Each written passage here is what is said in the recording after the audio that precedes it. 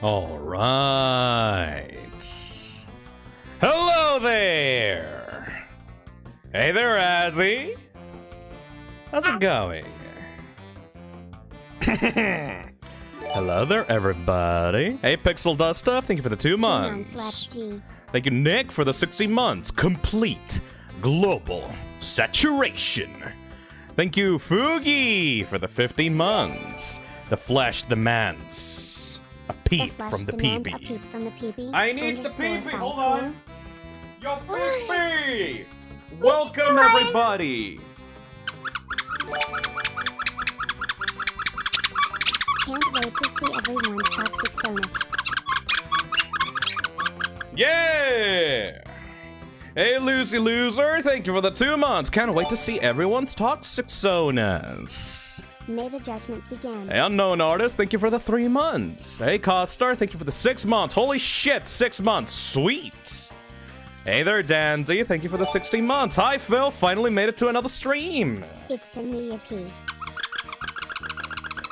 Hey, Gay Poncho, thank you for the 3 months. I'm gonna consume so much art today, and not only that, but it's some good art. Holy fuck. Holy shit, 6 months already. Welcome to the stream, Turtle King. Welcome to the stream, Neon the Cartoon, Castar, King Kobra, Meredith, Puppet Plays. Hey there, Fugi. Finally made it to another stream. Thank you. Hey, Meredith. Hey, Crizzy. Ader Games, Nutella, Purple Max, Tark, Dave the Chiller, Eklavust, Octojoker, Unlucky Kitty, Dr. Ivan. Yeah. Hey, Aries. Hey, Purple Max. Hey, Creeping Ace. Hey there, JRX. Hey, Blue Mask. Thank you, Shy Mike, for the 5 gifted memberships. I really need to do more members-only streams to make sure that those are worth it. Hey, Pyro Train Thing, Gengar Guy. Hey, Croissant. Hey, Shy Mike. It begins. Thank you, Crapper Soul, for the 6 months. Hey, hey, Mish. Hey, Helix. Hey, Moth Ghost. Hey, Weird Name. Are you guys ready to look at art for 8 hours straight? It's not gonna be 8 hours. It's not gonna be 8 hours. Gets turned into a plushie sure. It's gonna be like 6, I think. You better be ready, bitch. Annie on the Cartoon, thank you for the 15 months. Just like last time, Best Blob gets turned into a plushie by me. Ooh. Also, hoodies are awesome. Hoodie sweep. Oh, by the way, speaking of hoodies, I might have some news for the Toxic Cesspit in a few months, so be ready for that. I'm not gonna say anything more. I'm not gonna say anything, but hoodie sweep may be incoming in the future. Anyway, welcome. Hoodie sweep, get real. Hey, Dandy Doodle, welcome to the Toxic Cesspit. And hey, Purple Max, thank you for the $5. You know, it's a sign to watch the stream when work is cancelled due to extreme weather. Fuck the weather! We're staying indoors tonight. Cold. It's so cold. We're staying indoors tonight. Good thing that it's like summer out here. Oh, I hate winter. You know, the problem of streaming during summer is that I can't have a fan going on in the background because the noise kinda is shitty as fuck. So I have to like stand the hot temperatures during streaming to make sure that nobody like to make sure that the mic quality stays intact. That's kind of shitty. Anyways, welcome to the Toxicsona review stream. Or at least the first one. We have this one this Saturday, and we have the next one on Sunday. Hey, Printed Bear, thank you for the 11 months. 11 months. Even though I didn't post my Toxicsona in the contest, I'll be happy to see the For Fun stream to see it. Yeah, thank you, Printed Boar. That's the spirit. I mean, here's the thing. For those that do not know, though I would be kind of surprised by this point if you didn't know, for 2 weeks, I've had available a little form on the internet for people in the Toxic Cesspit to submit their characters. Their sonas, they're like basically slime people that they use to represent themselves in the community. I did this like about 6 months ago before, and it went really well. It was like an 8-hour stream, I think. There were like around 200 submissions, I think. It took a while to review all of them, but that was just for fun, you know? It was just to see the talent, the art talent of people in the community. Now, I have a little merch sale going on of Phi plush and the Toxic Cesspit pins, so I figured, you know what? 6 months after that stream, may as well do a second one, but this time, people can actually get something for, like, putting their all into their Toxicsonas. So today, we are going to go through exactly 160 submissions for the contest. Hi, hey, Phil. Pixie boy. I would like to give you the award Thank you for the of being $5. the reason I bought a tablet to draw. Oh! My toxic hawk has made it farther than I ever expected. Ty. Thank you. Being the reason someone bought a tablet is weird, but I appreciate it. Thank you very much. And thank you for the super chat. Hey, Juanma, thank you for the 11 months. And thank you, Purple Max, for the $5. That is strange. Well, I'm glad that people are motivating themselves to draw because of the contests and the streams and stuff. I very much appreciate that. Hey, Fantasy Freak Studios. Thank you for the 10 Canadian dollars. The stream since it was announced. Fuck yeah. Also, hey Phil, be careful about the artists who submitted their art. Those guys can be pretty sketchy. Oh, I like that pun. Thank you, Fantasy. Hell yeah. Hey, Helix, thank you for the super chat. Is the hoodie hater gonna sell hoodies? Don't worry about it. It's gonna be fine. I mean, if you're gonna buy a hoodie, it might as well be a actually well-designed hoodie instead of just a bargain bin hoodie with like a single color that you can find in like a thrift store or something, you know? Don't worry about it. By the way, Purple Max, thank you for the $2. Winter, brother, there's a tornado watch all day. Oh yeah, right. Most of you guys live in America where that happens. I live in a country surrounded by mountains, so I don't have to worry about tornadoes at all. Wait, what? Have you ever seen a tornado up close? No. We usually don't have those. Yeah, that shit is mostly like in the mid zone of America, I think, because like there's a lot of flat plain terrain around, so the wind just kind of like loops itself around and becomes like a giant death wind. It's kind of cool, but I've never seen one up close. I live at the school. Hey Ginger, thank you for the £5. This type of content again? Also, does 3D renders count? Ginger says, will you be doing this type of content again and also do 3D renders count? So here's the thing. I will probably do this in the future, but not for a while. I will probably wait a year to do another contest or another like Toxicsona review, and I will also probably put some very specific rules for it, because you guys are crazy, by the way. Can I just say you guys are crazy?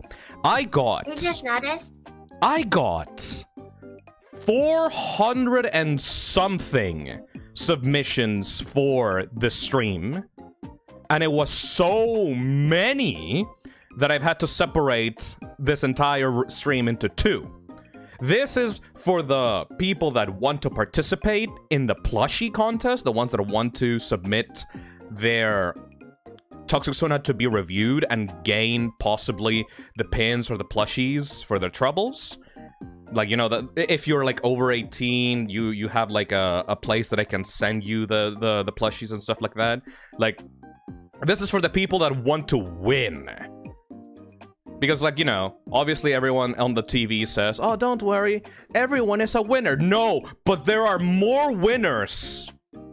You can win, but you can win even harder. And the people that win the hardest are going to be the ones that are going to be receiving free merch. But also, there are the people that don't want to compete, and honestly, more power to them. We can also just celebrate the people that want to just show off their Sona just for fun, and that's completely okay by me. So I've separated this into this stream, which is going to be for the contest, and on Sunday we're going to be reviewing stuff just for fun, you know? We're just gonna, no winners, we're just gonna be like looking at the people, like what people have made. I've seen a bunch of submissions, like I had to review, not review, but like I have to like verify every single submission.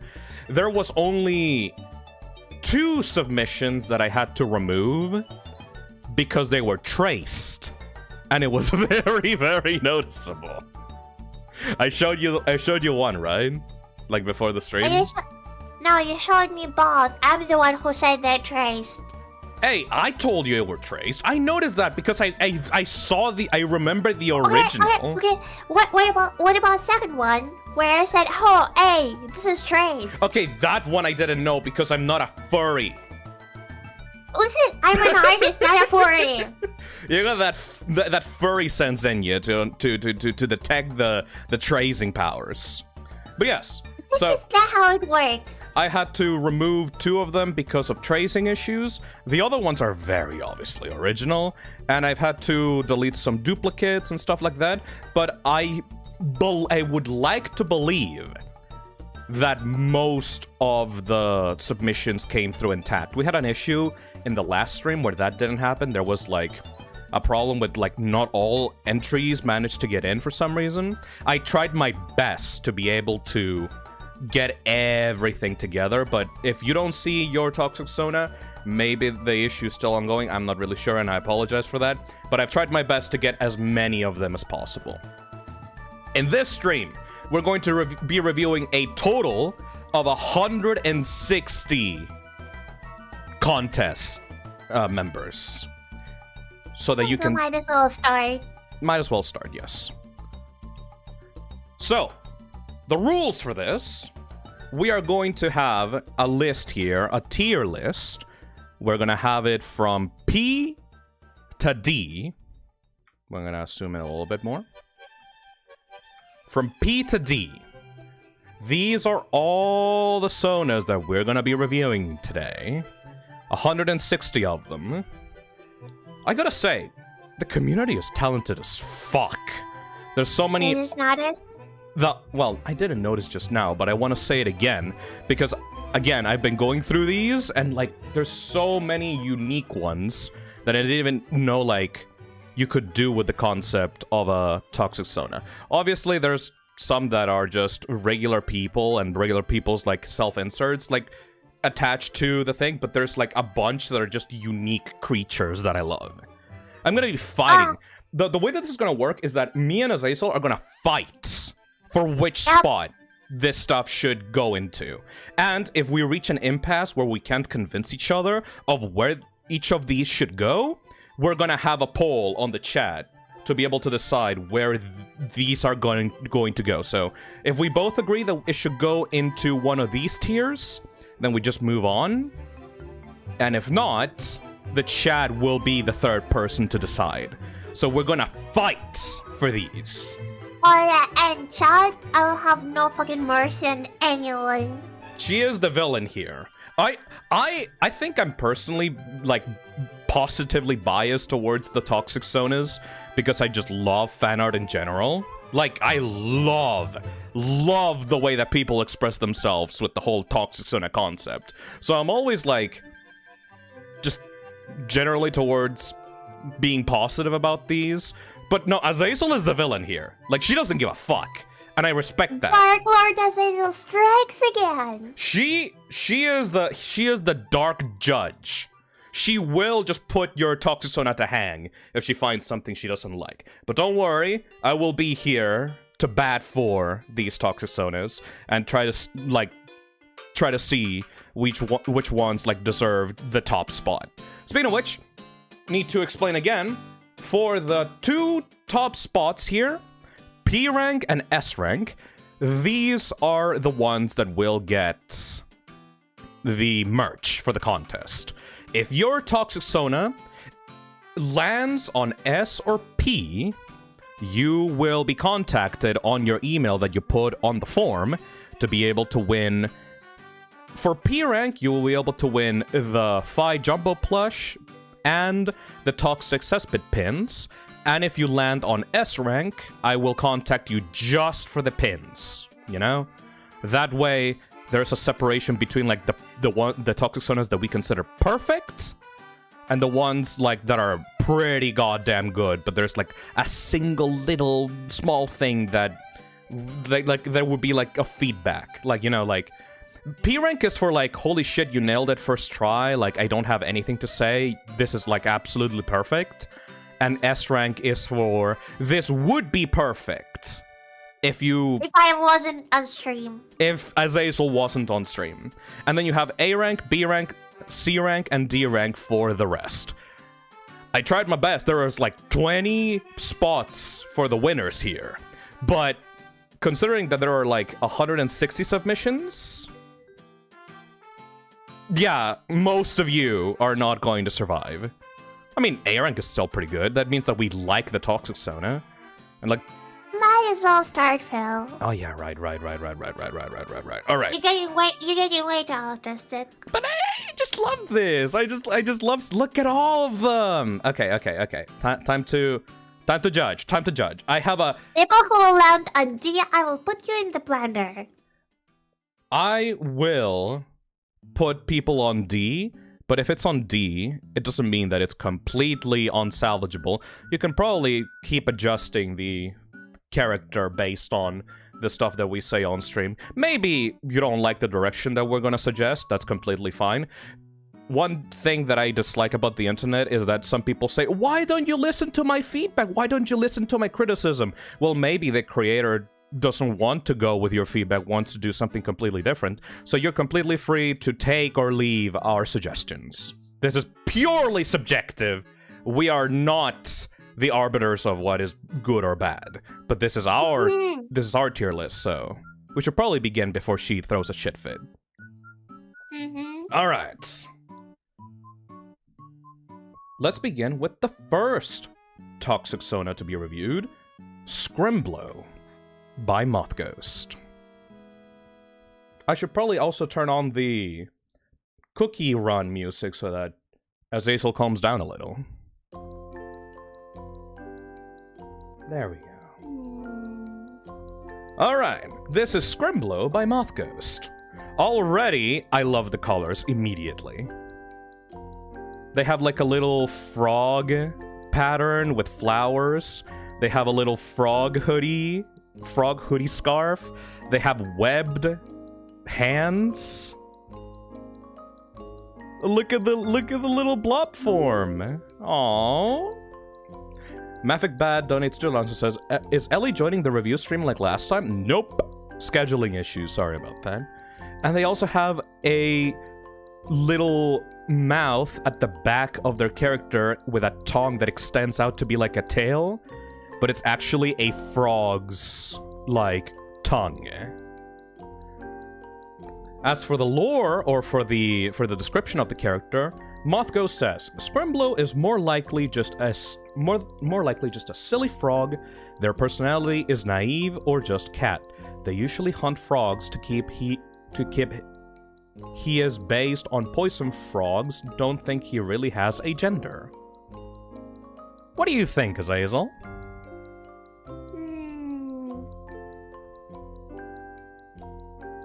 I personally love the frog hoodie combination with the scarf, combined with the little gloves here. I would personally, It's an A tier for me. I would personally go P immediately. I didn't think that. Like, this is good, but not something that I will call perfect. Like, yeah, I like the ideas, but I would say it's A. In my ranking, like, I would have like no feedback for the P ranks. And I really don't have any feedback to give to this one. This one seems like a perfect character to me. Like, look at how fucking cute that is. Also, cute doesn't mean perfect. I like the cute. Yeah, but... You can bribe me by being cute. Yeah, but... I'm being biased, but... In my opinion, that's just something, like, missing a little bit. For example, I would say that, like, there's a lot of details on the head, like, on the top part of the slime. Yes. I know you cannot put much stuff down there, but, like, just... seems a little bit out of balance, but this is a pretty good idea, so I'm putting this in A in my opinion. You are right now that you say it, because the face is filled with like little hair strands. It has like a lot, like has the blush marks, has the lines for the eyes, very detailed. But the bottom of the body is just a single like drop of slime. Like you can add maybe like a bag or something, like something. Like you can see here, the bottom of the body is very smooth, very simple shapes. And the top of the body, like the face specifically, has like a lot of hair going on the face, extruding out from the hoodie. Like, either if you simplified the head, or if you gave a little bit more detail to the body, I think it would be better balanced. I think it's A, cause for S tier, again, I think, like, I like the design, but still, like... I'm gonna like, put it on S. Of course, do not listen to me. Should we put it on a poll? So that chat can see how this works?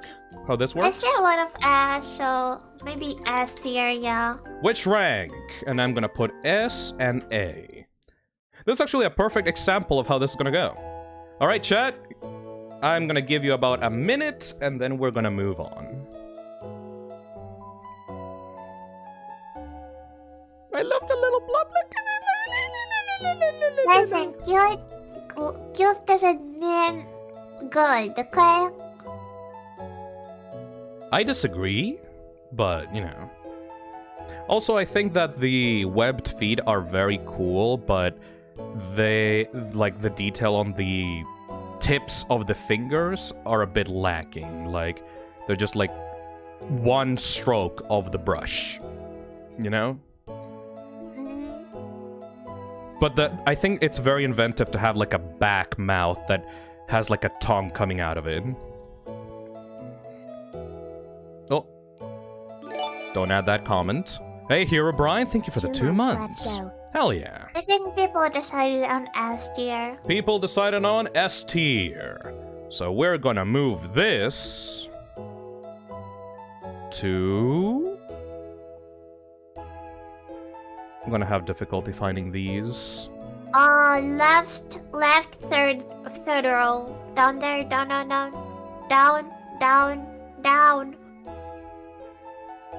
Up, third row. There we go, thank you. Alright. Scrimblo gets an S tier. Next one is... Apon. Apon?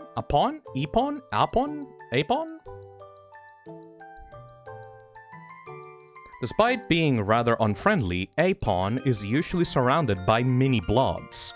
She doesn't enjoy the company and finds them a nuisance, but they refuse to leave her side. Look at this almost magical girl outfit. I like the mask design. Oh, with the teeth coming out in the middle. This was made by Dandy. Boots let her have legs while worn. Has 4 fingers and visible ribs on the middle chest. She apparently has some kind of earrings on the sides on the ears. And the body is like very wavy. Let me read the lore for this one. Apon is a slime who hates her new form, so she engineered leg casings for herself and formed with a mask to hide her face. She has a theme around beauty standards and insecurity, from her constant poised look to a visible ribcage, which is made of the same material as her mask and clothing.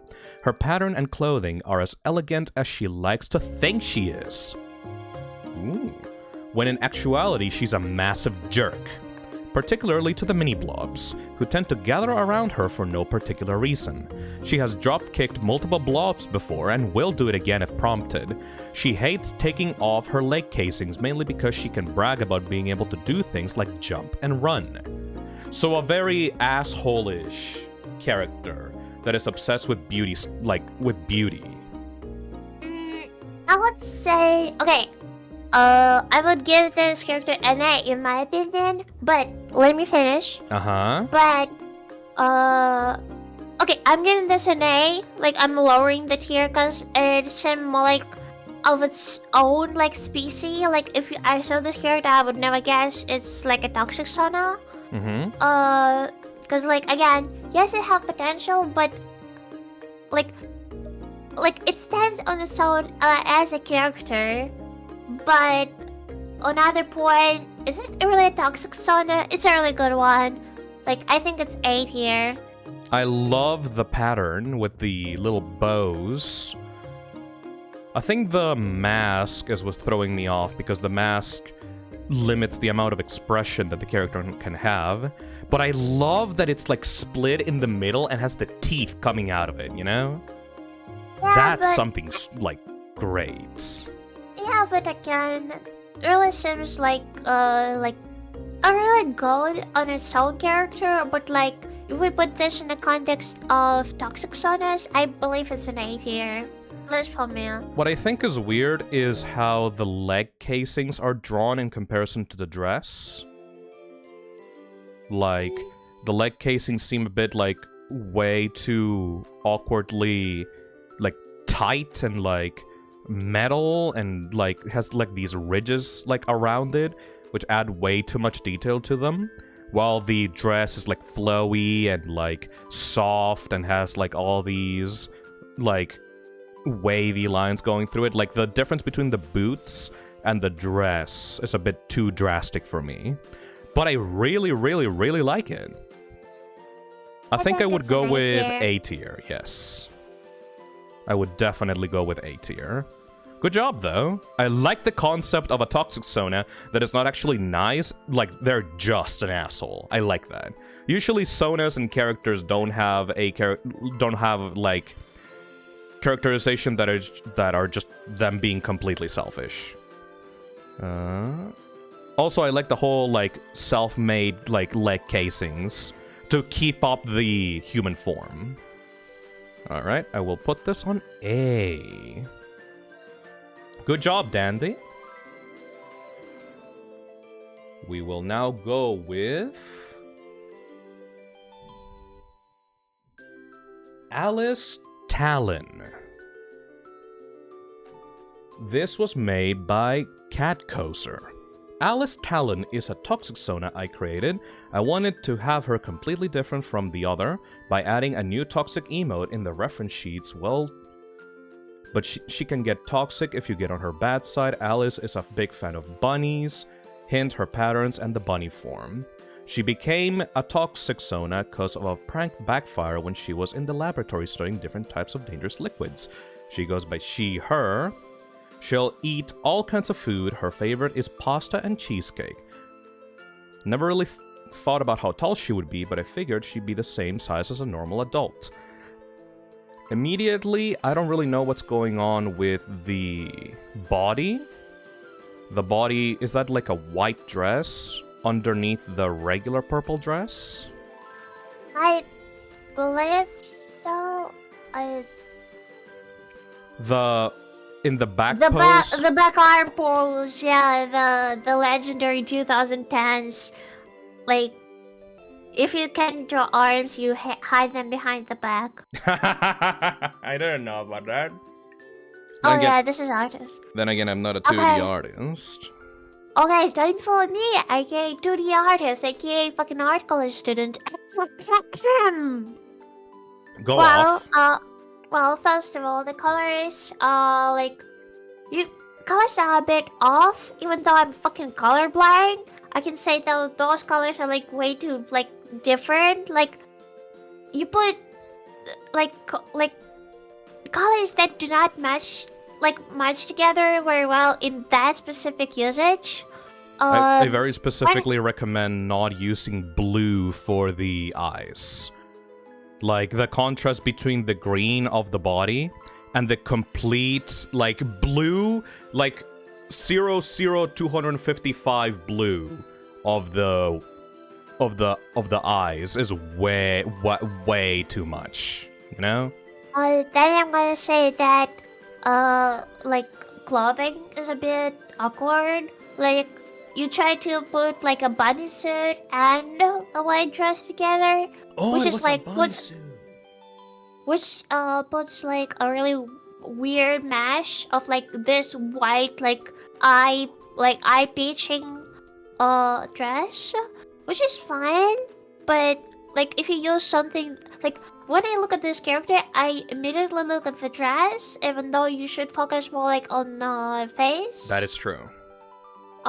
Second of all, I don't really understand what's going on with like body pattern, like on the beneath.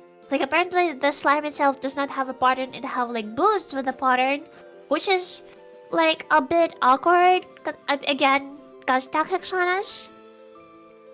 I think also that the slime itself is not very defined as a slime, because you can see on the bunny tail and on the top of the head that it's very furry, even though as a slime it would not have that kind of texture, you know? Like this texture does not scream at me as like a slime texture. This is more like just regular fur in the body, which works for a, you know, a furry character, but doesn't really work for a slime character. Yeah. Also, I'll just probably bring out my cursor. Hold on. There we go. Also, I would say that Moth's put a little bit awkward on the back, I think. Like, looks more like a pattern on its own than like a dress or something. Yes. So, I'm gonna be so harsh. I'm gonna say D. I'm gonna put this, I would say more C, but it's the eyes that I think that should be fixed the most. The eyes, the blue, piercing blue eyes, is not something that helps the design at all. This is like the biggest problem with it. I would put it on D, yes. People say C, but like, just in my opinion, like, there's a good potential, it's just a really not released potential. If you fix the furry looking like texture of the slime and fix the eyes, I would probably bump it up to like C or B. Alright. Next one is by Neon the Cartoon. Also, I cannot be nice to every single one of you.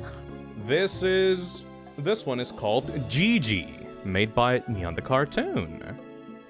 Let me read out the lore. Guys, hoodie swift, let's fucking go. The first hoodie. For those that do not know, I have a running gag for the review streams that there's a lot of people that make Toxicsonas or like characters like OCs in general with hoodies, because that's like, oh, you know, like that's the thing that people like, that's the thing that I wear in real life, so I should also give my character a hoodie. But hoodies are comfortable, it's just that there are so many characters with hoodies out there that it kind of like automatically bumps that down for me in terms of quality. Like, you can do a lot with clothing, so going immediately with a hoodie kind of ruins the whole originality thing, in my opinion. Anyways, Gigi is a shy slime that usually spends her time making plushies and other stuff. She doesn't remember anything about her past except for the first letters of her initials, and that she makes plushies. She'll make plushies for her own enjoyment, to sell, and bribing other slimes in the cesspit. She'll rant about her interest to other slimes and if they're willing to listen to her. She usually wears a hoodie when she's shy, and she'll have a t-shirt when she feels more confident. She wears cartilage gloves and keeps her hair in a ponytail when making plushies to prevent the materials from dissolving. She sometimes uses the slime to make plushies too, but she doesn't do it often. She has a large pile which has a large teddy bear that she sleeps inside, aww, and occasionally repairs the bear from corrosion. Her horns are mindless and constantly want food. They'll click in Morse code to Gigi and growl at smaller blobs, mistaking them for food. Let's see. Gigi tried defending herself with a pipe. Oh. She was lured into the cesspit by Phi when she was most vulnerable from lost memories. Gigi tried to defend herself with a pipe, but ended up breaking a nearby vat, covering her in the substance. There was going to be another one. I didn't have enough time to get a Toxicsona ready. Ace's Art Gallery donates $5 and says, Hey Phil! I made it here a little late, but I was wondering if there was going to be another stream. I didn't have enough time to get a Toxicsona ready. Maybe in a year. You'll have to wait, like, around a year for the next one. Because these ones take a long time to prepare. Anyways, let's go through the emotions. Because she made an emotion, like, various emotions for these. You have the regular one, which is purple. Anger, happy, scared, smug, shocked, Halloween, bored, drunk, sad, embarrassed, cringe, dabbing emotion, the green emotion, I don't really know what the green emotion is for, love emotion, I think this is nostalgia, maybe? No, this is calm. Aw, calm. I don't know what the cyan and the tangerine one is for, but I like them. Stop saying fail mimic emotion. Fail mimic. The goblin emotion. I like the horns specifically. Covering them up with a tape to prevent them from, like, eating stuff is very nice. Look at the little small, like, comfy blob. The big draw of this design, I think, is in the horns, because they are completely unique from other Toxicsona concepts. Like, this thing opening up to swallow stuff is, like, nightmarish. But it also works as, like, regular, like, devil horns combined with the halo. Also, I like the pattern of the shirt being, like the middle of the shirt being also having, like, a little mouth belt in the middle. Yeah, but okay, time for me to like put. Also, look at the sewing form. To be dark. Oh, okay. The teeth hold the little needle thingies. Okay, Dark Lord Azazel saying this is S tier. Mostly because I think, like, you can put a little bit more to, like, her clothing. Like, specifically, because I think, like, the idea of this character being, like, a seamstress, kind of. Like, a DIY, you know? Like, a little bit, like, more, like, maybe, like, something, like, a prawn or something that will show this as, like, a crafty one. Plus, I would say that pattern, like, a bit too, like, linear, I would say. Like, the you know, problem with the like, pattern is that there's a lot of empty space on these lines, and then there's a lot going on here in the, like, with the halo and the horn. I like that it's based on, like, the horn and the halo. It's just that there's, like, this empty space here in the middle that causes the pattern to become very repetitive. So, like, if you see it on the clothes here, you can see that there's a lot of empty space here, and then there's a lot here. So it just... But the pattern doesn't work to be repeated a lot, you know? yeah. This is why I think it's an S tier. It's definitely a really good one. Except, like, few small details. I just don't like the idea of the horns a lot. But I said what I said, so I agree with you. I agree with you in the idea, and this is gonna be me being a hoodie hater again.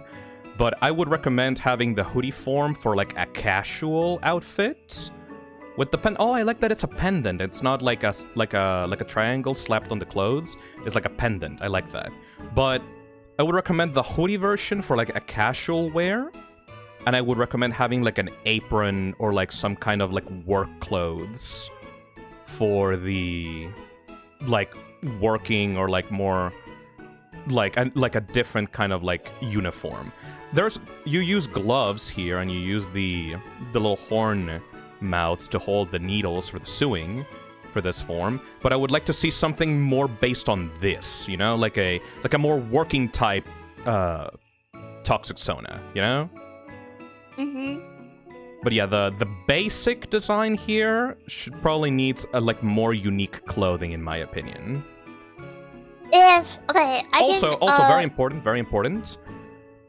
The glasses are very hard to make out, like, because, you know, it's just a line and the rest is like transparent, it's really hard for me to like visualize the line art in the face. If you didn't have the glasses, the eyes would probably have a little bit more form to them, but having the glasses plus the big eyelashes kind of like blocks out the clarity of the shape. It just looks like it just looks like it's overlaying way too hard on the face.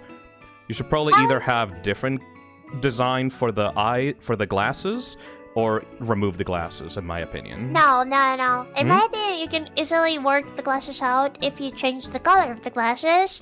I really like the idea with eyelashes, and I might suggest like the idea of maybe this character have a hoodie, but they sleeves are put up a bit so they do not like get in the way. Or maybe they have a small like bracelet that like people who handcraft do, and like put needles into that. There's a lot of you can add, and I think it's a pretty solid design. S tier. I do like the idea of the bracelet. I will personally put this in... I'm not sure if A tier or S tier. Maybe also in S tier. Because the problem is, I have the problem with the pattern, and I have the problem with the glasses that mess up the face shape. But I really like the horn idea.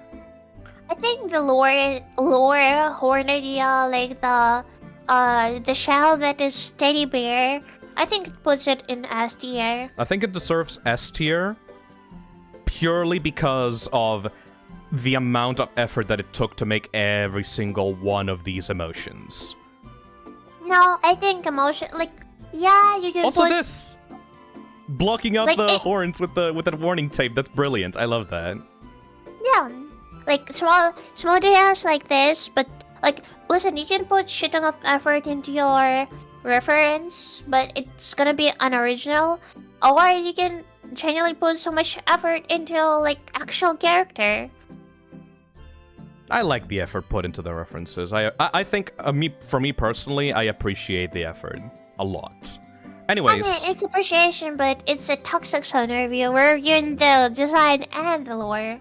We're gonna put this on S tier. Good job, Nyan. Now this one is...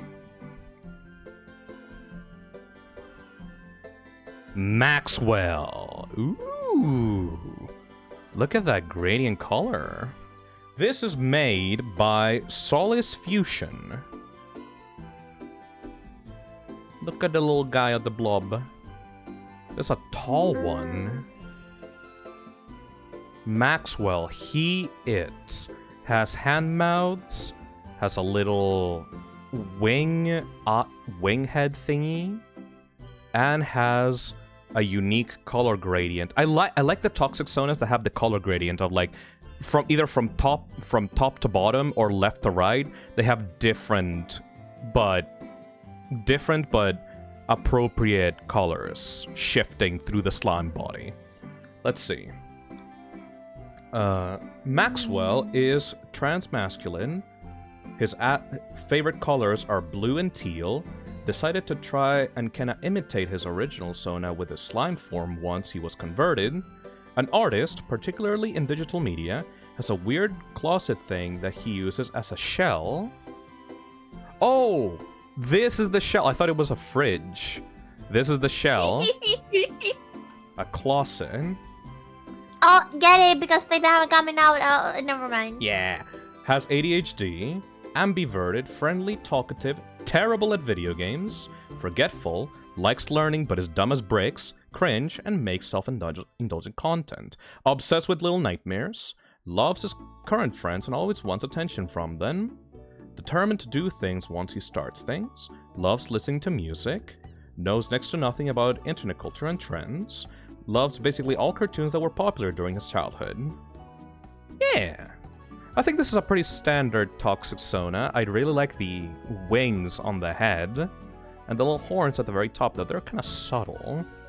What do you think? Yeah, oh, there's a pattern here. Yeah, I was about to Very say that subtle pattern pattern. is really not noticeable, like if pattern was a little bit more like saturated. Also I would say that again, a lot of going on the head and nowhere else. There are Like- no visible pieces of clothing. Yeah, He's apparently- naked. But I like some ideas as wings. Like I'm a big sucker for wings. But again, there's like details, like there's wings, horns, like sharp teeth going on the head. But then there's nothing. I would say it's a solid A or B tier for me, because I like the idea with mouth on hands. You absolutely But- nailed the sticky, gooey, slimy, like, texture of a Toxicsona, though. I really But like I the think blob. it's A or B. Not you think. I think that the thing that's missing the most out of this is some distinct clothing, because as it is right now, it is pretty naked. I think that, like, I feel the way that the hands are made, that they would be good for, like, gloves.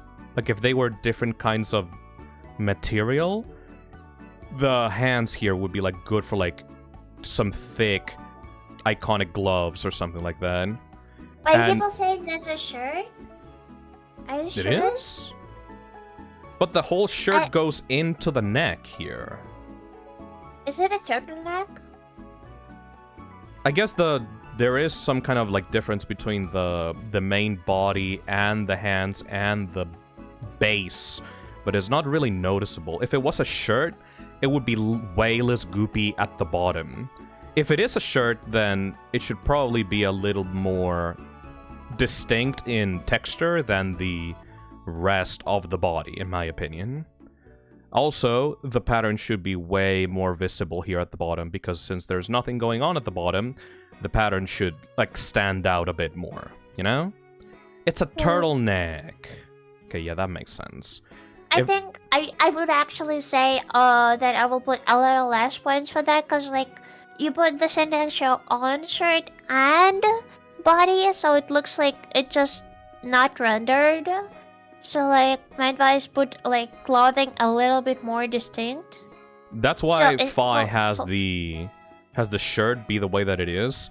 Like, the body of Phi is very slimy, but the shirt is very recognizably different. Here, the shirt is black, so it just looks like it's part of the slime body, you know? Plus it have the same slimy texture, so I would say B. I would say B. There's stuff to work with, but it is pretty cute. Let's put this on B. Thank you, Solid Fusion. Next one is... Redbratoxin. Redbratoxin. By Red B4048. Red, he's about 9.4 bananas tall. He is a scientist that doesn't really like to make many actual scientific experiments, mostly spends his time playing games and messing with tech. He doesn't really like to talk much and mostly stays by himself. He also doesn't really like to explore new things. He was very curious person before falling into the substance. One day, while exploring the city, he noticed a weird abandoned building. He said, "Ooh, I wonder if there's anything inside of it," and went into it. Here's some design information about him. He wears a yellow mask that has goggles, so it can hide his lack of eyes. It also changes colors based on emotion. When wearing the mask, only the mask changes color based on emotion. If he takes the mask off, then the whole body changes. He doesn't have neck or arms, instead he has 2 slime strings on each arm and neck, which he can use to move his hands and head freely. He also has a smoke slime on his mask that can change shape based on emotion. And yes, he does have normal hands, it's just that I suck at drawing hands, so I just made them giant circles in the reference. This is the first pixel art Toxicsona. I feel like the 2 strings here just make the arm feel like it's not colored in. Mm-hmm. I don't know what's going on with the 2 warning sign nipples going on here on the lab code. Should probably be just a one big one. I like the idea of the mask, but there's supposed to be smoke going on over here, but the smoke doesn't look like smoke, it just looks like more slime coming out of the mask on the left. Damn it, Phil. What?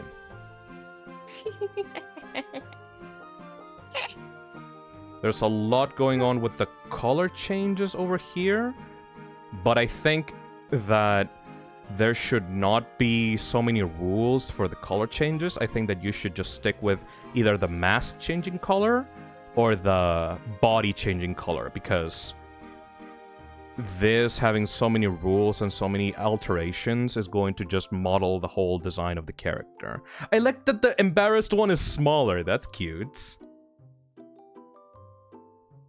There's a fully green one here. The yellow one is yellow, but it continues to be green. The purple one has a red warning sign.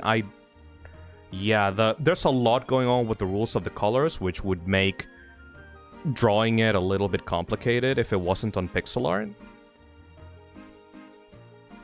The pattern is pretty cool, but not really noticeable since it's so small because of the pixel art. Goggles connected to the mask to hide lack of eyes, 2 strings as arms and neck, around 9.4 bananas tall, slime leaks out to resemble smoke, which then turns into a mouth. Yeah, that design detail kind of just messes with the whole thing, in my opinion. It should probably be at least a different color of slime if you want it to resemble smoke. You could probably just make it gray if you wanted to. And I really don't like the whole string idea. I feel that just makes it, a bit way too simple to draw.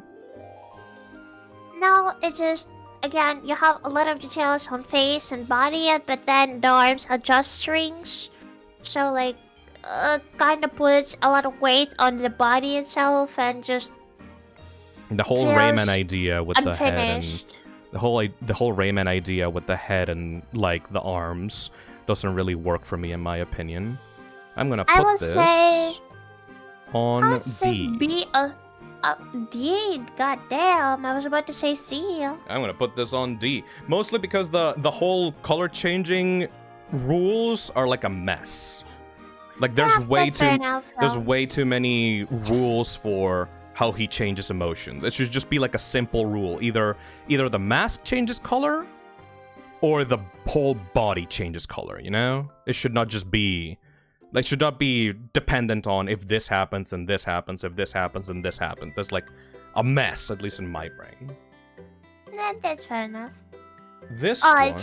Chat, you thought I'm the only one here being the Dark Lord? Yeah, sure. Hey, I'm being honest. I am biased because, I love the Toxicsona concept and stuff, but, I'm gonna be honest. Alright. I mean, you're being honest. I'm being honest, too. Next one is... Fuck you, by the way. Ooh! Accai. He/it. Accai is a transmac demi-boy who's here for the vibe. His little backstory is that Fi lured him in, but right before she could push, he tripped anyways, still pissing Fi off. Despite how pissed he looks most of the time, he's usually very relaxed, completely mute by choice. Self-conscious of his new monstrous main mouth, but can't do much about the other ones, due to them practically having minds of their own. Only its top half can change color for his different moods, and the only area that takes on the cyan is his bottom half. Its pattern gets messy whenever emotions permit. He likes to chew on anything that can fit between the wraps of the tape on his mouth. I can just imagine this character having a little shake, with a long straw that he puts through the little tape on the mouth. He likes to chew on anything that can fit between the wraps of the tape of his mouth, but it will take the tape off to chew things in certain states that he needs what he needs. Comfort, like being sad or angry. Where is the shirt? I think the shirt is like separate, right? There's like a little Ninja Turtle shell at the back. Oh, but it uses it as a hat for the blob version. I have a question. What's going on with the eyes? Like, is it like half closed, or is it like...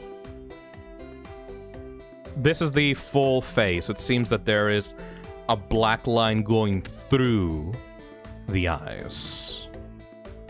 Pretty sure that's like shading, right? I'm not sure. I like the colors are like the emotions are represented by like little smiley faces at the bottom.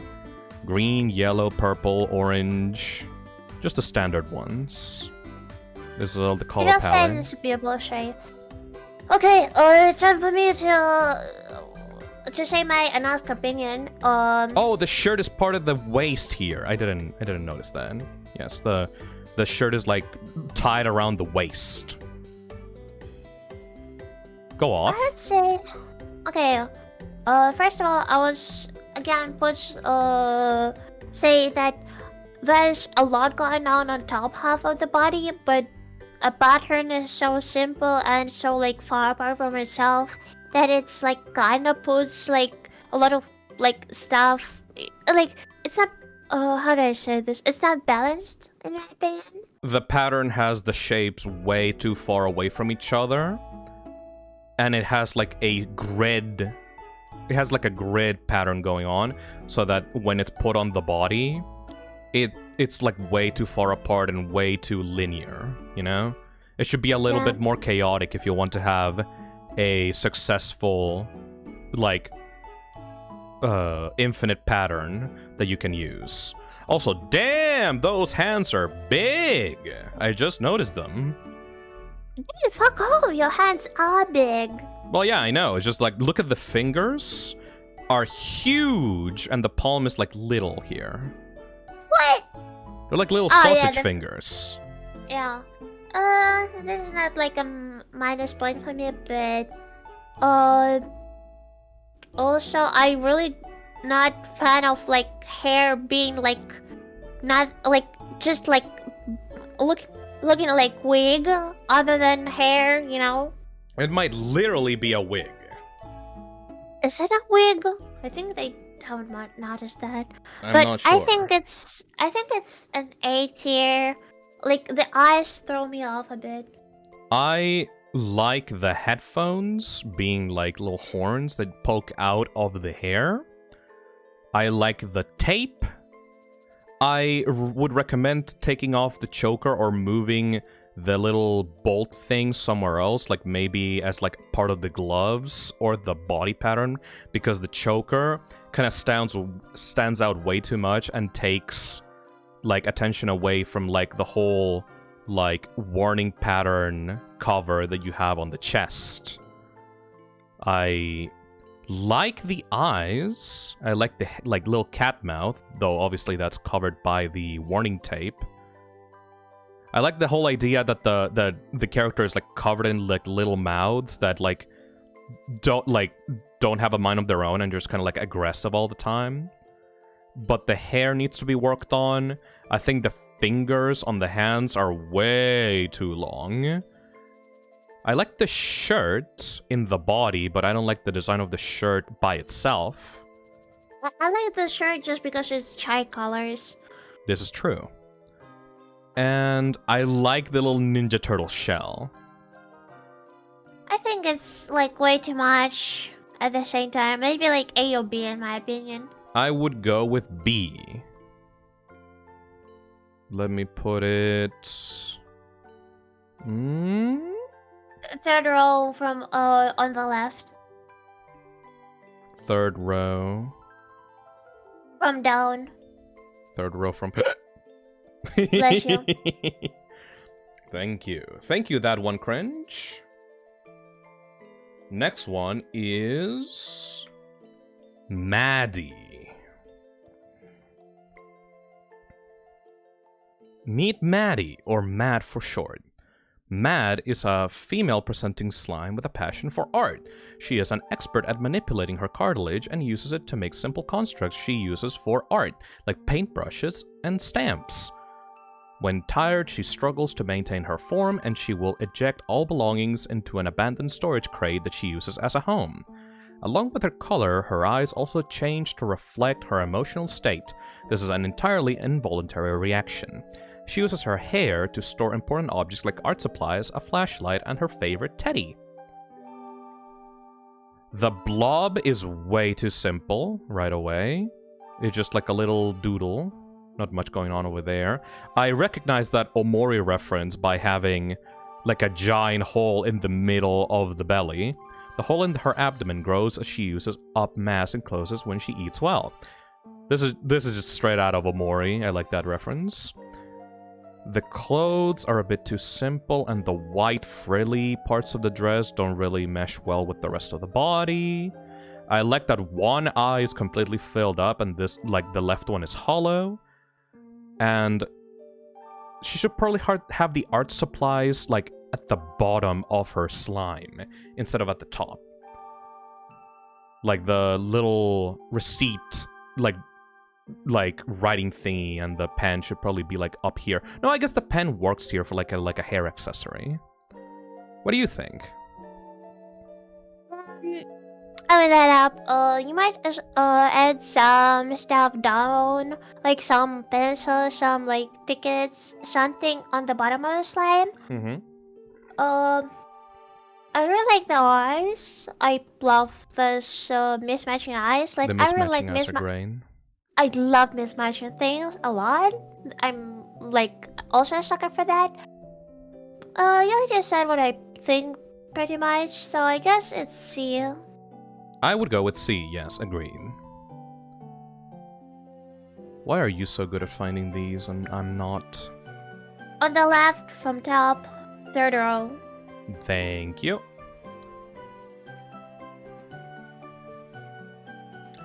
The creator's name was Morg, by the way. Almost forgot to say that. No, just Morg. Like M-O-R-G-U-E. Next one is... I have this place next to my apartment. Pinbowl. Cat! Let's see. This is made by Octofox.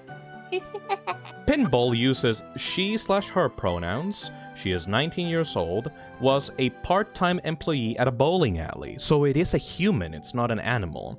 Mostly keeps to herself and doesn't really care about other slimes. Has a large bowling pin collection and has started on a bowling ball collection. Is mostly seen trying to knock down her bowling pin collection with her blob form. Found her way into the toxic cesspit by following a weird-looking cat into the catwalks of an abandoned factory and then tripping over it and falling into a vat of toxic slime. So did she merge with the cat? Shaped fox ears onto her head because she vaguely remembered liking foxes before, and because she thought that she looked bald without them. The ears melt back into the head when she gets scared and startled because keeping the ears requires a fair amount of focus. Oh, it's like a fox thingy. And she looks like a bowling pin. Okay, I'm a big sucker for foxes, so...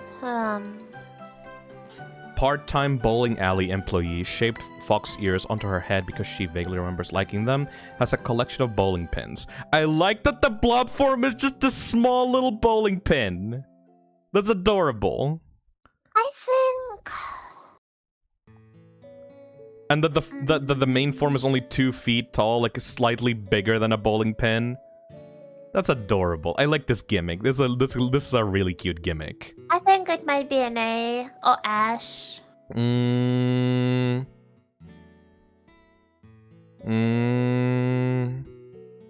would go with B. B? I would go with A. I mean, it's a really simple idea. It is, but I'm a sucker for foxes, so I would go with A. A lot of chat is saying A. I think it's a bit too simple, but the idea is executed correctly, so let's put it on A. Found it immediately. Thank you, Octofox. Simple but effective. Yes, Simple but weird effective. name. Next one is Ragamuffin by Castar. Ooh. Now this one is unique. They/them, age unknown, 5 feet tall, curious, friendly, loves sweets, 2 minds, 1 body. Huh? A rare case of a slime housing 2 different individuals. Thank you. Working in a symbiosis relationship. The slime atop their head can't speak, shows limited intelligence, and is the only mouth that can eat. The rest of the being can speak, loves to learn about anything and everything. Who they were before becoming a slime is currently a mystery. Huh. The body pattern is apparently composed of sugar cubes. Interesting. So I can assume that the main face over here is one of the beings, and the one at the top is another one. I like the shape of it a lot. I like the giant hands. These hands are like just as big as the other one that we were reviewing, but this one is like way more like defined. Executed well. Yeah. It almost looks like a mouth in and of itself. Like I can imagine like a circular mouth like through here. But they are putting emphasis on the one on the head and on the one on the face. So this one can speak and this one can eat. And there are 2 different like identities going on. I really like the vest. This one is cute. Yeah, but I kind of don't like the, like, what is it? Orange color? Like, it This just is doesn't pink. look... I just don't think its color look good with, like... The rest. cyan? Just a little bit, like... But I think it's an S tier. If you change the color of the... Wait, why did the music stop? Oh wow, the cookie music ran out. No, more music. I think if you change the color of this vest, it would go better with the rest of the body. Azzy, are you colorblind? Yes, she literally is colorblind, yes. I always love to see people's reaction to that. I cannot recognize colors. She has to, like, base her color choices on, like, actual palettes, like, a lot. Yeah. Also, for some reason, I just really like the name Ragamuffin. That's very cute. S tier.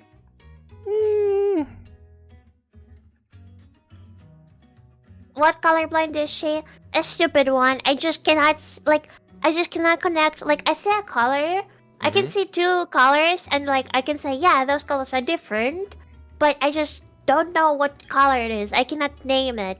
Chat, if you want to know about Azazel's colorblindness, it's not about the eyes. She has perfectly fine eyes that can, like, recognize the color. It's just that her brain literally cannot retain color information and doesn't know what color is which, you know? It's a very weird, specific type of colorblindness. Anyways, enough about Azazel. I think the main problem that prevents this from being S tier for me is that the concept doesn't have much to it. Like everything about it is a mystery. There's not much to say about the Slimesona. The shape and the silhouette is very distinct, which I like. It's just that there's something missing in my opinion. S or A. I'm slightly going towards S at the moment. Purely because of how well they did the body and the slime of the hands and the top. Huh? S tier. I would go with S tier. I was in between A and S, but yeah, no, the silhouette is unique as hell. I like that. On the left, third row from the Ragamuffin goes to S tier. Congratulations, Castar. Next one is Gooper. Made by Gooper. This one is a red slime. Gooper is a toxic version of my OC/Sona, Gooper. Gooper is actually an alien with skin made out of a malleable jelly-like substance, so Gooper is very physically unstable as a result of basically being slime covered in slime. So it can barely form its shape. Sadly, there's like a lot going on here, a bunch of like little slime lines inside of the character, but that's making it hard to actually recognize anything about it. I like the cat heads around the body. And the pattern is just X's, or like crosses. The shirt is big, it's like a large shirt that covers like everything here. It would be nice if like the shirt was the thing keeping it together, but no, it just seems like a bit tacked on at the top. I like the big-ass glass eyes, but aside from just being a slime, there doesn't seem to be anything more distinct going on here. Also, is this just floating in here? I would put this on D. Yeah, seems fair enough. Like, remove the little small goopy lines all around the body to make the shape more, like, a bit more visible, because, like, the details are, like, being drowned out by the small random lines. And try to find a pattern that is not just crosses. And probably try on some more unique clothing than just a shirt. I know that I say that as Phi is just a guy with a shirt, but that's... Phi is not supposed to be a P tier Toxicsona. Phi is actually extremely basic. And I would say Phi is actually like B or C. Yeah. I'm sorry. Like, creators here on the Toxic Cesspit have way better characters than Phi. So this one, in my opinion, goes to D. Let's continue to Jolly. This one was made by Jolly Shop of Horrors. Let's see. Shadow of Self Slime. Oh, I remember this one. In the previous Toxicsona stream, we talked about this character not being very, like, slimy because it was like a white, like, platinum kind of like shaded Toxicsona. This one is way, way, way better, actually. You improved. Lore. Found herself in a facility searching for her cat. She saw him go there. She knows he's there. Distracted by a phone call, the cat walked beneath her feet gave out. She fell into what she thought would be an undescribable death. Shocked to wake, she roams unfamiliar the place using her phone light to show the way, until she ran into them. She felt a sizzling yet cold demise, slipping into the end, seeing a few familiar faces. Used to be a baker. She will make goodies for those she's close to, or if someone is sad, knows them or not. Loyal can either be your best friend or nightmare. Nightmare, nightmare, nightmare. Nightmare, nightmare, nightmare, nightmare, nightmare. All right, let's see. This is a huge improvement over the original design shown on the first Toxicsona review. The pattern, like the base of the body is actually dark with neon colorations. The eyes are gigantic. Look at these hypnotizing eyes. I like the warning tape used around the clothes. That is always a favorite of mine. Has a little tail! Like the little tail. I like that the clothing is covered in blood, seemingly. Makes no actual sense for the slime like race, but it makes the clothing actually like stand out and not just be like one color. I like that choice a lot. I like the pendant, the warning sign pendant, and the blob form is actually extremely cute.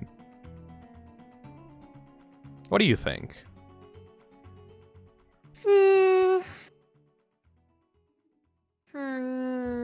I think I'm around, like, B or A, purely based on the tail. I like the tail a lot.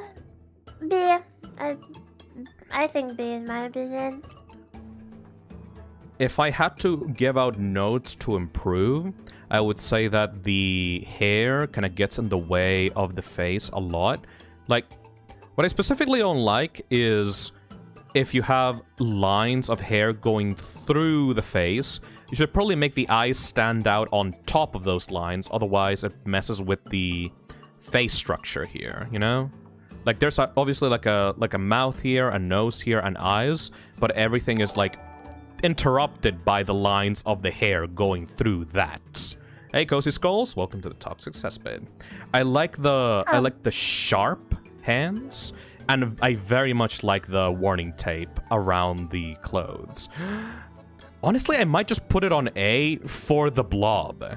The blob is super cute, and I like the nacho hair strands, like at the back of the head. I don't know what's going on over here. What's going on with this? Like, bloody head. I don't know, but I would say B. I'm sorry. Also, there's a pattern of whisks and little dots here, but I can't see it on the body. Where is it? Like, there's a pattern here, right? On the sheet? I can... Ooh, I think I can barely make it out at the bottom of the slime. Yeah, it's there. It's just not that visible. It's way too subtle. Yeah.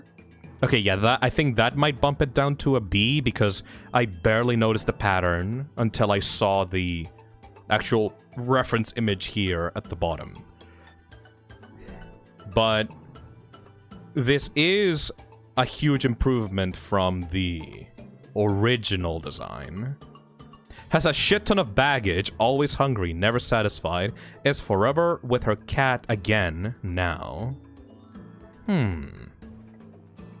No, one thing... Oh, I'm between B and A on this one. What do you think, chat?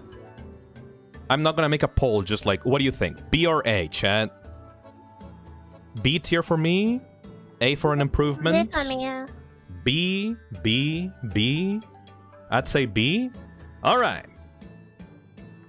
Jolly gets put on B. Get jolly with it. Where is it, Azazel? There we go. Alright. Thank you, Jolly Shop of Horrors. Next one is... Jonathan by Colton S, or Cool Colton 116. This is physical art. That just seems like a guy that's slimy. A slimy guy. It glows green. That's Kiwi green. What you are. Well, yeah, but this is just a guy with a green. I mean, probably just like the creator's character, but slimified. Two legs. One is like way bigger than the other. There's like a comic strip face. Reminds me of Peanuts. Peanut butter. Peanut butter. Well, there's no pattern here. It's just a green guy. I'll go with D. What do you think? Yeah, I think it is. Sorry, mate. Matey. Oh, the Blue episodes are coming soon. On January, you have to be patient for that. Can I watch it? There's not much written here. Like, there's nothing on the describe your character box aside from just it glows green, kiwi green. I don't really have much to say. It's just a green little guy. I don't think it even has like a hair mouth anywhere. Alright. Next one. Can we watch Bluey? We'll watch Bluey later next month. Have patience, bitch. Next one is... Vyxe. Vyxe? By Beast Marrow. Vyxe. She, her. Yeah, okay, it's pronounced Vyxe. is a Toxicsona who prefers to keep to herself most of the time. Most of the Toxicsonas in the Toxic Cesspit are introverts, by the way. Based! I'm not complaining.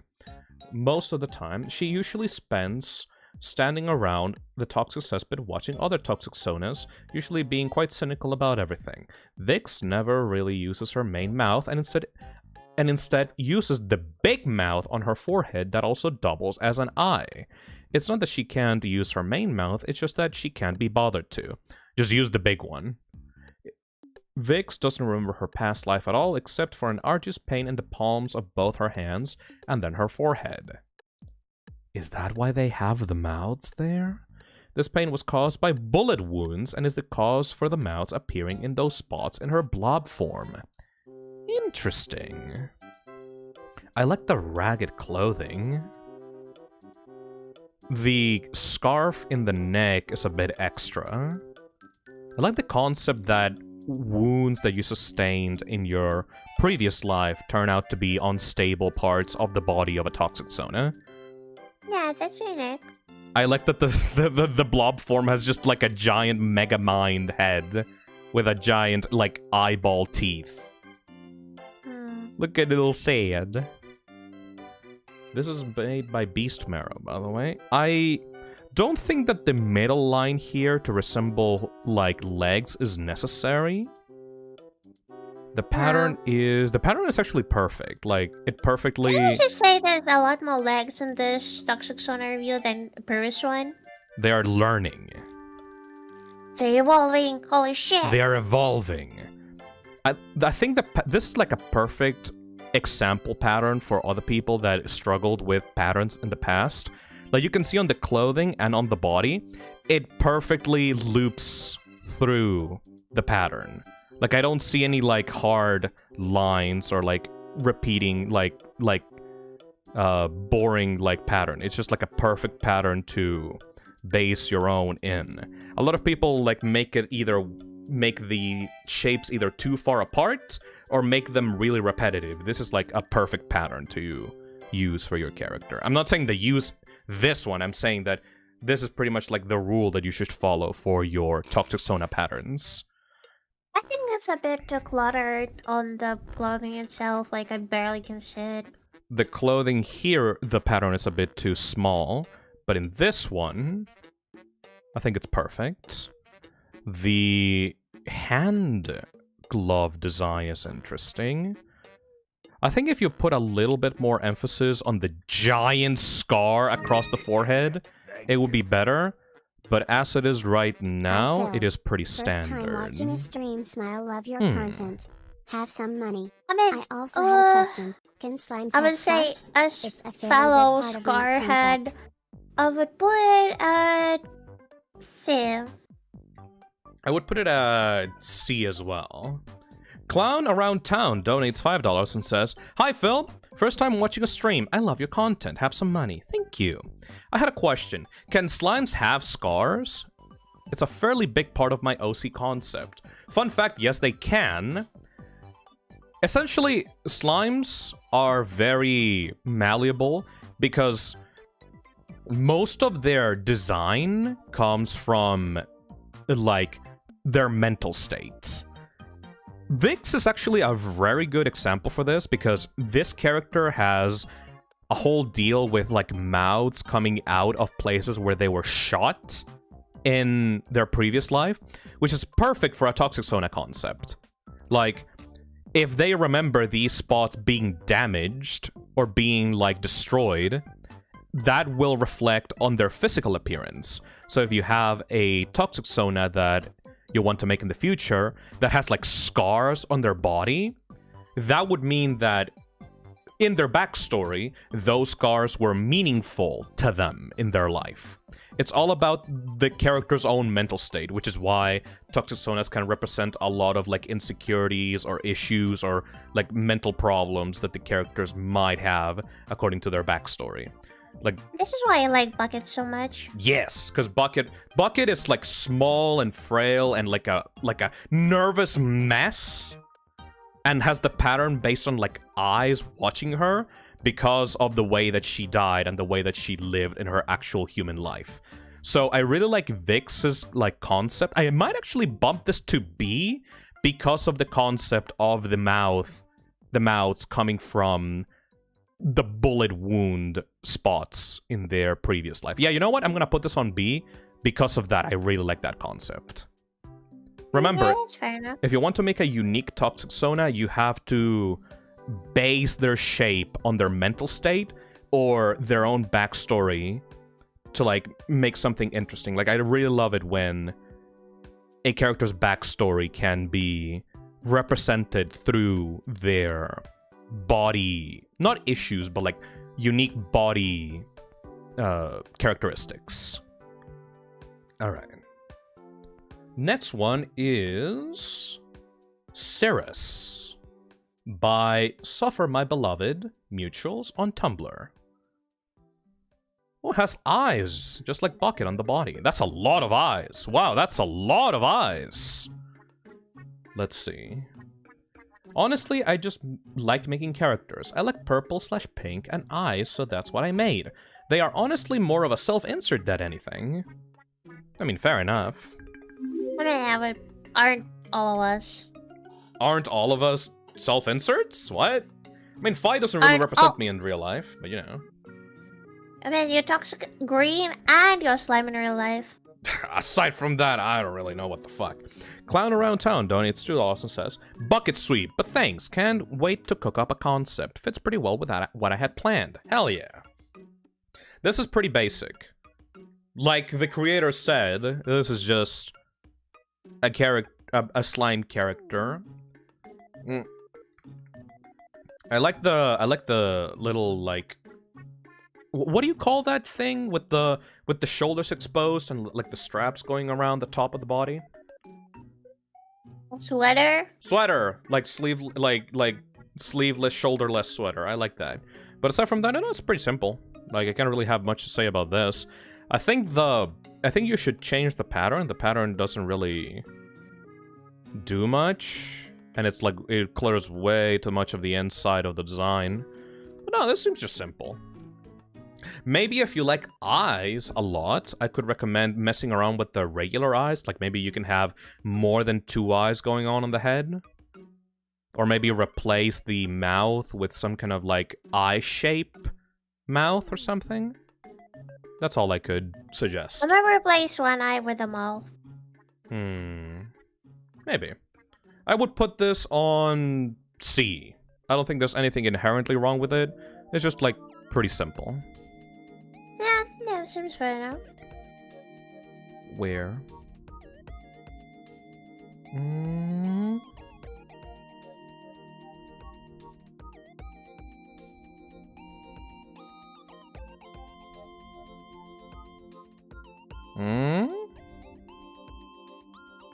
Down there.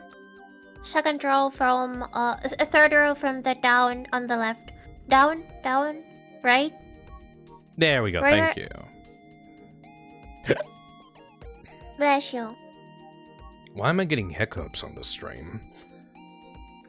Next one is Vinti and Puppet by Sleepy Krakens. Ooh. I need to make sure that I don't close this, because otherwise the whole thing will be lost. Alright. Sleepy Krakens made Vinti and Puppets. What if your inner thoughts were so powerful it formed its own voice? I wanted a cool twist on the second mouth, that being Puppet. Puppet is basically Vinti's internal thoughts, saying what must be spoken when Vinti is too scared to. The two have a love-hate relationship but ultimately tolerate each other's existence. Vinti is a ball of anxiety, while Puppet speaks bluntly and unapologetically. Vinti wishes Puppet would keep his mouth shut, while Puppet wishes Vinti would grow a spine, both wanting what they deem as best. You can often find the two talking to each other, whether that be bickering, theorizing their favorite games, or discussing interests. You can also find Vinti in a corner playing on a broken yet still functional Nintendo Switch. How? They don't have 2 hands. Drawing on a sketchbook, or walking around listening to music while daydreaming. Though oddly, with that last one, Puppet seems to be completely motionless. Ooh! Ooh. Vinti loves to collect and play old games, board games, or video games. Some fun facts. Puppet can be removed, but his mouth is on Vinti's palm. Oh, it's an actual... Vinti can't have two hands. It's just that it uses the puppet. Like, the puppet is actually a physical thing that can be removed.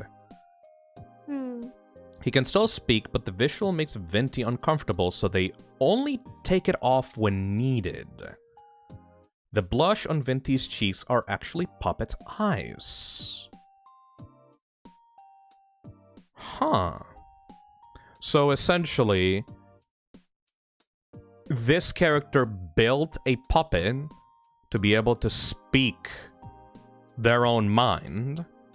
So the puppet is not the actual slime, it is just actually made by the character to be able to speak through the right hand. I like that. It's not naturally formed, it can be taken off.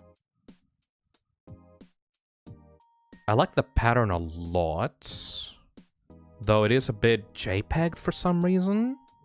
But this feels like a bowling alley / like arcade rug kind of like pattern.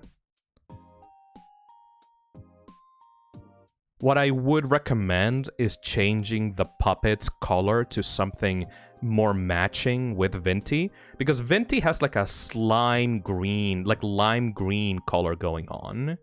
Meanwhile, the puppet is completely like red, like completely red.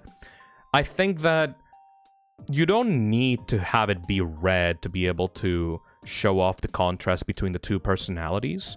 I think you can easily make this like maybe like darker green so that it can fit better with Vinti's like lime green. The lighter green could represent like the softer side of them, and the darker, like more bush green could represent the harsher side of them, you know? Like, it doesn't need to be completely red. I think this is way too much of a color contrast. That would be beautiful, Mio.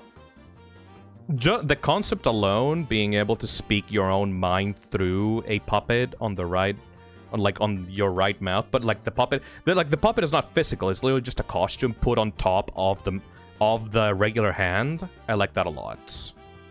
So I'm gonna put this on B.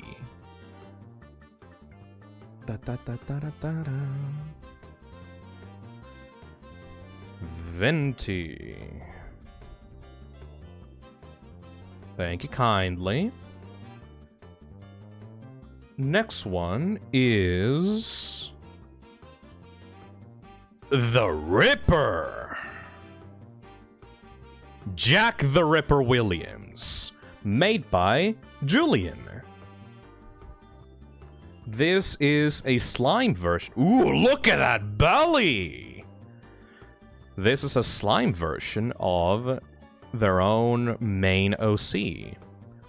So a while back, I made an updated and improved version of the guy I sent on the previous Toxicsona stream. And I never knew when to post it, but since this was announced, it was the perfect time. A brief description. Jacque is part of a goofy, cartoony supervillain trio named the Elementals. He is pretty chill when he's off duty, but still kind of a dick. One day, Jacque went off on a little adventure of his own, and somehow ended up in a toxic waste dump. He saw a diving board placed over a comically huge vat of toxic waste. He went onto the diving board out of curiosity, then Fi came up and said, "Jump in, it'll be really cool!" And Jacque, like an absolute fucking dumbass, immediately jumped in. After all of the dipped shit's flesh and bones melted, Blob the Ripper emerged and became part of the toxic cesspit. I love the hair! Look at that giant back mouth.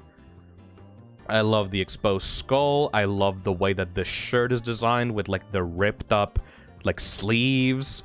Look at that giant belly mouth. This might be S tier for me immediately. What do you think? S tier just because I don't really like how pattern is not so visible on like the body down there, and I kind of don't like the skull like on the shirt. Like I know why. I love the skull on the shirt, S tier. but the pattern is not very seamless, repeatable. Like you can see that there's like a solid box over here for the pattern. It should be the box pattern should be way less visible. But aside from that, it's S tier. Like I love this.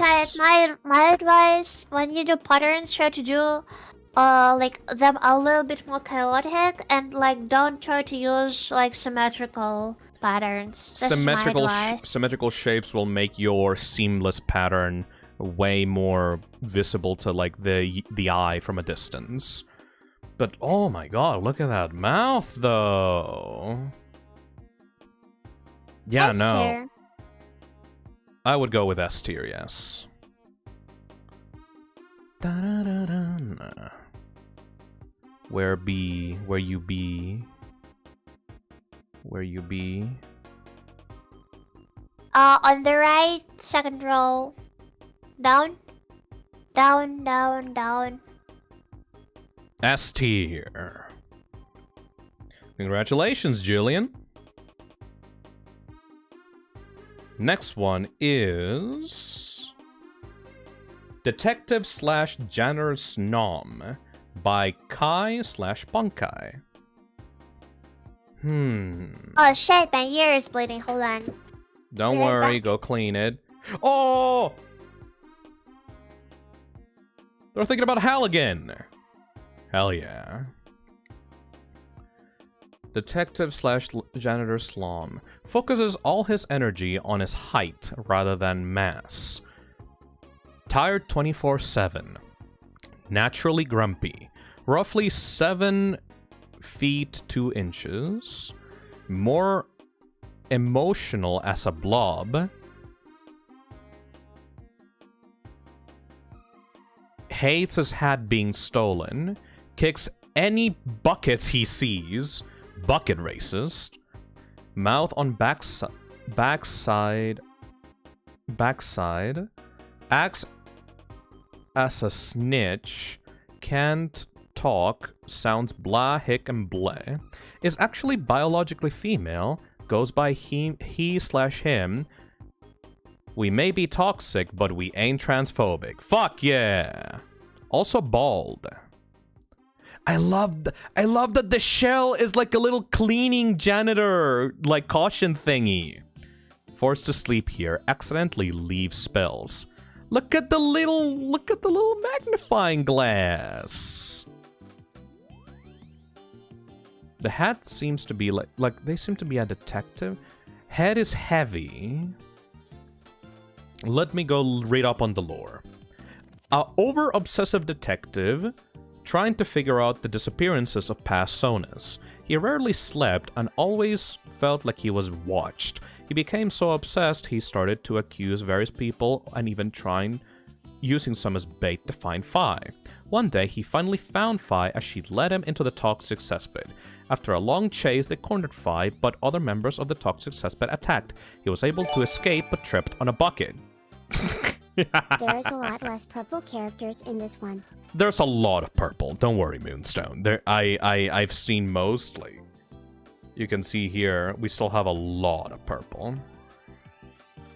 Tripped on a bucket, which caused his foot to burn, and her shock collar to go off. Affecting both, due to the burned foot, he soon fell into the pit and turned into the blob. For a short while, he was able to hold onto some humanity, but soon succumbed to his fate. Now has to be a janitor and is trying to find who keeps leaving banana peels everywhere. Always slouches to the side. Always stares down Bucket and Phi, though.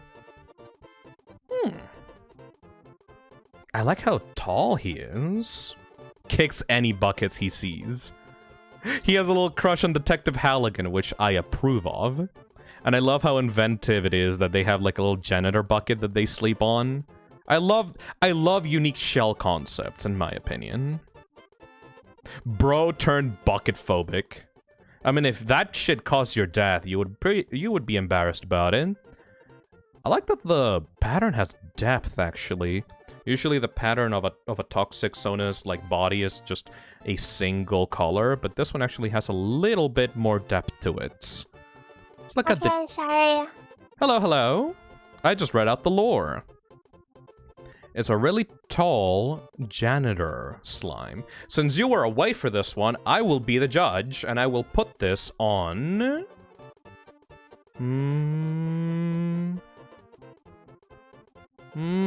I would say A. I personally don't like the blocky head, though I guess it makes sense with their personality. I like the pupil, one of the pupils being like an X. I like the long neck. Buckets? Oh. B tier. No, hates buckets. I'm gonna put this on A.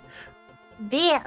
Almost S because of the inventive, like, janitor bucket shell. Bucket hater. No, I will put this on A because he's above bucket. No, not really, but I like the bucket hating. I see how it is. Okay. Bucket hating streak. We're gonna put this on A. Thank you, Kai. Okay, I see how it is. Wow. Okay. Next one is Nerd by Logan the Third on Twitter. Oh, look at this little guy. Let's see. Hey, chat, nerd emoji in chat, please. Nerd time. They don't have glasses, though. Logan Nerd. This is Nerd. As a human, he tried to vandalize the toxic cesspit, not knowing there were slimes there. While walking around an old catwalk, got scared by some toxic slimes and ended up falling near the substance. Broke his arm before passing out, and woke up as a weird blob barely being able to hold on. Oh!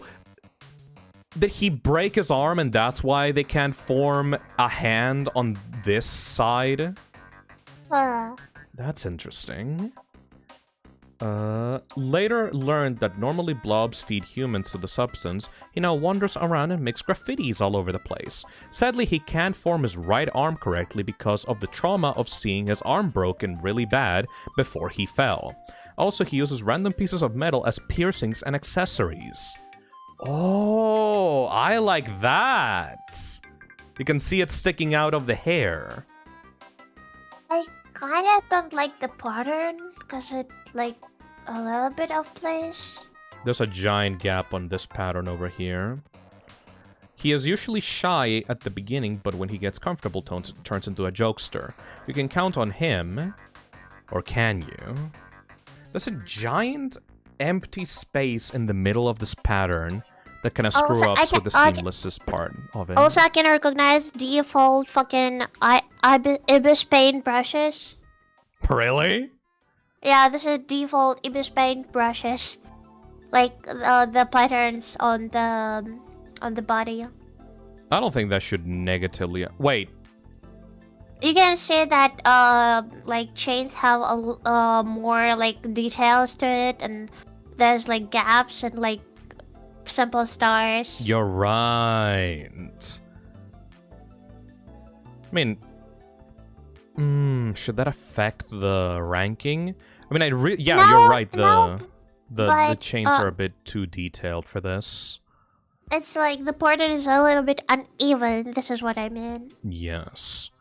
I like the giant scarf mouth.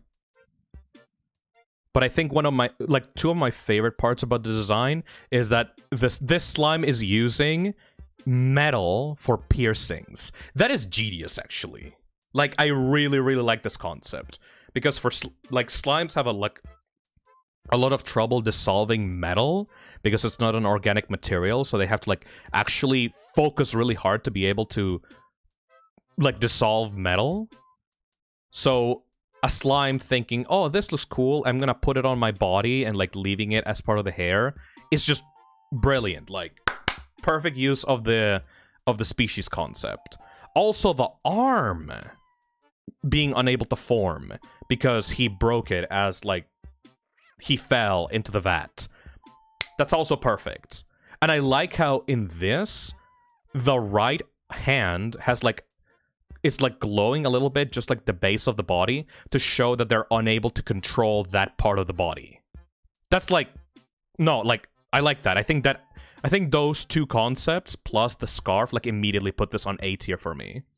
But the pattern is what kills it from going into S tier for me, because the pattern is just like, there's a completely empty spot on the right side here, and the chains are way too detailed. Like, this definitely needs to be improved. Poor guy has only one hand. The face seems simple enough. I like the 4 eyes. Oh, 4 eyes! Nerd! Oh. I like that. Still A. Oh, it would be, like, this would be so close to being S tier. It, like with the piercings on the hand, it would be so close to being S tier if the pattern had been fixed. It's like, it stands out way too much. But yes, A. I would go with A tier. Like, solid A tier. Where is Neat. Down, second row, in the middle. Thank you. Solid A tier. Next one is... Oh, that's a big one. What the hell's going on over here?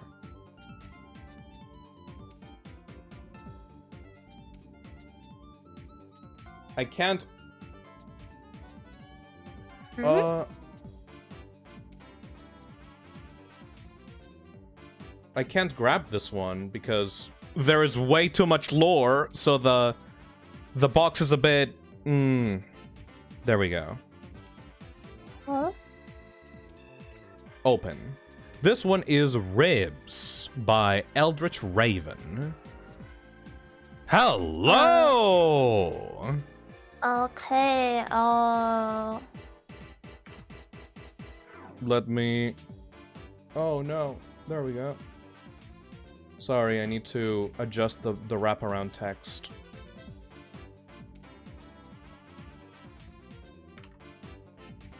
God damn it. Work with me! There we go, now I can actually look at it. This is Ribs. They/them eat bones, grave robber, 5 bananas tall, feral! Look, it's actually really small! Oh, look at the blob form! The shell is inside of a funeral urn. Has it, like, do not cross crime scene, like, tape all around the body. Look at those small little hands. The mouth in the blob form is, like, vertical. The pattern is perfect. Has a rib cage-like mouth. Look at them, though. T-Rex arms. A chaotic little shit. Bone comma. Dot, like, TM. Okay, let's read the lore for this one. There's a lot of lore here, though. I may have to shorten this. This one was made by...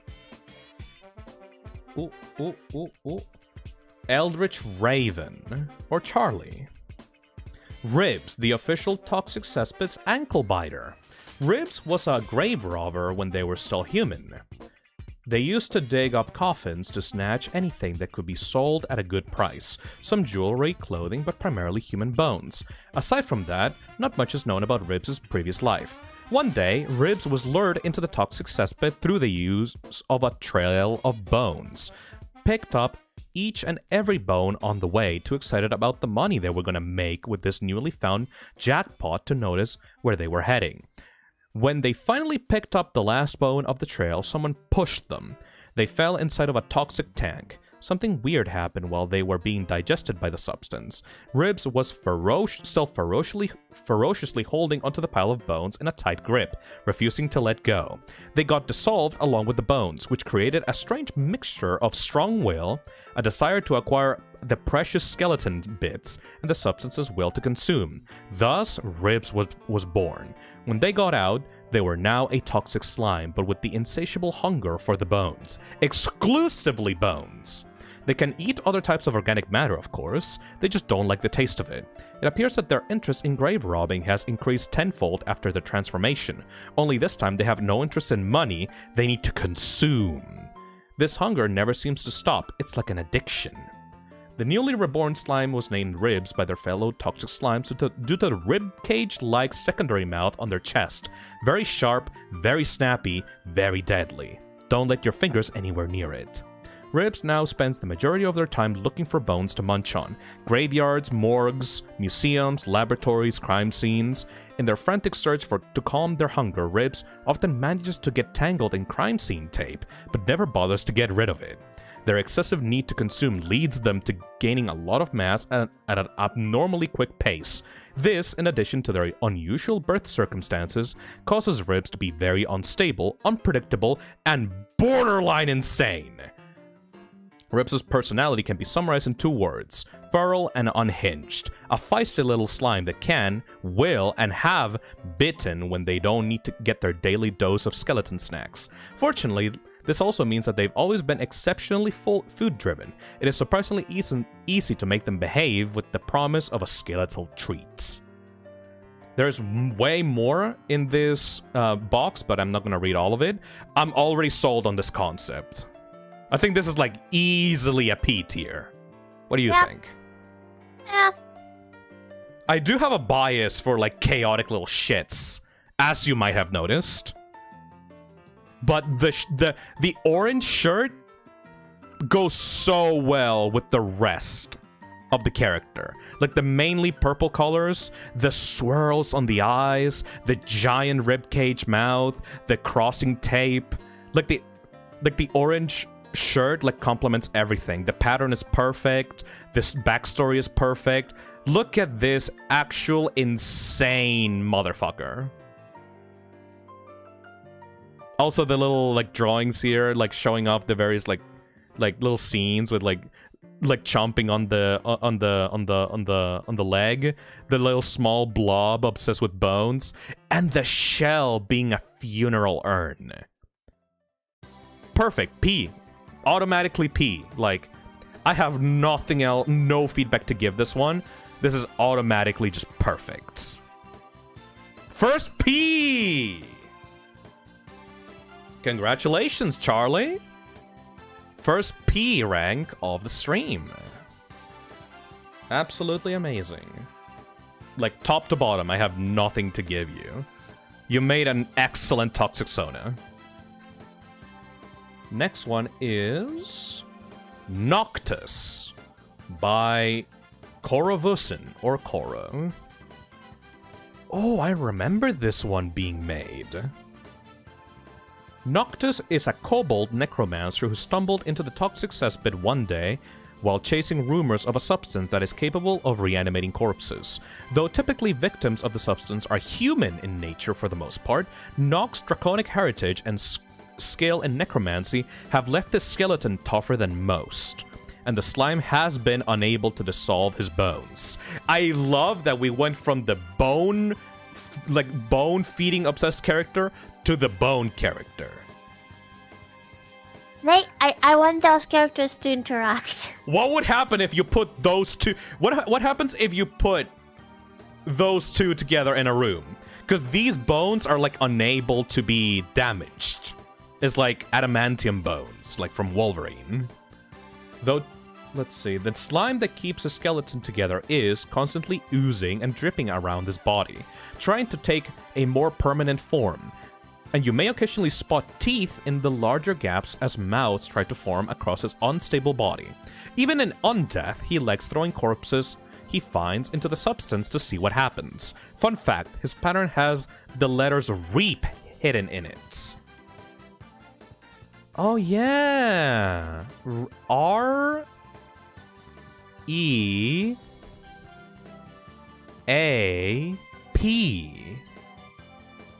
That's smart. So this is the base skeleton with giant claws.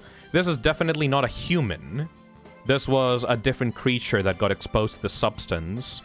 And then because the bones were so fucking hard, they were unable to be dissolved, but the rest of the mind and the flesh was able to. Oh, look at the transparent teeth on the middle of the body showing the skeleton behind it. It might be a S tier. Giant horns poking out. The skeleton face reminds me of, like... What was the name of that character from Mystery Skulls? The purple ghost with, like, a skull? I forgot the name of that character, but it reminds me of them. Like, the purple ghost from Mystery Skull. Lewis! Yes. I like the way that the slime is distributed around the body. Like, you can see the exposed elbow on the right hand, and you can see like a little middle finger exposed on the left hand. The distribution of the slime to the skeleton body is perfect. And the pattern is very inventive. The fact that if you hadn't told me that this has the word reap hidden in it, I would have just assumed it's like a regular pattern, like it didn't have much meaning to it, but no, I can totally see that now that you pointed that out. It's very subtle, but I like that.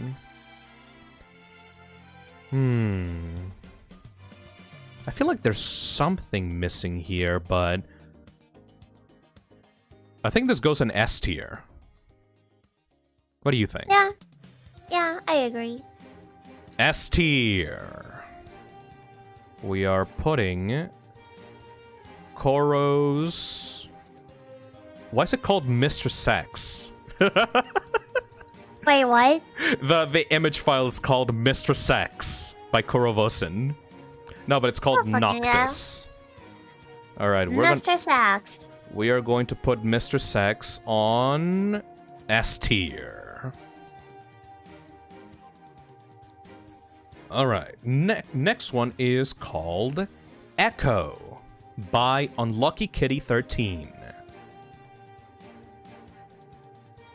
Oh, I remember this one in the original Toxicsona review stream. This one was just a blob. But now it has a full body. Interesting. May I ask what's up with... Like, I think, Zora, I think it's your fucking fault. Because every single blob, like, slime now have fucking legs.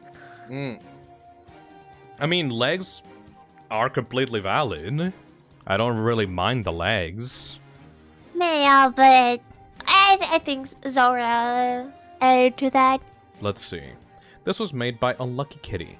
As she occasionally prank other slimes' voices with the newer blobs and the children's slimes, Echo can be easily identified by her animalistic parts, though it's hard to figure out why she went with them. Not even Echo herself knows. She just thinks the combination works. However, she was given 3 unique items that she doesn't create from herself: a messenger bag, a modified security guard jacket, and a chain of metal stars, moons, and suns. The modified security guard jacket was once Phi's, but due to Echo's curiosity and wanting to wear it, it was modified to fit her size. It was given to her for a reason, and that was to stop her from going through Phi's old stuff. She was also given a chain of metal charms, which was originally created for Phi by Echo's previous identity, Aurora. Phi gave her the charms so that they would create enough noise to let her know when Echo was coming near. Of course, with how friendly Echo is, it is extremely hard to get her not to trust you, nor not want to deliver any packages. Only a few have reached that level with her, and she avoids them like the plague. She also avoids anyone that gives her a bad vibe, but delivers regardless as it is her job. But she truly avoids bad eggs. Hello? Hello? My Discord just shut down. For like a second, I saw it. I was gonna ask if you were okay. Yeah, no, my Discord just Alt F4 itself. I don't know why. Let's see. Echo is a postal woman. She would have to go out of the cesspit to bring what she is tasked to bring back. It's easy for her to disassociate and keep her human disguise up, as she would be very focused on her tasks not to break concentration.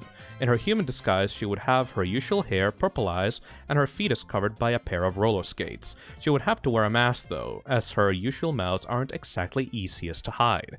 So this is a slime that controls their body like almost completely, which makes sense. Like all the slimes that are capable of like morphing their bodies into anything, like can just easily have legs. Phi's whole deal is that she's way too like lazy to form any legs, but most slimes can form them no problem as long as they focus on it. It's basically like walking around. It's like walking around with a pair of like actual like, you know, roller skates. It's like it would be hard for you to do that in your day-to-day life, but if you got used to it, then that would be no problem. You have the little charms here at the side of the pants, a security guard vest, a little. I love those, like, giant lamb horns. I like the eye, the eye pupil. The giant tail is throwing me off a little bit, but I think it makes sense with how, like, there's, like, a lot of animalistic traits for this character. Yeah, but, you know, the charms a bit, like, the entire design is one color, and then the charms are a completely different one. Yeah, the charms are completely grayed out, right? But the body is completely purple. I feel like the charms should be like a different color so that they don't stand out as much. Because as it is right now, there's just like a giant block of gray in the middle of the waist, which feels a little bit unfinished. Like the colors of these charms should probably match the body a little bit more. Though I like that the charms are the same shapes as the one of her pattern. That's something I really like. Phi's old security guard jacket modified by So. Echo has two mouths right next to each other with two different voices. One will have more of an energetic voice, and the other one will have the more quiet voice. Both mouths share the same emotions, making it easy to mirror each other. When closed, she could easily do the cat face. I like that. Most believe that she did this because she's a cat/ram slime, when in reality it just makes her look more cute. And these are the different emotions. Ooh, red though! Look at the red one!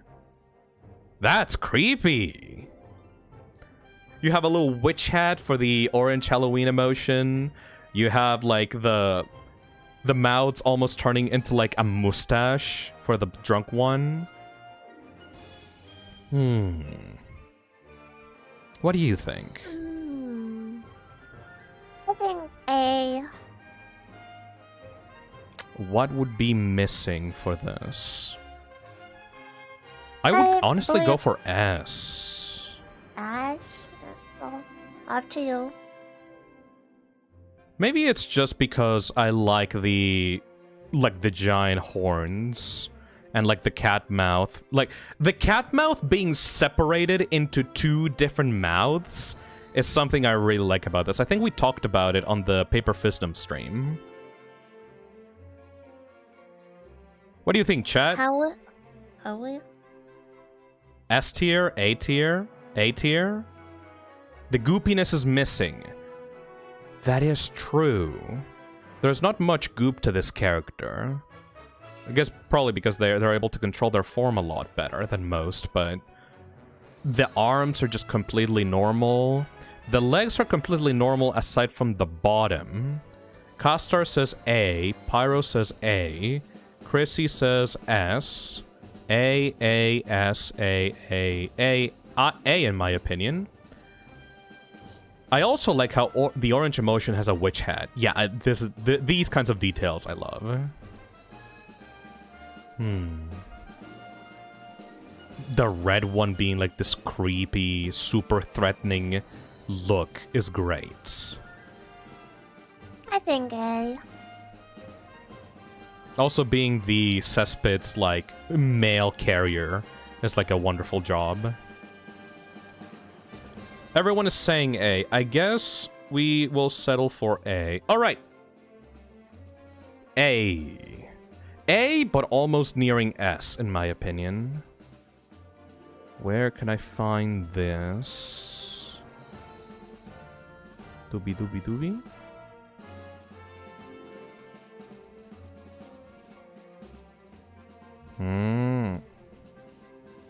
God damn it, I'm blind.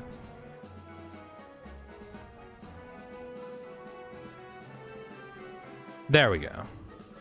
Now put this on A. Next one is The Toxic Cowboy by OP Silver. Hello there? My nose. Undertale Yellow Ass. Let's see. This is the Toxic Cowboy. The ponytail shoots a toxic beam whenever they're in a desperate situation. Oh. Oh, I'm missing a giant... Hold on. I'm missing a giant part of these. Hello, Phil. If you find this familiar, that's because this is a redesign of the Toxic Cowboy from the last tier list. Because I decided to take your criticism. To get to the character, though, the Toxic Cowboy is a slime dressed as well a cowboy, and his bullets reflect their mood. He shoots them by the index finger. I think I can see it, like, right there, yes. Neutral is a regular bullet. Energetic equals party popper. Angry equals flamethrower. Sad equals high-pressure water. Drunk equals bullets flying all over the place. The ponytail also shoots a toxic beam whenever they're in a desperate situation.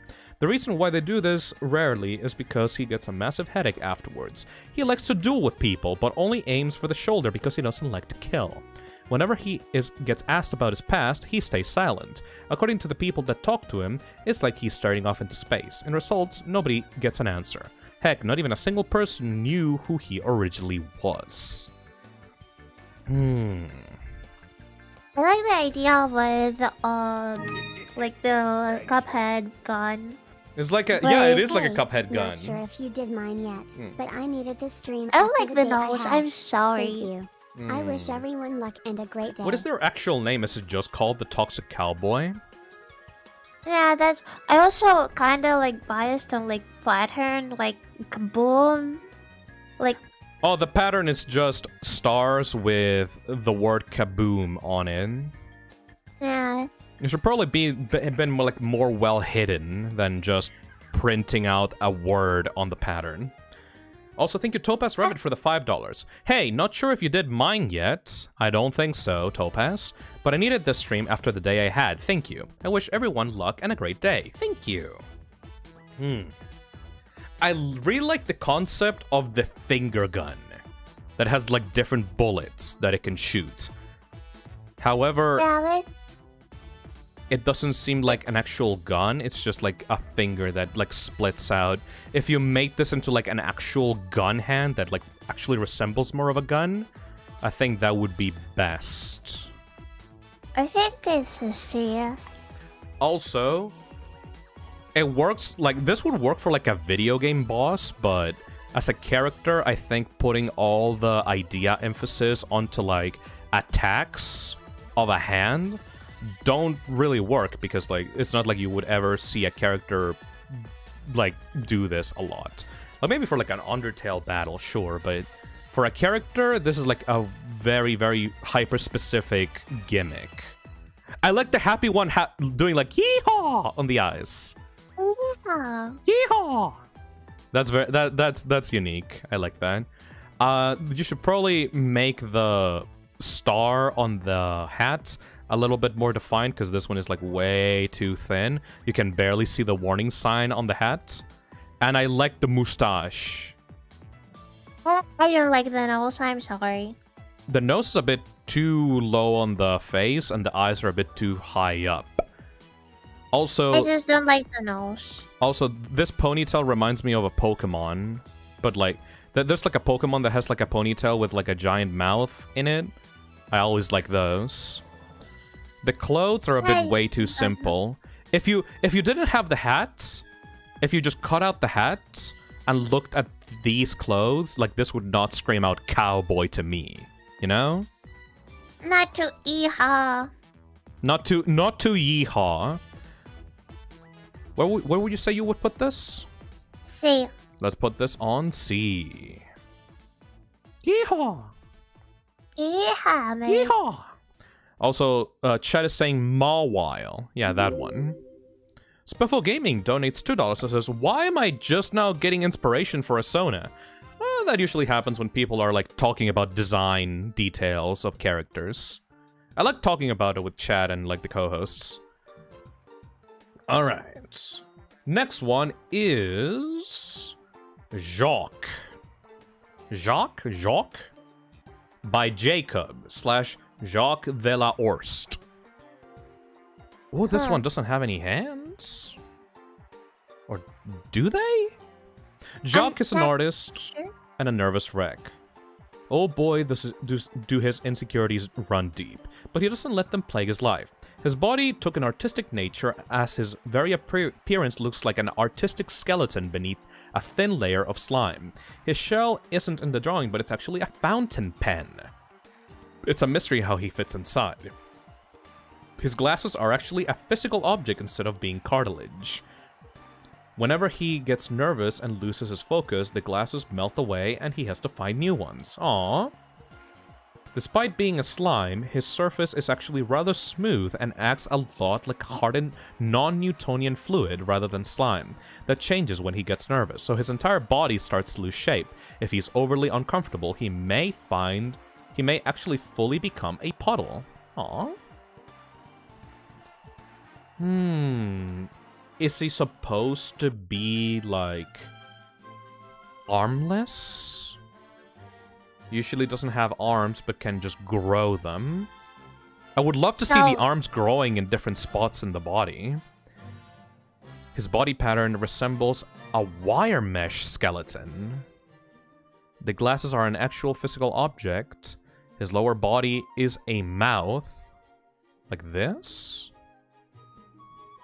When nervous, droplets appear all over his body. Now here's the thing.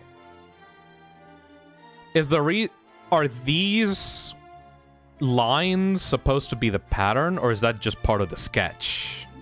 You know? No. It's like this is supposed to be the pattern, like a wire mesh skeleton. But So, it's also it's just what? an artist sketching out their character as well, you know?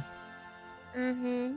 I guess this can split off into like a mouth, but it's literally just a line otherwise. The concepts here may be interesting, but they're not presented very well on the reference image. Like, for example, if the arms can grow around, like, I would love to see, like, arms, like, growing out of the base of the body or something. Like put them in weird spots that you usually wouldn't see. Like, not just on the shoulder spots, you know? Nick says, I wonder if it's a spot from Spider-Verse kind of deal with the sketch lines are in an intended design thing. I mean, it's probably an intended design thing, but the way that I see it, it just feels like a regular artist sketch, you know? Like, if there was a way to make these more apparently, like, intentional, I would give them more points. But as it is, it doesn't really feel like a finished, like, drawing, you know? It just feels like a sketch. That's the point, it's just that... I don't know how to explain it very well. I feel like there should be, like, a little bit more like, I think that idea is great, but it's not executed the way it should be. Exactly. I feel like all of these ideas should be shown on the body a little bit more than just these two drawings. For example, apparently the glasses are not made of cartilage, but they are the same color as the body. If these are regular glasses, they should probably be a different color, you know? Yeah. I feel like there's a lot of writing about this character, but there's not much to show off in the image itself. So I like the idea, but it needs a little bit more work on in the visual department. So I would put this on D. What do you think? Yeah, sounds about right. Next one is Moth by Jolly Horrors. Again? Again. This is another slime by them. Literally just a moth. A person who formerly had a phantom limb prior to reforming from the slime, now having features that mirror Set's phantom limb. Moth is shy and timid, yet a ballsy slime. She will not put up with anyone's bullshit based on a rosy maple moth.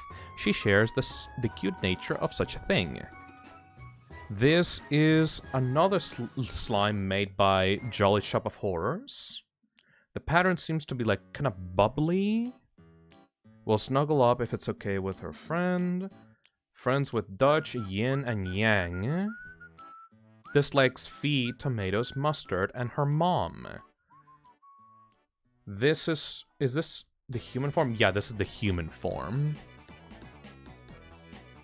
Moth is a version of my persona, but after being yeeted into the sewers. Moth has moth-like features due to when she was human, she had a phantom limb. This moth features mirror that. She cannot fly. The slimes that form her wings are too sticky for her to stretch them out. She may try to reuse this slime as she goes. She is based off of a rosy maple moth. Can survive on pasta alone. She's a timid slime, but sweet. Any other information ends on her ref sheet. I like the clothing, the jagged, ripped-up clothing. Does she not have hands? I think that she doesn't have hands. I think that the arms end at the wrist. Just a bubble pattern. I like the colors, like the gradient going from yellow to like pinkish. Watermelon. What? No, what? No, watermelon goes to green, from green to red. What? What? What? Anyways. I thought this is watermelon colors. No? Colorblind bitch. Anyway. The eyes seem very similar to your original character. I like the little lip on the mouth. And I like the choker. But I would probably put this on... There.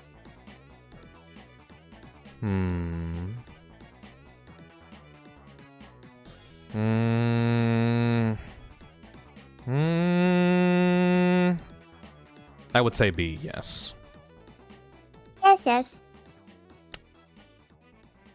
Where's she at? Where Moth at?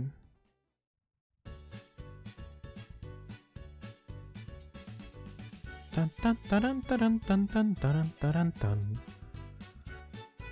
Where's she at?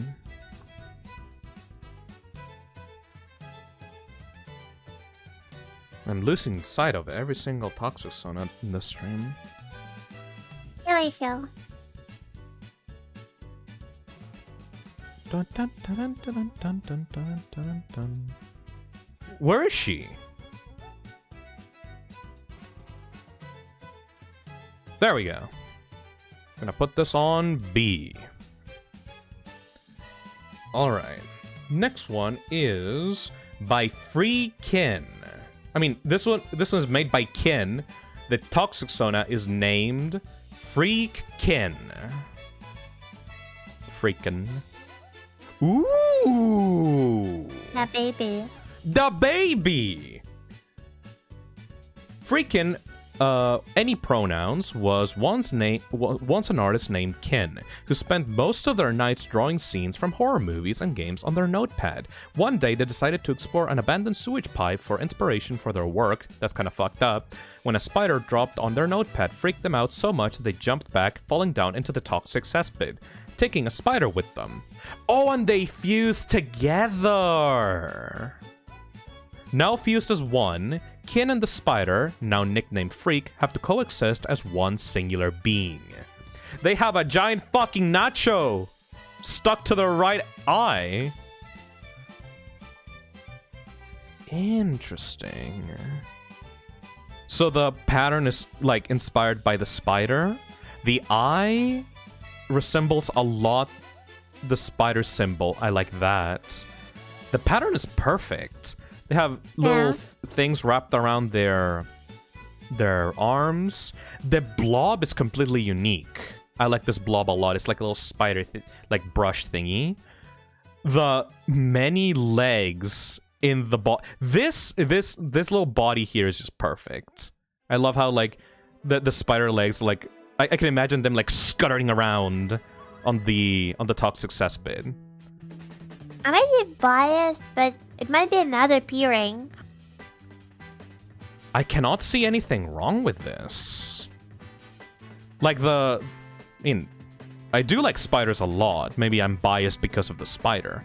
And also... I hate spiders, but that's peering for me. I like the little, like, mouth on the shirt. I like that they have, like, a triangle, like inserted on her right eye. He's a cute little guy. Look at the little blob. Yeah, no, this is perfect. Like, I have nothing to say. This is like a perfectly cute, amazing design. They'll have a little bun, like on the back of the head. It's the drawing pad, I think, right? Well, I've never seen a drawing pad that is like triangular. Or maybe it's like the perspective. Like the perspective makes it look like it's a triangle? Probably, right? No, not really. It's Kin. Oh, the artist donates €5 to say, artist here, it's a stop sign because they splatted into it running from the spider. Ooh, right in their eye? I would love to have like a little like stop, like something saying that was like stop sign. Because I genuinely thought it was a Dorito. A giant Dorito. You could put like a warning sign like right here. You know? Mine, except with my scorpion. That's so but I think cool. it's a B tier. How fucking brutal must it be for you to splatter your right eye directly into a stop sign, encrusting it so far deep into your fucking skull that when you die and become a slime, it continues sticking out of your body? That's rad. That's a girl failure. That's fucking deep. That stop sign encrusted itself so deep into your fucking skull that it became an emotional scar. That's awesome. Also, I like the little droplet, like, eyelash thingy. Amazing job, P-Rank. Artist here. It's the stop sign because they splatted into it running from the spider. Where are they? There we go. Put that on P. Good job, Ken. Very good job. Emotional damage. Okay, this backstory is also pretty long. Hopefully I can open this up normally. This is Kobra. Made by Fluffy. Hello there. Which one is the main artwork? This one. Let's see. Kobra was just your average graffiti artist. Most of his colleagues found him pretentious with his big ego and need to make his art more extravagant than the last. His love for art was immense to the point in which it was almost impulsive. He sees a wall, he has to enhance it. Of course, not every wall is public property, so he'd get into a lot of trouble with the police.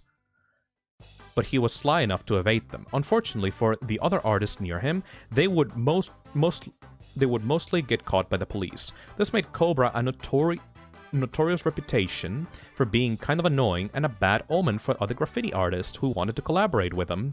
Out of spite, he tried to find the most abandoned building he could to make the most elaborate piece of art that he could without getting the police called on him. After a while of searching, he found an old research lab and thought that this was the perfect place to decorate. He went crazy and started to completely transform the building into the art Kobra envisioned. After he was done with one of the walls of the building, strange ooze started to leak from the top of the wall. Kobra was both curious and frightened by the new substance that was introduced into his wall art. The ooze reacted strongly to the paint, making it bubble up almost like lava. He went into the building, interested to see where the slime was coming from. He found the wall he was working on and saw a strange vat with a trail of slime connecting to the decorated wall. When Kobra was near the slime, it almost seemed like it was going towards him. It didn't enjoy what he had done to the lab. Blah, blah, blah, blah, blah. I need to condense this down because there's a lot here.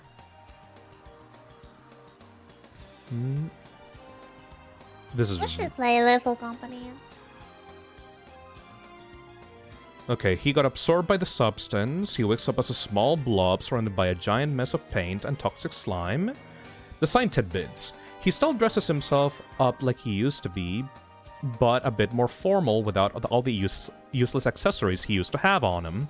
His pattern is a basic screen tone. His design was too much already, so adding a simple but effective pattern was a fitting choice and way easier to draw. Since his slime is a bit unusual to the others, his slime is a bit flaky and droopy in his art, kind of like a ferrofluid. His neutral colors are cyan, magenta, yellow palette, since it looks pretty and it makes sense to why he would want primary colors for his look. The mouth on the back of his head, since he has the need to make more art and to improve repeatedly, felt like having another one. And it goes off a little bit more. Let's see. Since you are right, since like the design is pretty busy, that a basic like gradient like this would work out for him. I mean, it also kind of works because it's like an artist. I really like... You really made 3 colors like work together on the blob form and the main form. Makes paint out of his own slime. That's perfect. Marbles he ate from empty spray cans. Wait, spray cans have marbles inside of them? Yeah. What? Why? Why you shake them? What do you think? Like wobbles inside. I don't know. I've never used a spray can before. Oh my god! Used to live in a small spray can. Look at them. They have a own personal logo. They have a mouth on the back. Emotion examples. A yellow happy emotion has a little, holding a little blob. Shakes themselves like a soda, not a soda, like a spray can. Frustrated emotions. Afraid plus rage. Ooh, like different parts of their body have different emotions, and they react differently. The back of the head is angry, and the front one is afraid. I might be biased towards fellow art kids, but that must be another P rank. The blob form is super cute. The colors are really well made. I really like the concept of the spray can. I love the little blob is uses the spray can as like a little home. That's perfect. The backstory is quite long, but it makes sense because you actually put a lot of thought into the design and into the backstory of this character. Yeah. Yeah, you know what? That's a P rank. I love the concept.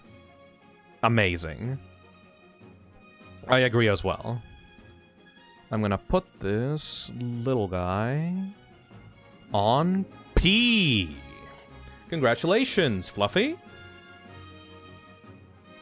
Next one is made by Saltbread.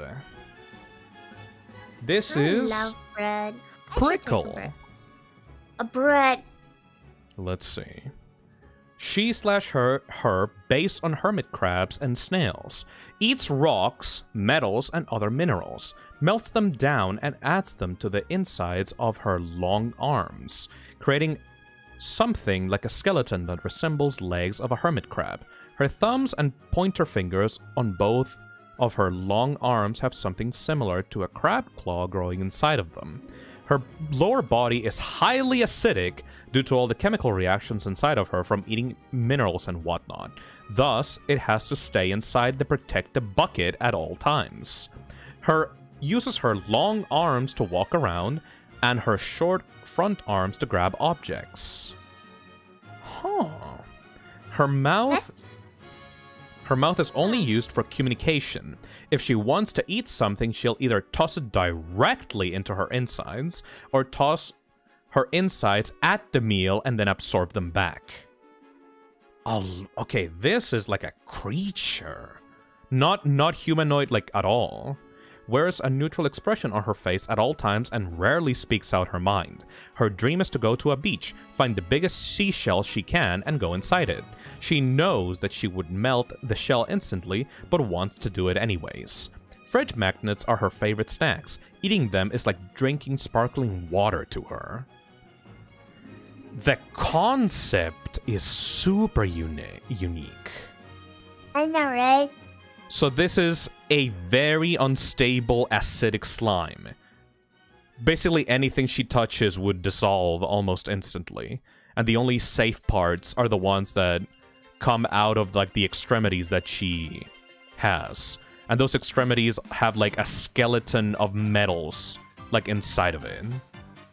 That's really good. S tier. Well,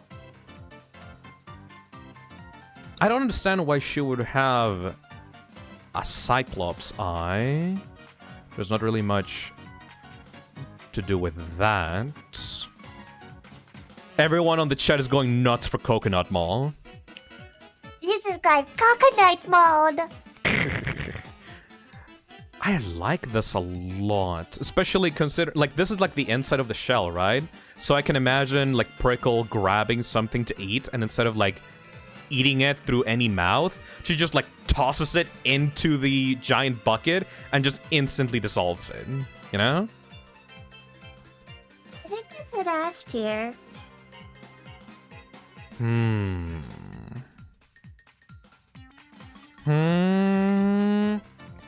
You know the one problem that I have with it? There's no pattern. Oh, you're right. There is no pattern going on here. Neither on the inside of the bucket, nor on the arms, or the face, or anywhere. But the concept is so strong that it almost doesn't matter. I think, Hey A. Phil, would you ever play Modanui online game, Immunogy? And if you are wondering, it's around 2 hours and it's free on the Biomedia project page. Temple Beast donates €5 and says, "Hey Phil, would you ever play Mata Nui online game?" No, I'm not really good with MMOs, man.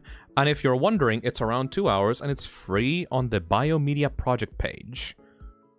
That doesn't sound like something I would enjoy playing, Temple Beast, but thank you for the €5. Free, chat, free. Maybe the pattern was the shells we found along the way.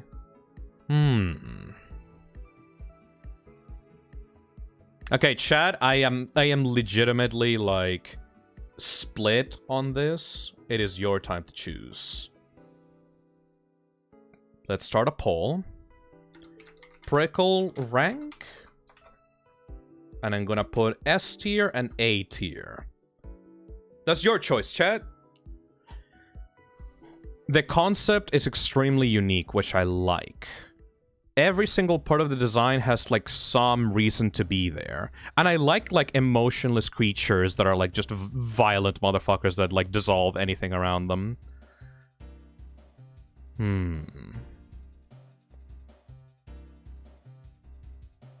Also, just, you know, I like crabs. Crabs are very nice. They're very cool. Maybe the pattern is inside the bucket. Well, if that were the case, then it would show here, right?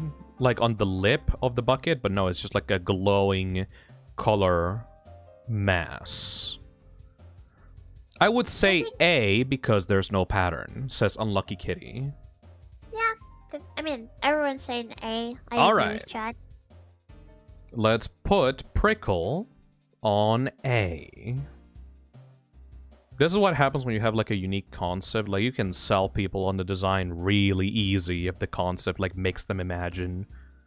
Mm-hmm. The rest. Where is she? There we go. Put this on A.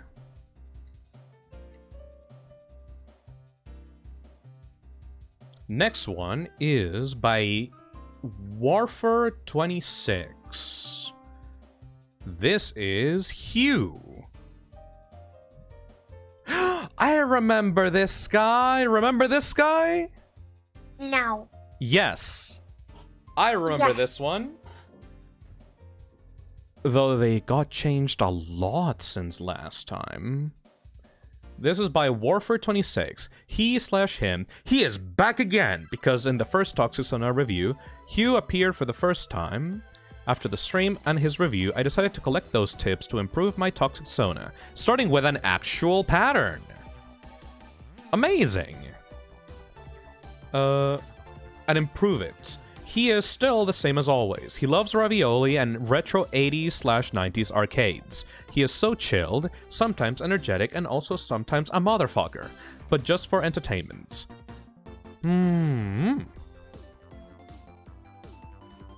I love the warning stripe on the sleeves.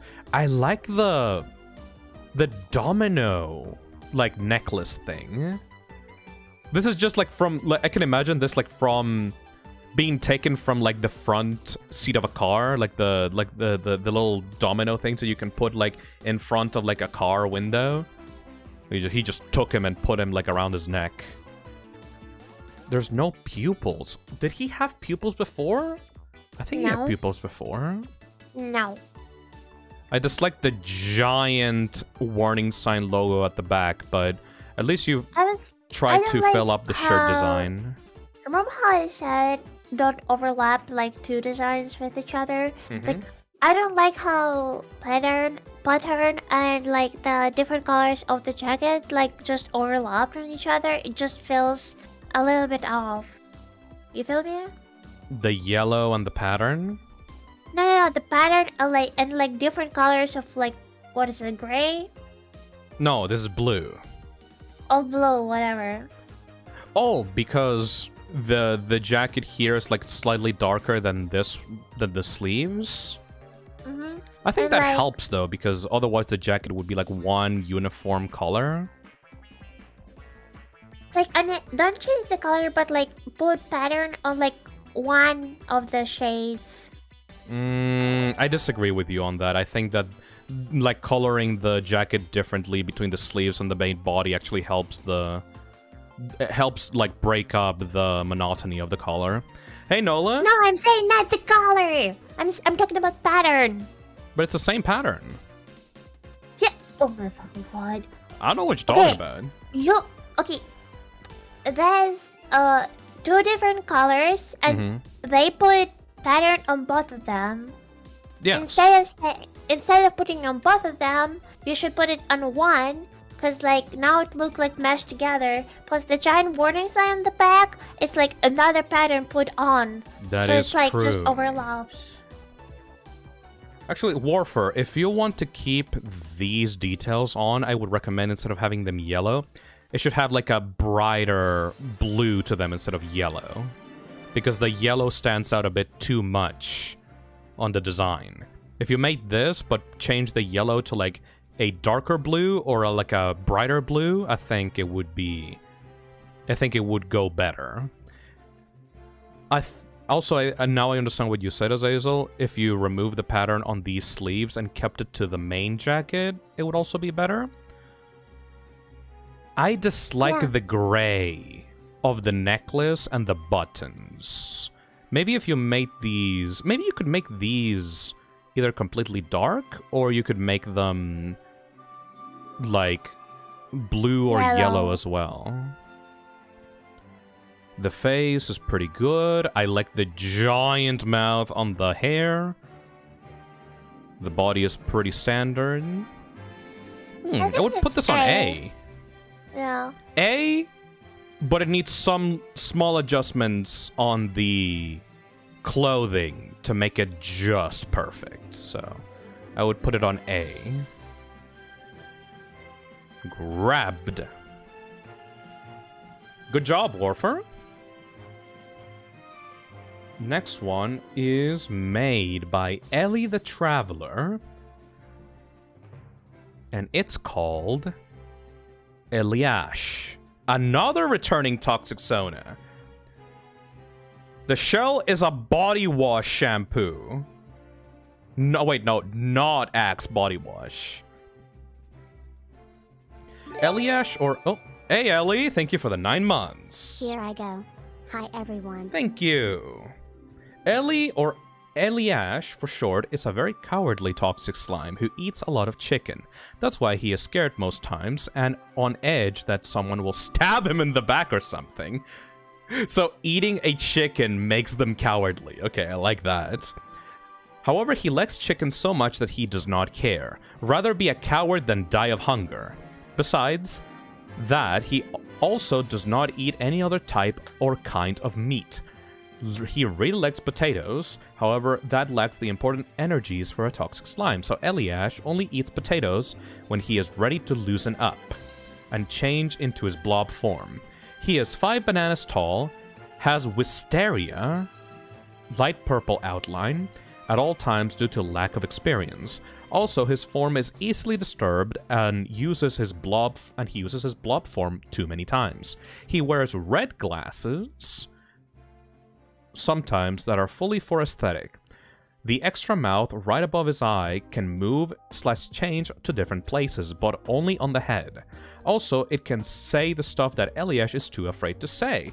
Oh, like the other one that we looked at. But instead of the mouth, it's like on the head. His shirt dissolves when he feels too much danger and tries to crawl back into his Axe bottle as soon as possible. I love that the shell is literally just like a PNG of an Axe body spray can. He uses the Axe bottle as a shell, because that was the first thing he woken up in after he became a toxic slime.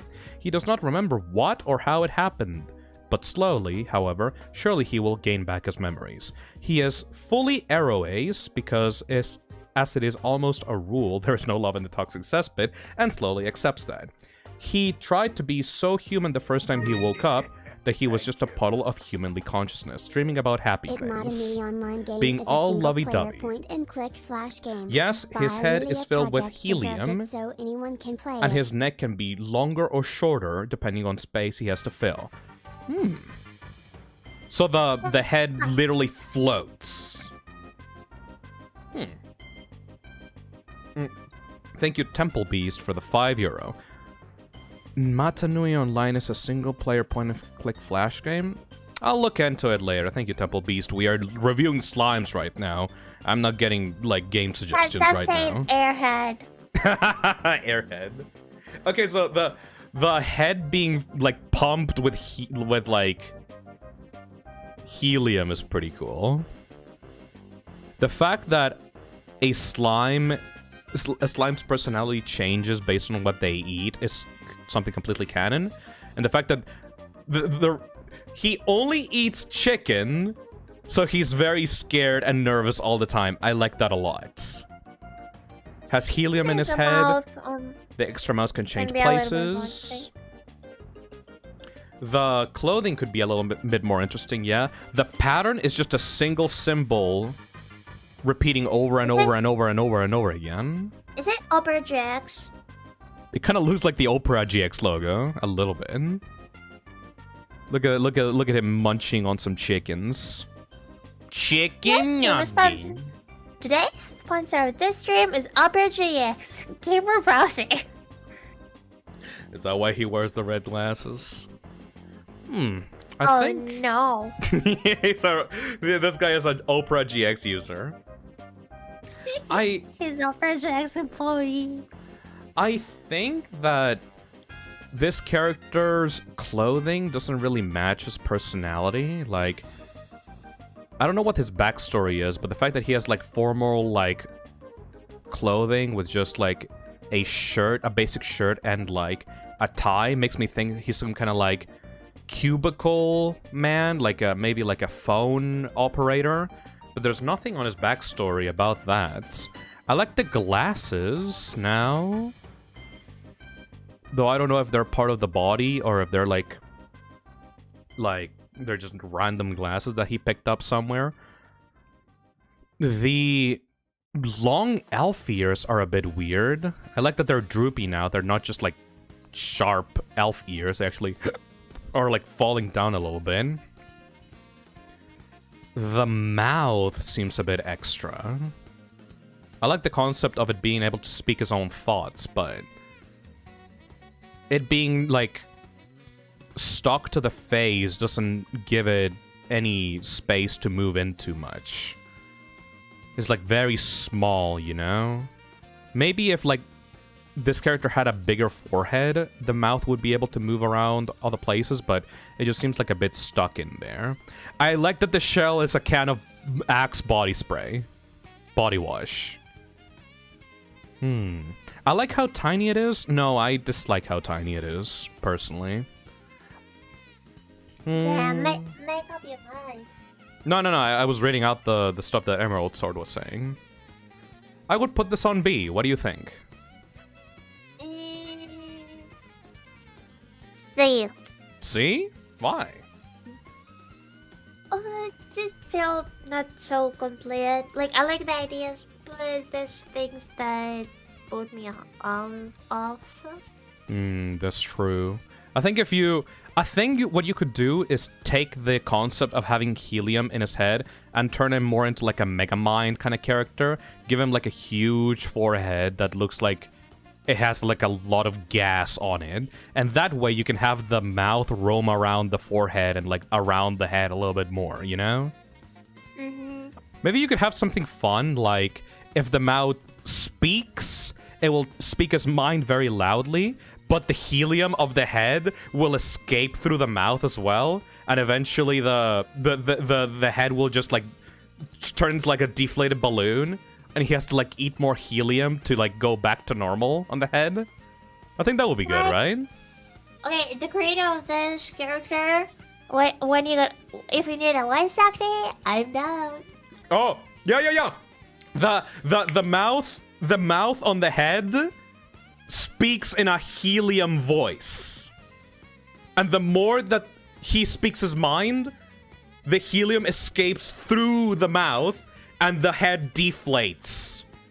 And it goes like down until it becomes like a blob, like a complete like deflated balloon at the top of the neck. That will be perfect. But for now, I will put this on B. That would be fucking hilarious. I would love to see that. Alright, we're gonna put this on B.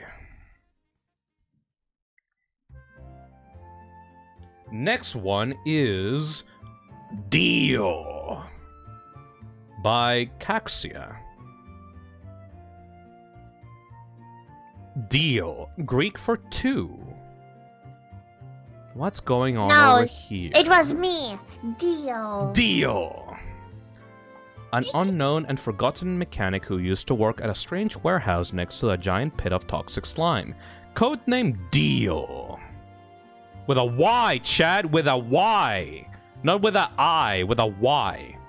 Forgot about his past aside from two things. His bandana that he wears and was used to blind his eyes as to not see any of the horrors clearly visible at the warehouse, was involved in an accident that led to his death, and the second being that his wish for a genuine companion and friend manifested into a secondary part of his body, being made that has its own sentience and intelligence.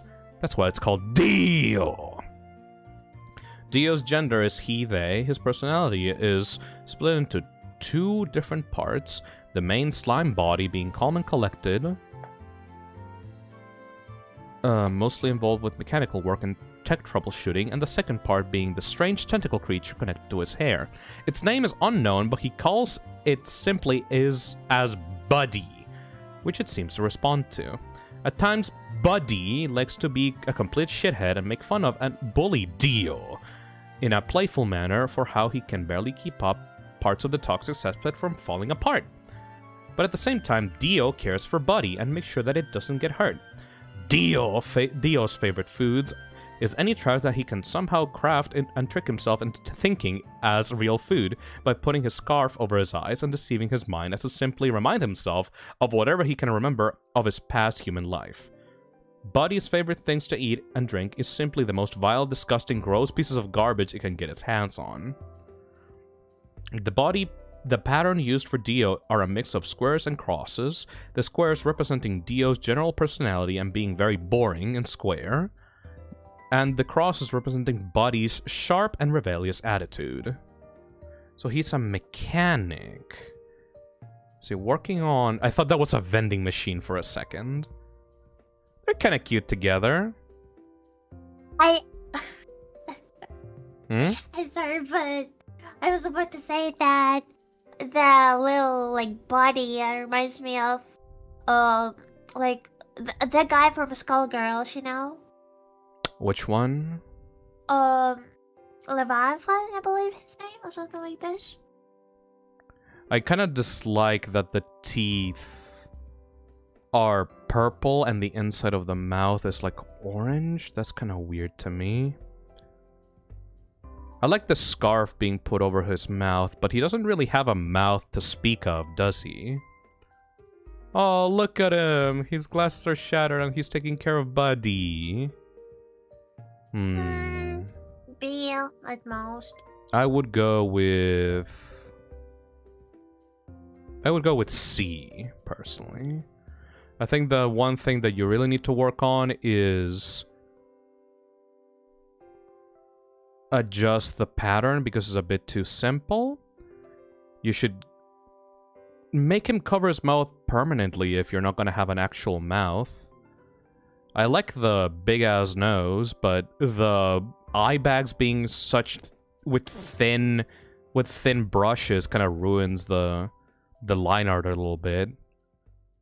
And I like the glasses. The glasses being white with like colored pupils is nice. But I'm not feeling it very well. Maybe also change the body, because like this vest, this gray vest thing is pretty uninspired. I like Buddy giving him like the middle finger. I like Buddy. Alright, let's put this on C. Where he be at? Alright. Next one is Cami Cross... this one is called Cami by Cami Cross Eyes. Hello? Cami Cross Eyes describes Cami as an artistic gremlin who... An artistic gremlin who loves bombing her head to music and munching on weird snacks, especially electrical materials like motherboards, wires, and light bulbs. Not too big and not too smart, but she's quite a funny gal. Also loves horror, but can't handle watching horror movies? Yeah, that is...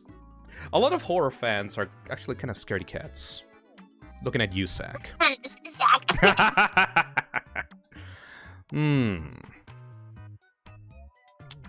Not really sure what's going on with the body. It's a bit too glistening. It's quite... Don't say that. It looks like very animalistic, which I don't know how that translates to like an artistic slime. If she's an artistic slime, she probably should have some kind of like art implements or equipment or like something related to art around her body. This feels more like a punk rock kind of slime. This feels like she would be in like a band, playing like an electrical guitar. You know? Mm-hmm. Oh, I can see the glasses here in the front of the nose, but I can barely see them. Based on the concept alone, I would guess that this is like a violent, like punk rock slime, but I guess she does like music. I would put this at C. What do you think? Mm-hmm. Me too. All right. Dun dun dun dun dun dun. Where?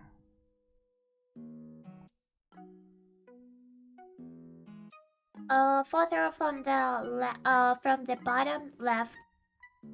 Thank you. We are going to continue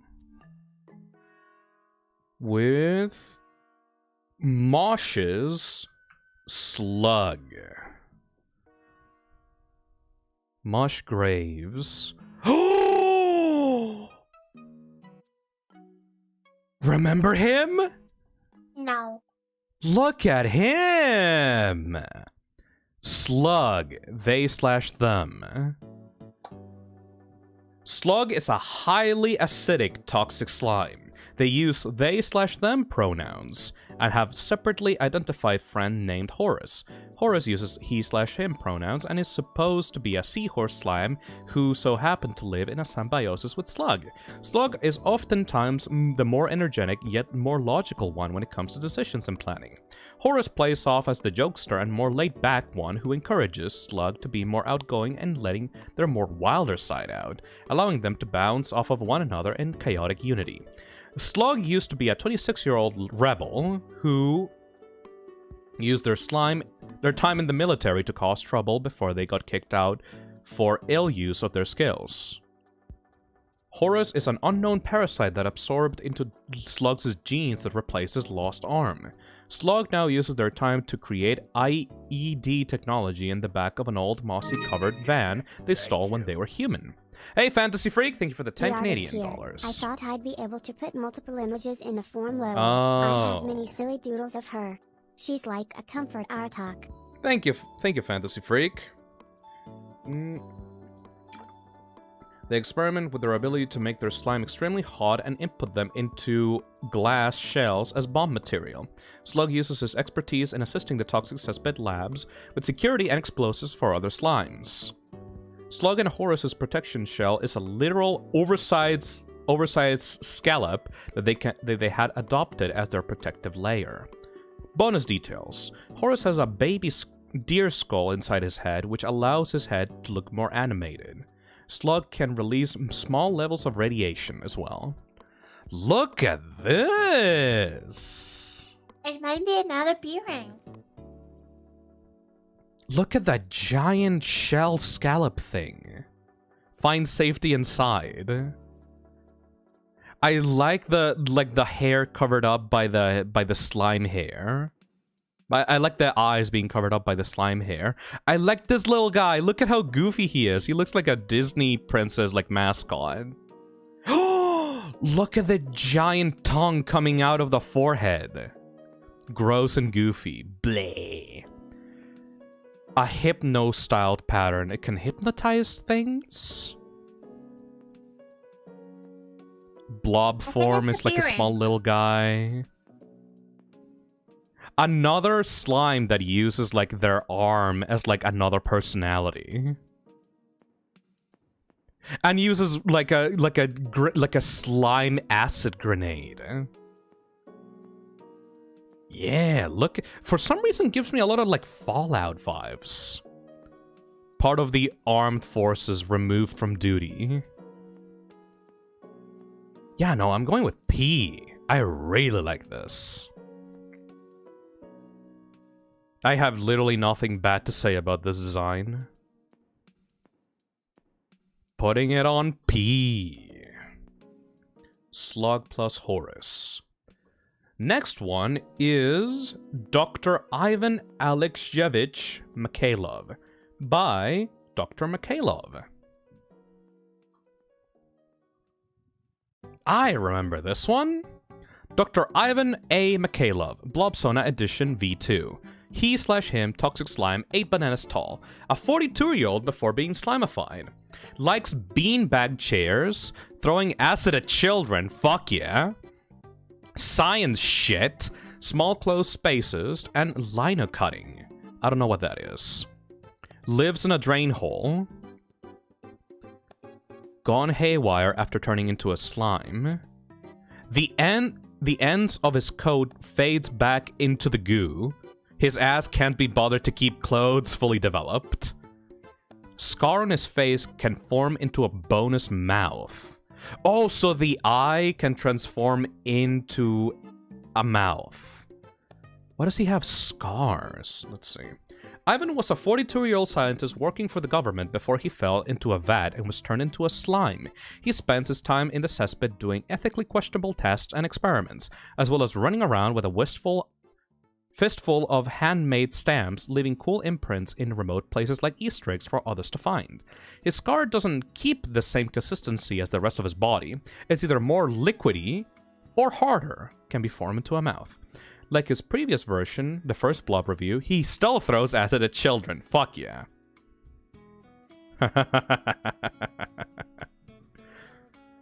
There is a middle version here that uses like a turtleneck that I would like to see in full. It's just the guy, but without the lab coat, but I like this middle version over here. I like that he lives in a drain hole. Relatable. I like the pattern. The pattern is way, like, it's very defined. Very, very, very nice. I like that the lab coat just dissolves into a puddle of goo at the bottom. So, like, it's just part of his body. I like the giant turtleneck. Very grumpy fucker. For some reason, this guy feels like he would have, like, the same voice as, like, Dr. Coomer from Half-Life.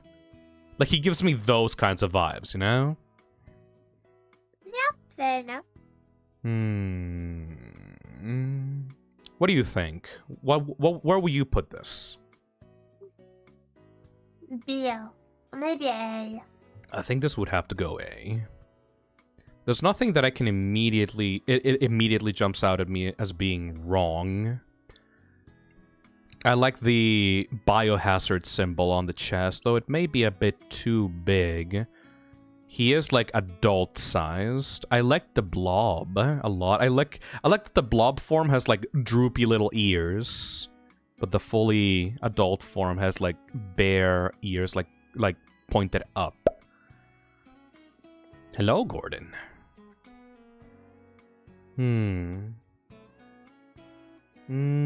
I think this might be S tier. I think the one thing that I dislike is that there's no glowing neon outline on the body. I guess it's just like an artistic decision, but that's usually a thing with like the toxic slimes, that they have glowing extremities, you know? Yeah. A? I would go with A. I go with A too. It feels like the turtleneck could be like something else, like something could be used, like it could be like a maybe scarf? like a. No, not a scarf. It feels like it could be like a extra mouth or some kind of like changing extremity, because it feels like it could be like something could be here, you know? It's a fairly standard character. I like the whole scientist concept, and the scar turning into an extra mouth is very neat. I very much approve. Let's put this on A. Got it.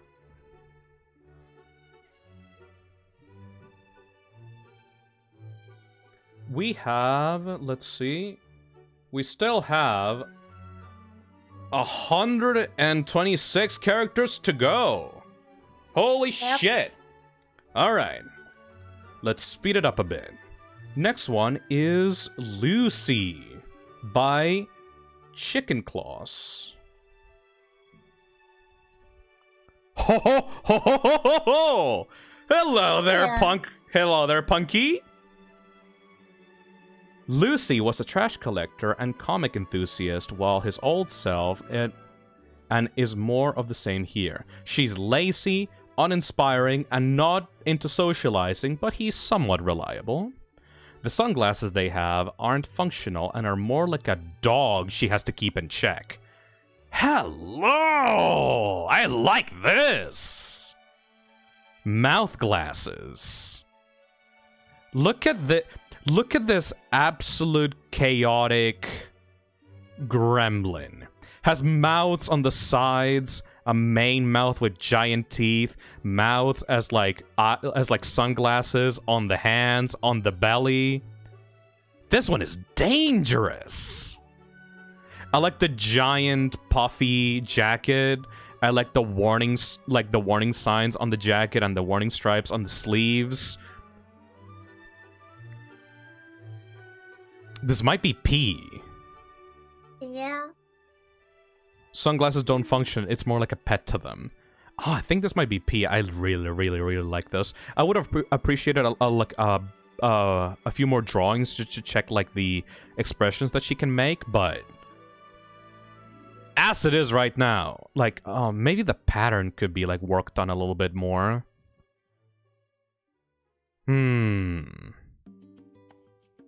Nah, look at this punk girl. Like, I like this energy way too much. I'm going to want P. Take this and put it over there. Good job, Chicken Claws.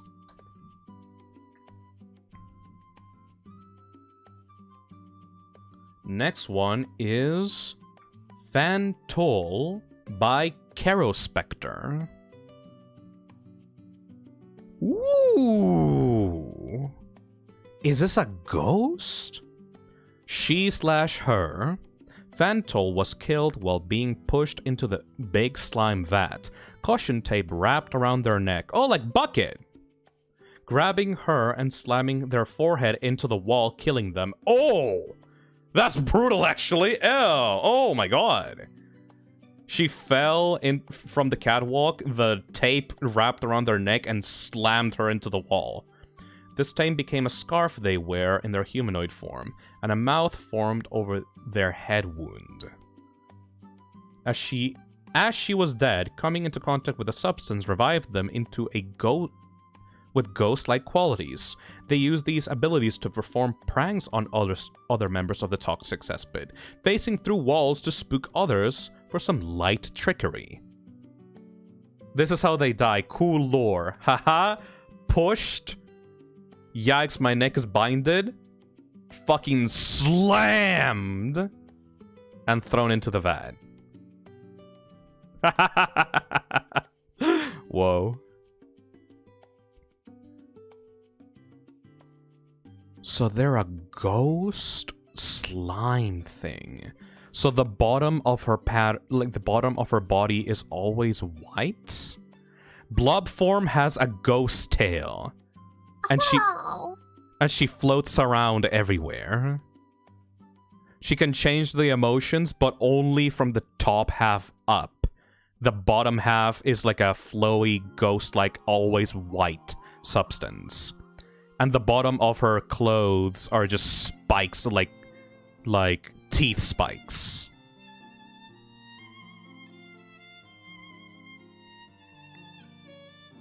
This might be P tier. Yeah. No, yeah. Pattern is just little ghosts.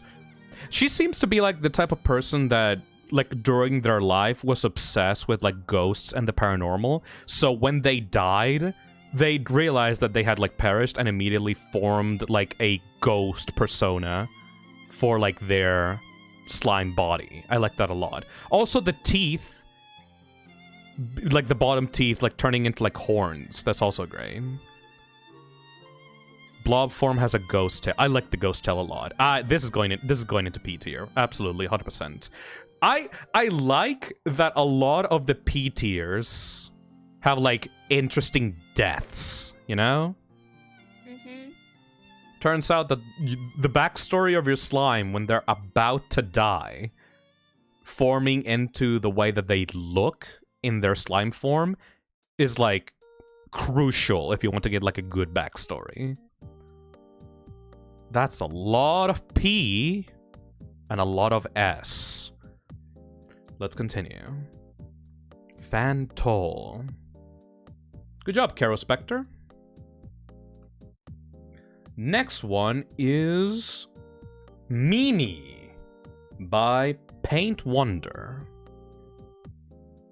Ooh, lizard. Mimi is your local giant lizard cryptid. Formerly, she was just a simple monkey-tailed skink doing normal monkey-tailed skink things. Monkey. Food was starting to be hard to come by, and her family were beginning to starve, so she went out to find food a bit further home than usual. She ended up in a place with a vat of toxic slime and fell into it.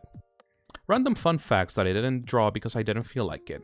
Mimi didn't always have a slime leaking from her eyes. It started from around she found out that her family was dead. Ooh. Mimi's small slime form also does have much more of her head showing usually, but it slinks into itself when she's sad. Mimi was also starving when she fell in, so she had a hunger mode, where she loses herself to the starvation. Her eyes become super tiny and the slime stops leaking. Not very good at shape-shifting, but is very good at changing sizes. She's usually very large, but will shrink into smaller forms to fit into smaller gaps. Can't make any noises besides gurgling. Thank you for voice acting. She is protective of smaller slimes, probably because they remember, like, they remember her. They remember her of her family.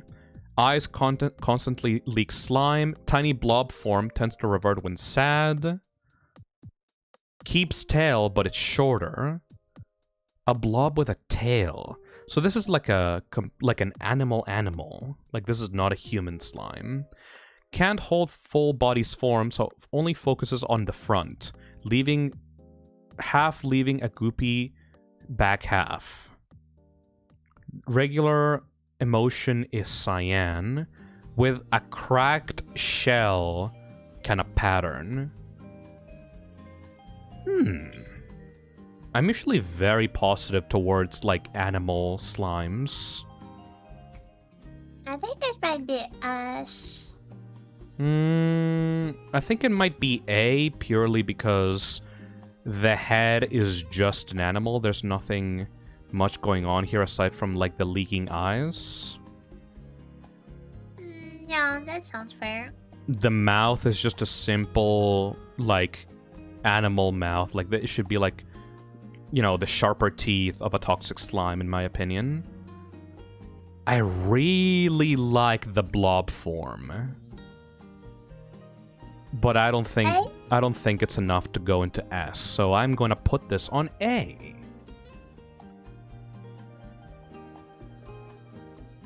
Here you go. Next one is Fluffy again by Fluffy DC Hond. This is another Fluffy. He/him, he is very hungry. He becomes that red thing when he's starving. Fluffy is not a friend, no matter how friendly he acts. He would eat anything. Have a heart pattern. Body mouth. A hoodie. And a regular face. He is a skinwalker. The OC he was based off also was a skinwalker. He pretends to be all cute and shit to lure in victims. He calls everyone his friend, even though he mostly sees everyone as food. Oh, it's not a human! It is literally a skinwalker. I love skinwalkers. So he's, like, the skinwalker is still pretending to be, like, a cute human, even while in slime form. I found you, faker! Interesting, like an actual cryptid being turned into a slime and still trying to pass off as a human. I like the concept, but the design is pretty basic, as it is. Hoodie sweep. Hoodie sweep. Also, I do like the chupacabra mouth, though.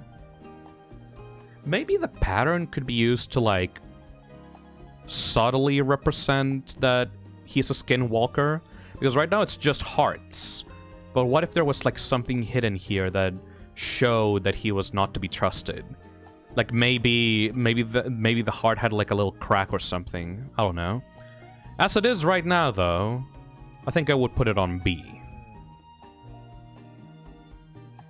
What do you think? No, sorry. Yeah. B, yeah. purely for hoodie racism. Hey! No racism allowed in this stream.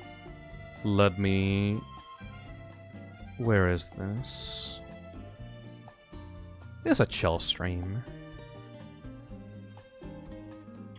Where art thou?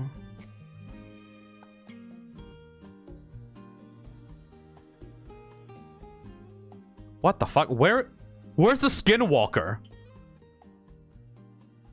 Okay, left. Left?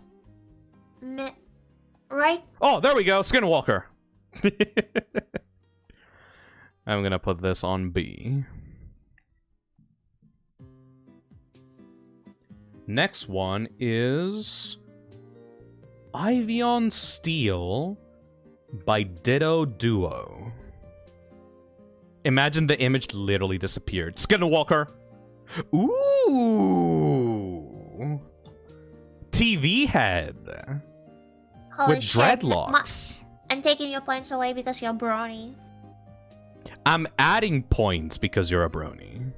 Ivion Steel by he, him. I mean, by Ditto Duo. Ivion's braids double as tendrils that shape and morph depending on what he's feeling. Personality: shy, emotional, clingy to his VHSs, hates Laserdisc, and is ready to geek out about the Golden Girls. Ivion, starting out as a blob, loved the VCR TV he found, watching as many shows he could find on VHS. Ivion loved it so much that he decided to make it a shell, though after it broke down due to that. Ivion began to grow. The TV he wore started to become one with him. While Ivion can take it off as he pleases, he does not like to do so, as he hates the look of his teeth. Oh.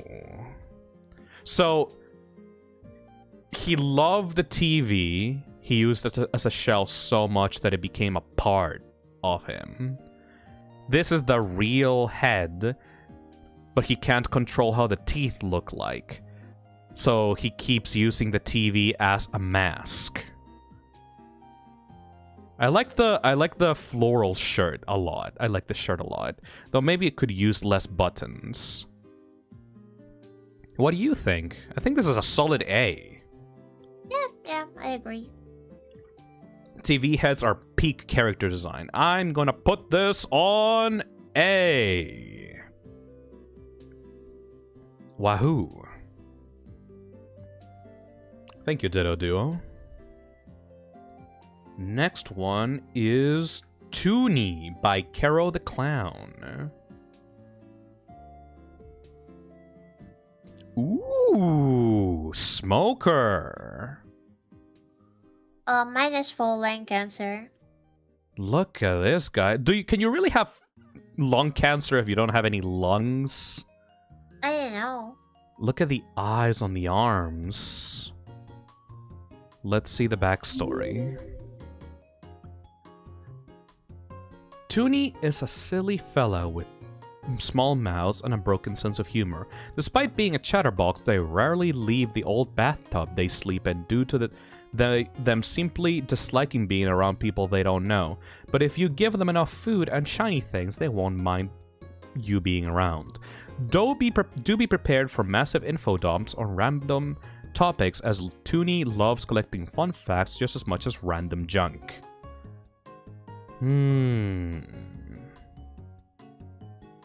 I like the brushes used for the character. I like the clothing. Not sure about this like giant like yellow belt. I don't know what this is. used here. I don't know if that's part of the shirt. I like the eyes on the arms. I would put this on A. Yeah, kind of basic to me. What do you think, chat? I think this should go on A. A? Croissant says A. I'm gonna put it as a poll. You know what? I'm gonna put it as a poll and then get some water because my throat is getting really, really, really, really dry. Which rank? Question mark? And A and B, right? Mm-hmm. Alright. I'm gonna go for 1 second. Please keep chat entertained while I go get some water. Okay, so back when Helleness was founded, there was no bugs, there was no basic, like, nothing, you know? So it was until... Okay, chat, I've actually prepared something for the end of the stream. Don't tell Phil, okay?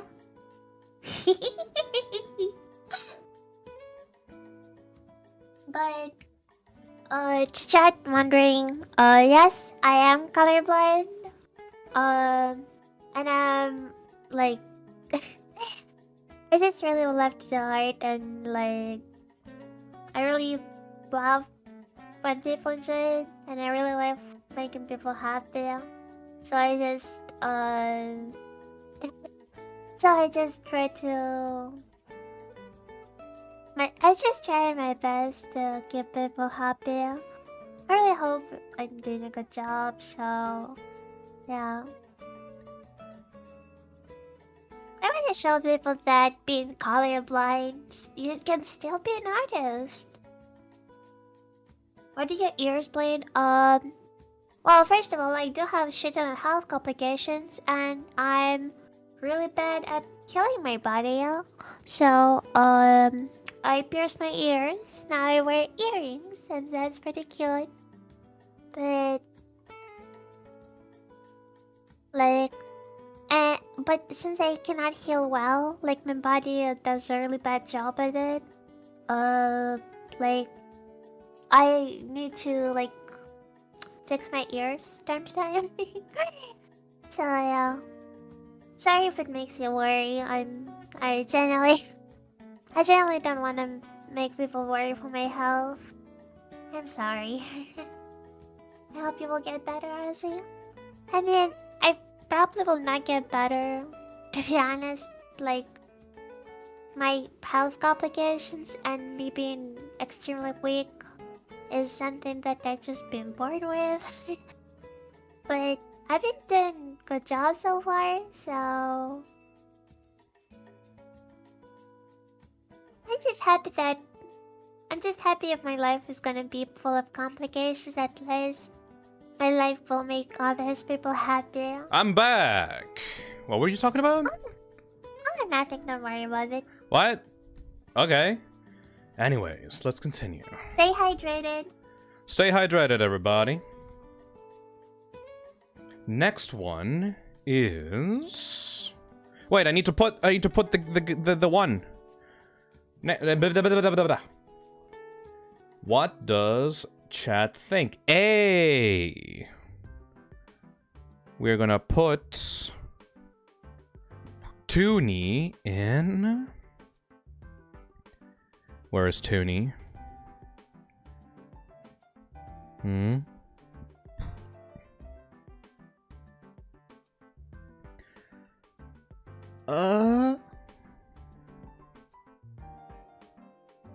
I've lost them.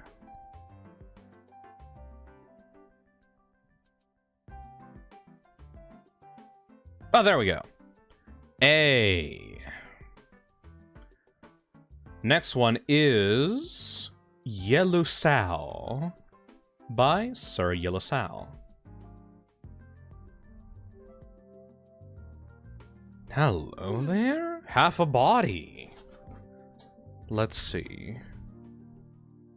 He's a prankster who likes to bully for fun, sometimes goes too far, and he loves it. Yellow Sal likes pranks, bullying other Toxicsonas, setting shit on fire, I respect that, beating the shit out of anybody, and chaos. I like the warning pattern inside of the jacket. He's a dick. Just like, oh wow. He kind of gives me like the feeling of like The Mask. Oh yeah, right, dude. I should have watched this movie. The Mask? Yeah. That shit is... I remember that giving me nightmares when I was a kid. I know, I remember it gave me a taste in man, but anyway. The blob form is pretty basic. I like the jacket, but the face is a little bit way too like thin on the mouth. Like he doesn't have like a chin.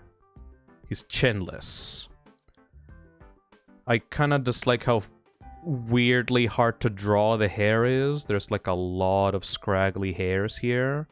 Though I guess it does help his like crazy motherfucker like personality. I like the eyes being like completely full with like the with the ring around. The pattern is very messy. Yeah, you're right, Ashers. The pattern seems to just be strewn around randomly on the body. No. I mean, it's not... that's literally the opposite of pattern. My textbook? I would put this on D? Yeah, I'm sorry. That's a D. Temuji super chats and says, I love the streams where you appear, Assy.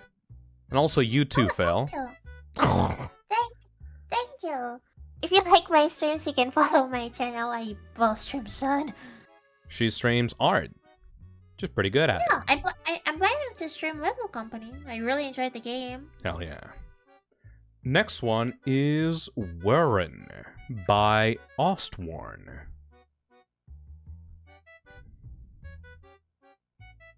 Hello, Varen. Has like a missing eye. Oh, look at the white expression. Oh my god. Oh, that's cute. Look at that analog horror type beat. I know, it reminds me of Ghibli Studio. Warren is very absent-minded and spacey, and he often gets lost in thought. He likes small, dark space. No, fuck you. That coconut mold. That is not Coconut Mall. That is Mario Sunshine theme. I hate that. Why? Why you hate Mario Sunshine? That's part of the playlist that I had. Fuck that. What? Sorry. I was not talking about the character. I have a phobia for that song. Why? Because I use the Mario Sunshine main Delfino Plaza theme as like a wake-up alarm for the entirety of my high school time. So and like I was too lazy to change it, so every time I had to wake up to go to school, I used the Delfino Plaza Mario Sunshine theme, and like I built up a fucking like Pavlovian fear of it because I hated waking up early to go to school. Ugh, fuck that theme. Play this theme, no balls. No. Anyways, let's continue. Sorry about that, Ostwarn. He likes small spaces and dislikes being around too many people as it stresses him out. He has a hyperfixation on outer space, and if you mention anything about it, you'd better be ready for a 2-hour-long crash course on the effects of gravity. The effects gravity has on Almea, the dwarf planet, or how a star's nuclear fusion works. Warren's right side is very unstable, and while nobody knows why, he suspects it's his own dizziness. So, like, the entire right half of his, like, head is extremely unstable. Even the hand. I like this face a lot. It's like you split him down half, and like the left half is like a completely normal Toxicsona, but the right one is just like a cloud. I like that a lot. And it can get really scary on this as well. I also like that in most of the emotions, he only has one eye on the left, but in this one he has 2 eyes. Where did the second one come from? Oh, and it also the stretched like cloudy like stuff also extends to the lower body as well. This might be S tier. What do you think? Yeah, S tier seems fair enough for me. S tier it goes. Where are you, Warren? Congratulations. Now we have 6 P ranks and 6 S ranks. We have 4 left on P and 4 left on S. Hot damn. Congratulations, Ostwarn. Alright, next one is Styx by Asriel / The Spian.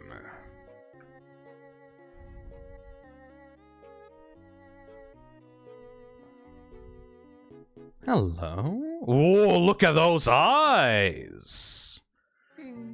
Aggressive. They are enamored by the beauty of life and nature. POV, you stole their trinkets. Styx, they / them. Top surgery mouth. Hubris stitches. Medical surgery. So medical surgery in their human life got translated into mouths. I love that. Styx is an interesting creature. They are very outgoing and friendly, but can also be very dense and overly excited, which leads them to them not having a lot of close relationships, and as a result, they don't often engage in interacting with others unless prompted and observed from the shadows. They're very jumpy and get startled very easily and will start hissing and biting and scratching like a wild animal if threatened. As for physicality, when they were human, their right arm was partially paralyzed, which translates them to not being able to properly form an arm in slime form. I love that people on this community understand what it means for the slimes representing, like, physical injuries and, like, mental injuries as, like, physical traits on the slime body. That's perfect. Perfect! I like that. Let's see. All of the scars they had when human have translated into extra mouths, and they also occasionally grow more eyes for reasons of self-expression, gender euphoria, or in some cases intimidation, looking more unnerving and frightening. Also, all of the things they wear are made up of stuff they find. They love collecting little trinkets they find randomly about and will often make them into jewelry for themselves. These things can range from jars to bones taken from animal carcasses to keys to wires, gears, to toys abandoned on the sidewalk, chains, the list goes on and on. Another thing about their personality is that while they get pretty excited about a lot of things and are very passionate, if something does not engage them, they will simply not pay attention. If it does not interest them or engage them, they will not give a single shit and fuck off to do something else. Also, they purr like a cat. Aww. I love the expression part of this character. If you just gave me this, like, this image here, the main one, like, I would just tell you that this is, like, a very basic character. But the fact that you took the idea of representing, like, the state of the slime physically, and you gave them, like, tons of eyes and tons of mouths in, like, important places, and, like, played around with their form, I like that a lot. That gives me a lot of points. What do you think? S. S tier? I think the only things I could, like, judge about this character is that the teeth being neon green, like, I don't know how to feel about that choice. Maybe like if the inside of the mouth was neon green, that would be better. Because the teeth being neon green kind of like stands out way too much. And the clothes are extremely, extremely, extremely basic. I like that the small pupil in like the main eyes is also like neon green. Also, there's no pattern.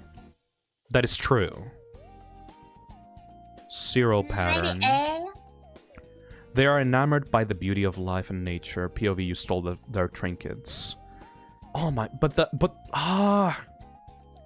it's in between S and A for me, because like look at the expression of this character. The expression part is super important. Let chat decide. Let's let chat decide. Let's see. Start a poll. Sticks ranking? The cool lore goes a long way. And start poll. Like, if you looked at just this, it would be too simple. But if you go into the lore aspect and you go into the little small, like, expressions of the character, it goes a long way. Huh. We got 57% on A, 44% on S. Chat is also split on this. I think it's A. 142 people voted, and 55% say A. So, to A they go. Very cool concept, though.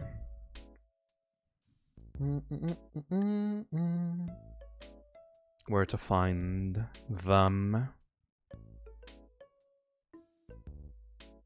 There we go. A. Good job, Astral. Next one is Zack the Unchained by Raging QQ. Ooh. I remember this. I remember the, like, suit the cat. Hello. I like how this is painted a lot. Yeah, but we're judging not the skill of artists. Well, let's go.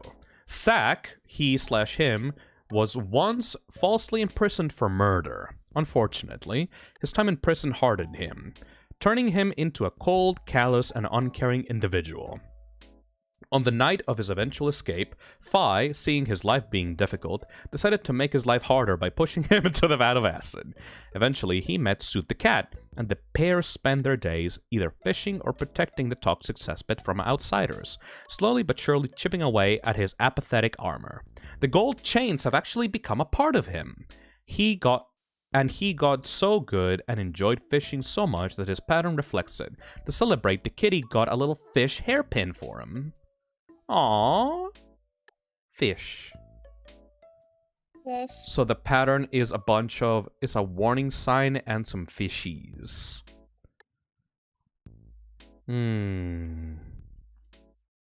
It's a pretty basic, like, if you take away the amazing painting, like, look at this brush. If you take away from that, the character itself is pretty basic. It's just a regular slime with a long scarf and some golden chains. The lore is not very representative of their body. The face is pretty standard. I like the fish hairpin. And Suit the Cat is cute. I like Suit the Cat. But I don't think I should put him to the top just because of Suit, you know? Yeah. Amazing art piece, like, hot damn, look at this. But for the character themselves, I would put this on B.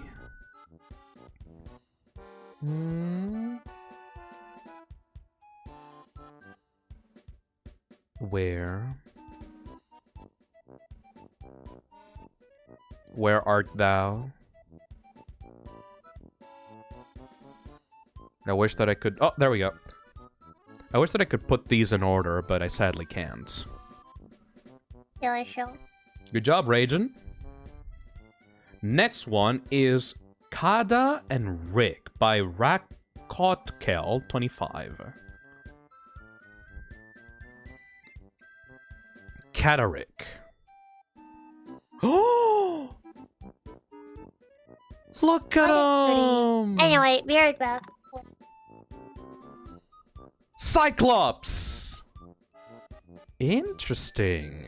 He/him, they/them, accidental serial killer. Cadda&Rick are both different beings stuck together. Wait, which is Cadda and which is Rick?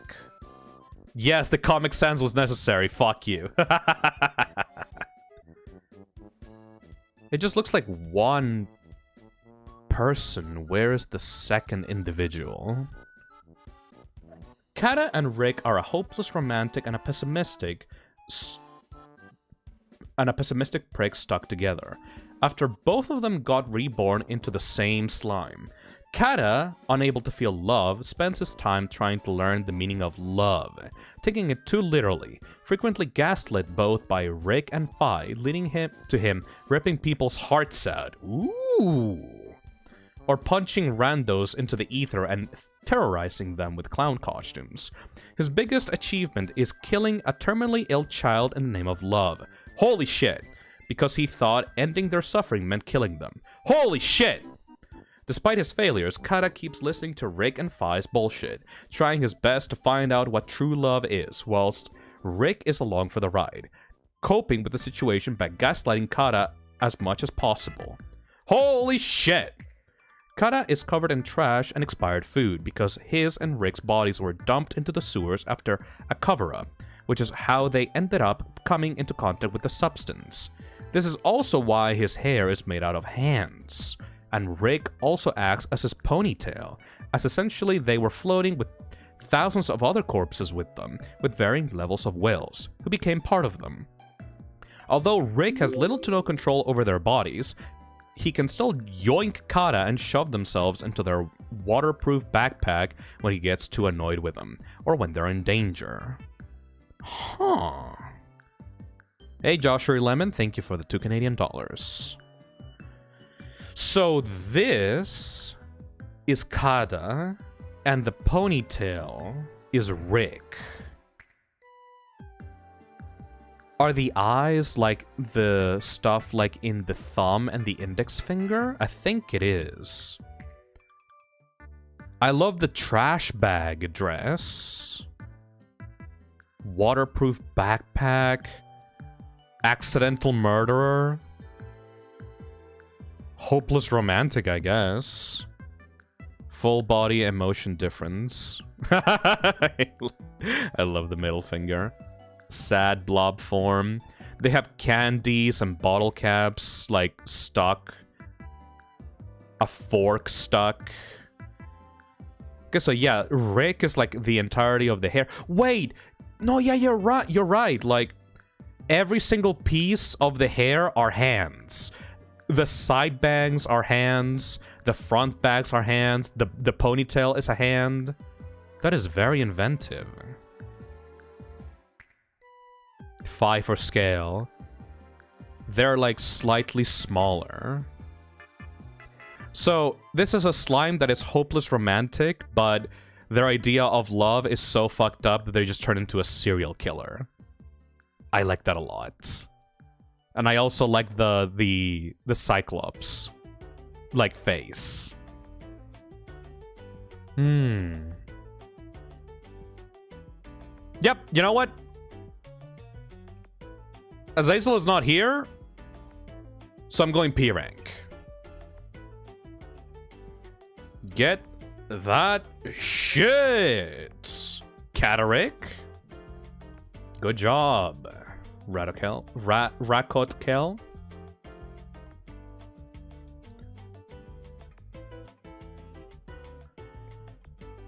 Next one is Cass by Haha Art Blog on Tumblr.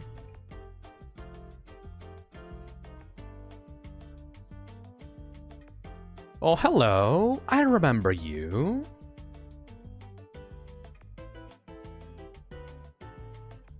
Happy final form rebuilding. What are these emotions? Look at the blank one. A generic soda brand as a protective shell with like little wheels at the bottom. A very scraggly small blob form. Melts easily, drinks lemon juice plus pineapple for fun. Likes to voice act, loves soft drinks. Changes hair a lot. Look at the torn up shirt with the mouths all around it. Any pronouns? Let's see. Cass is a strange, toxic slime, changing some parts of their appearance almost every day to the point where if you go about a month without seeing them, they could be unrecognizable.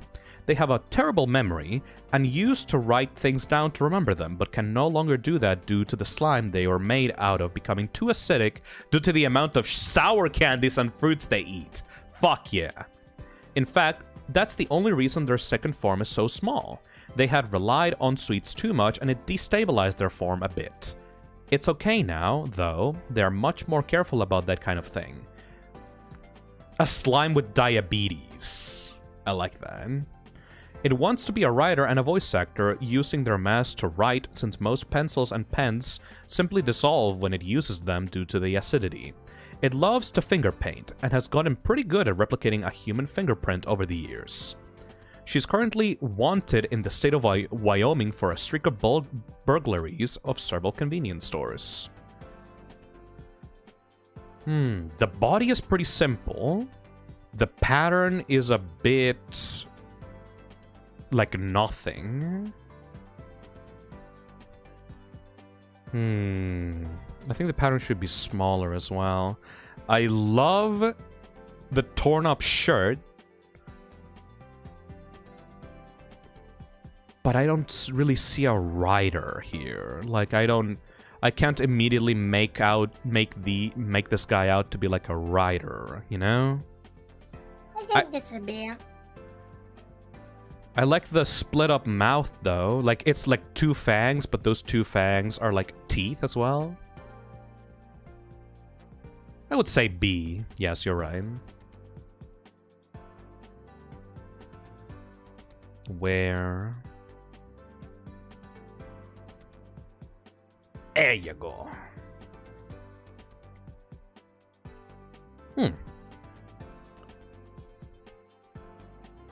Next one is another big one.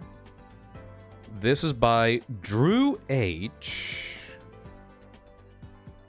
Called Nabby the Klepto. I remember you. Ooh. You have a... yeah, this is the original one that we saw in the original Toxicsona stream. And this is a bigger form. Doesn't have a shell, but she likes to lay on her trash pile hoard. Extra arms resembling tied hair. Stolen eyes and teeth. Screwdriver stuck to her arm. Another eye. Second mouth. Fanny pack. Oh, like in the body. Soda cup. Baby skull. Stylus. Aww. Stapler.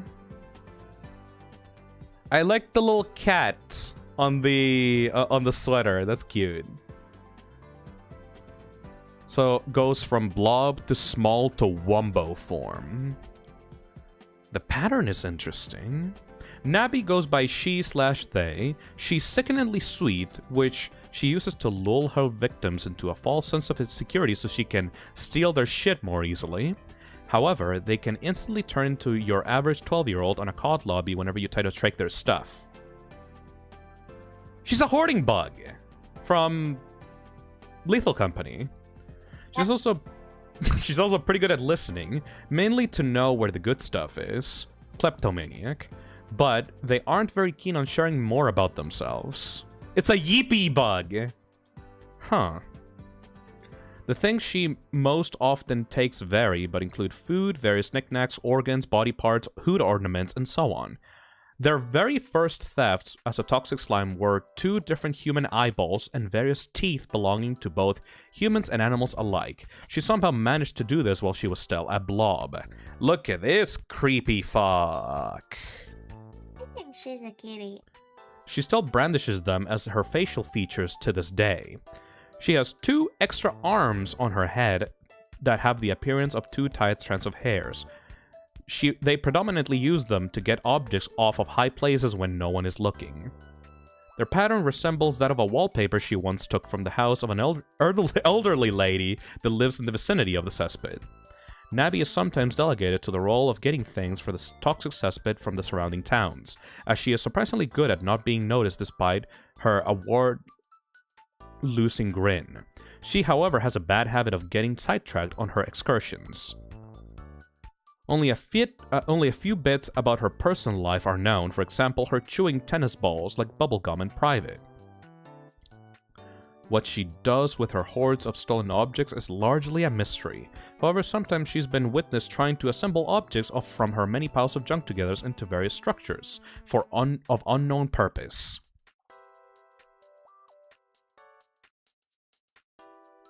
This has to go on P, right? I don't think there's anything, like... Do not take her things! Oh! Yeah, this goes on P. I think I said this before in the past stream, but I'll say it again. I love the fact that these eyeballs and teeth are like extraneous objects from her body that she uses in place of actual sensory organs. Be positive! Aww. Yeah, this goes on P. Absolutely. Hot damn.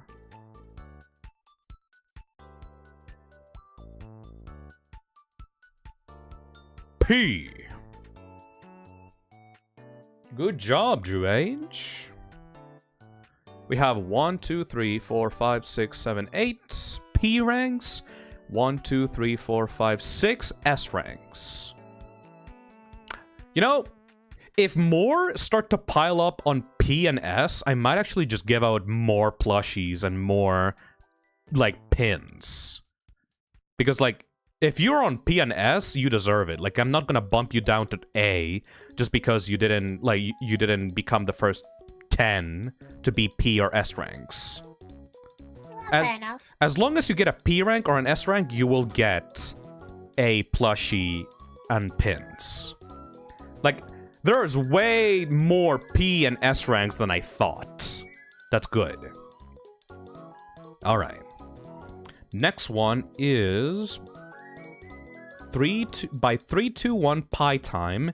Passive acid. I'm gonna go bankrupt. Oh, you will. Oh, hello there. Yeah. You left the pie in the oven. Let's see. What happens when you try to bake an acid-laced treat in a toxic cesspit? A very passive-aggressive Toxicsona. Based on an acid take of my persona, she plays the devil's advocate or takes the side that's gonna get a strong reaction compared to her original counterparts.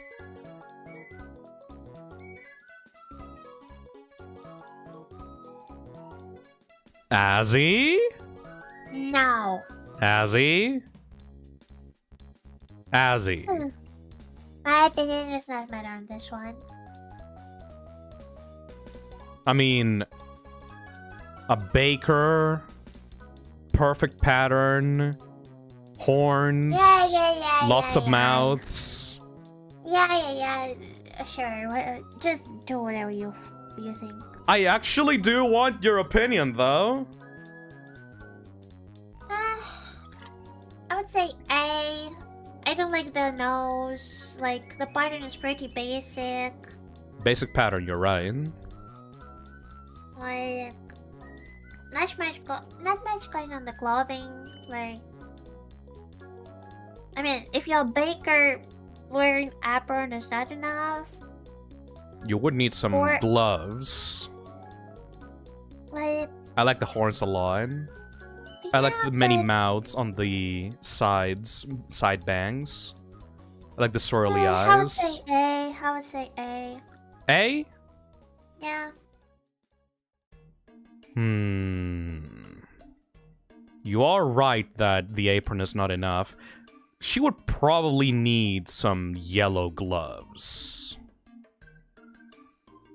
You drew the slime goop perfectly though. Holy shit, look at this goopy substance.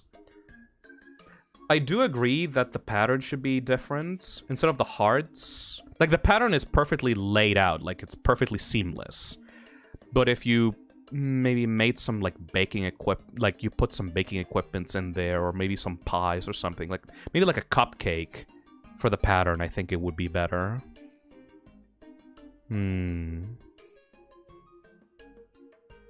Oh, but I really like the bandana warning tape bandana thing. I think A is fair.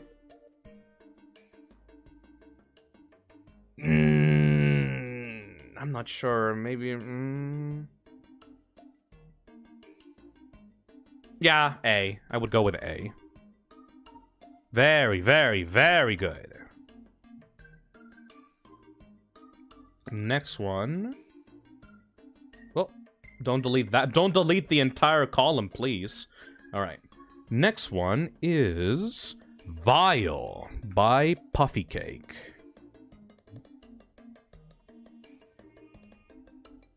Oh, look at The baby. the baby! Look at him! Oh!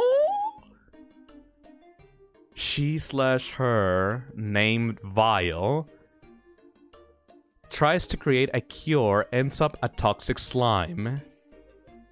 Look at it! Okay. Funky facts. This sleepy little gremlin resides in an abandoned science facility. They usually spend their time finding any random tiny spaces they can fit themselves into, like test glass containers and ventilation shafts to sleep inside. She also loves eating trash. Dumpster burgers are her favorite. Favorite color is blue. Hates too much noise. Here's a bit of spicy lore. Basically, before she was a slime, she was an actual scientist who worked at the facility with her best friend to try to make a cure for major illnesses of their current time. However, things went terribly when they let her be a test subject for the medicine, being the first human subject and not an animal. She then, over time, started to melt into a pile of goop with her best friend frantically trying to save her once they noticed. Her best friend, now out of desperation, used an experimental green liquid trying to save her, as nothing else seems to work. However, this only made her become the goopy gal she is today, fusing with said liquid. Forgetting who she was prior, and only awakening many years later with her friend, and everyone in the facility seemingly abandoning it from the event. How tragic. Look at little sweater. Look at little sweater. The baby. The baby! Look at her. You say that cuteness should not sway your opinion, but look at the baby.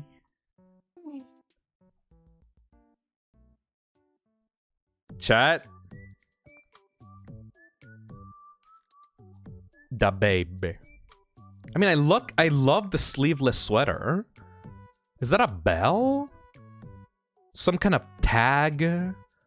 The warning signs are on the body. Look at the blocky, like hair, spiky hair, cloudy hair, droopy, sad hair. Look at the heart for the little strand of hair poking out of her hair. Come on. Come. S. Yeah. S tier. Da baby.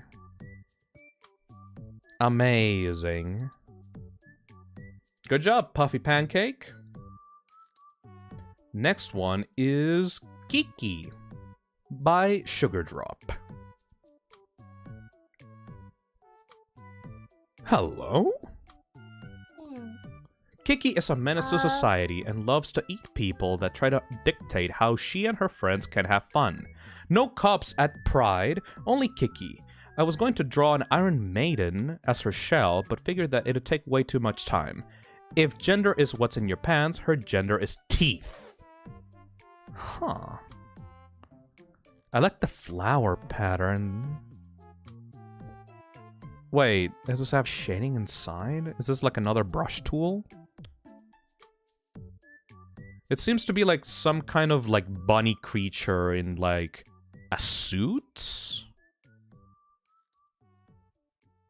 What is going on with her gas mask? Is there a reason why she has it? I like the bottom eyelashes, but not sure what's going on with the ears. Is she supposed to be like a bunny? The ribcage mouth is something that I'm always a fan of. But it kind of is interrupted. Like here, like on the collar. Kind of reminds me of like the Gloink Queen. Like from Digital Circus, the way that this thing is like a mouth that like splits the body up. Huh. Phil, this is a gimp suit. It is? Is that what the mask is? I don't know how gimp suits work. What the mask is?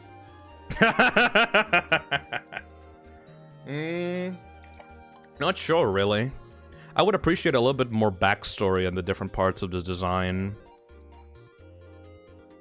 Okay, wait, if it's a gimp suit, then what is the mask for? I will go with B tier. What do you think? Yeah, sounds fair enough for me.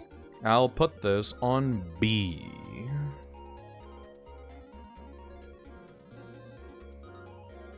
Next one is Spike by Memory Bank. Oh! Yeah. I like this one. I told you about this one that I liked before, like the stream started. Thank you, Splatoon, for the $2. This is Spike. They're an enthusiastic music fan and graffiti artist. They don't take shit from anyone, and while they aren't the brightest, Spike is clever and always tries their all. Spike is learning the guitar, but their favorite kinds of music are pop and rock. They mostly sneak out at night to graffiti alleyways because Fi isn't a big fan of their work.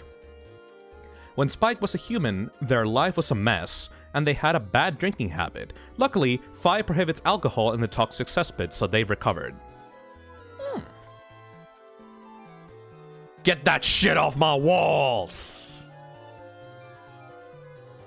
Look at the mouth on the ponytail. Choker goes to headband. Oh, in the blob form, it's used as a headband, and on the full adult form, it goes into a choker. What do you think? They live inside of a speaker. Okay, maybe S. Happy, angry, hyped, smug, upset, bored. We love punk rock in the toxic cesspit.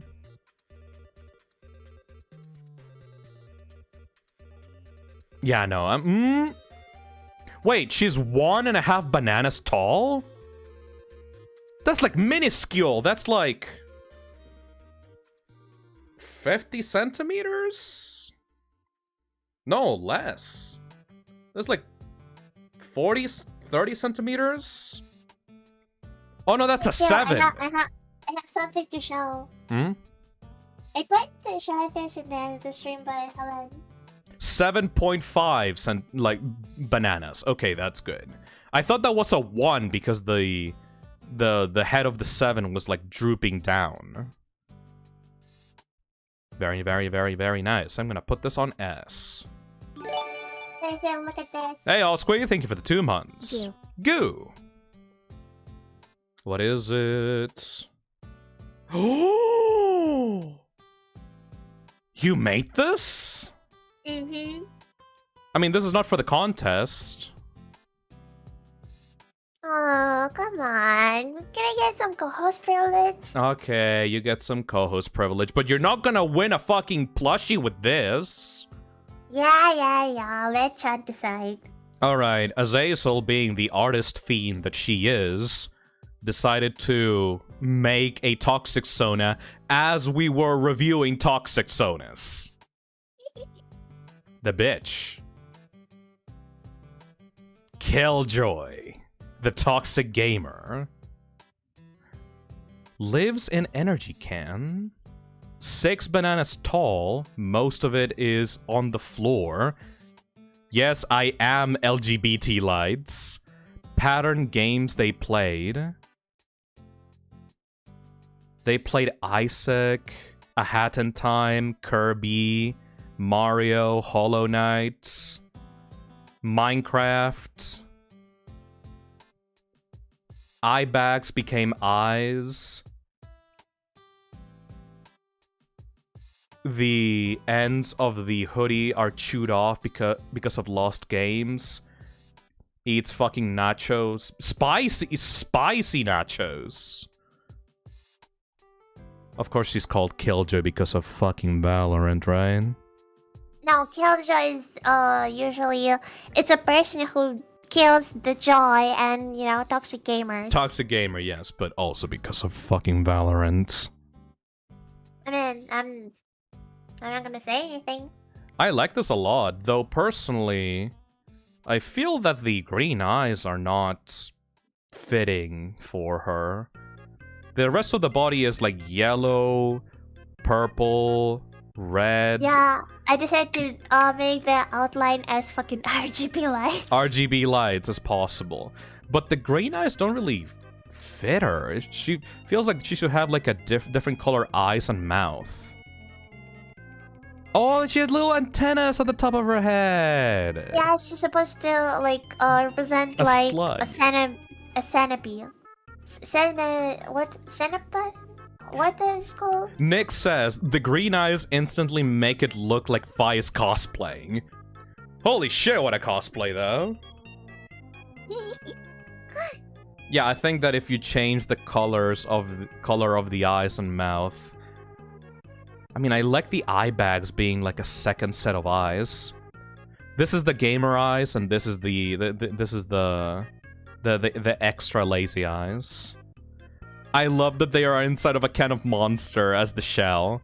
I love when artists give unique shells to their characters. There's like a little We love energy drinks in this household. like a little larvae kind of like looking motherfucker. Oh, she's holding like a controller here. I think you should like flip around the color scheme and have like maybe the eyes could be like cyan or maybe pink, maybe? And like the bottom here you could use green, like at the bottom here, like for the caterpillar look, you know? This is not a caterpillar. What is it called? It's fucking centipede. Centipede.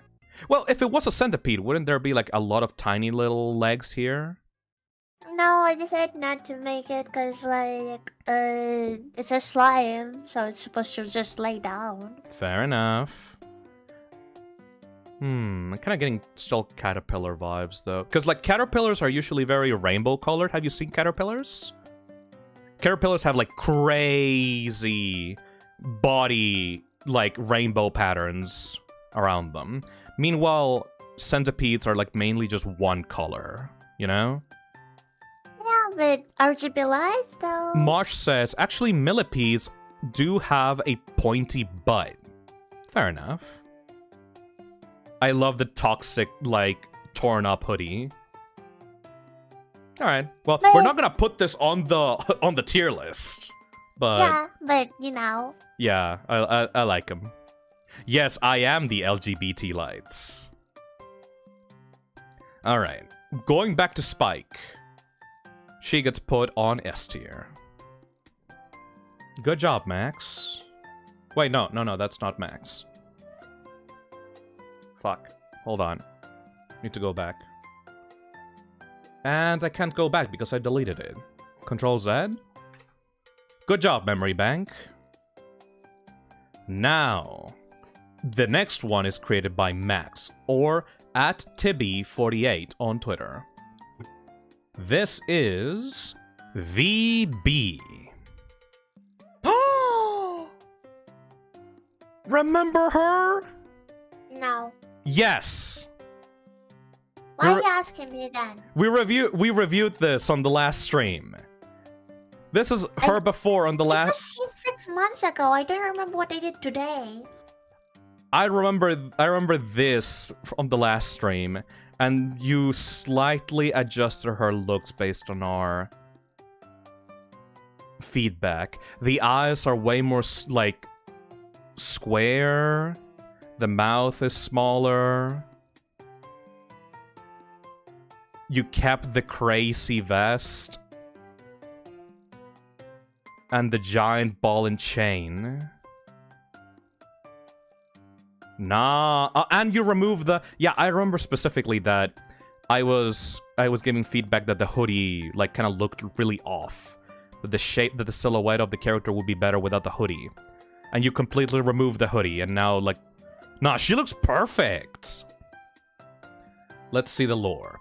She identifies as female. Ever since she's been turned into a slime, she's been more on the grumpy side of things, but she is by no means unsociable.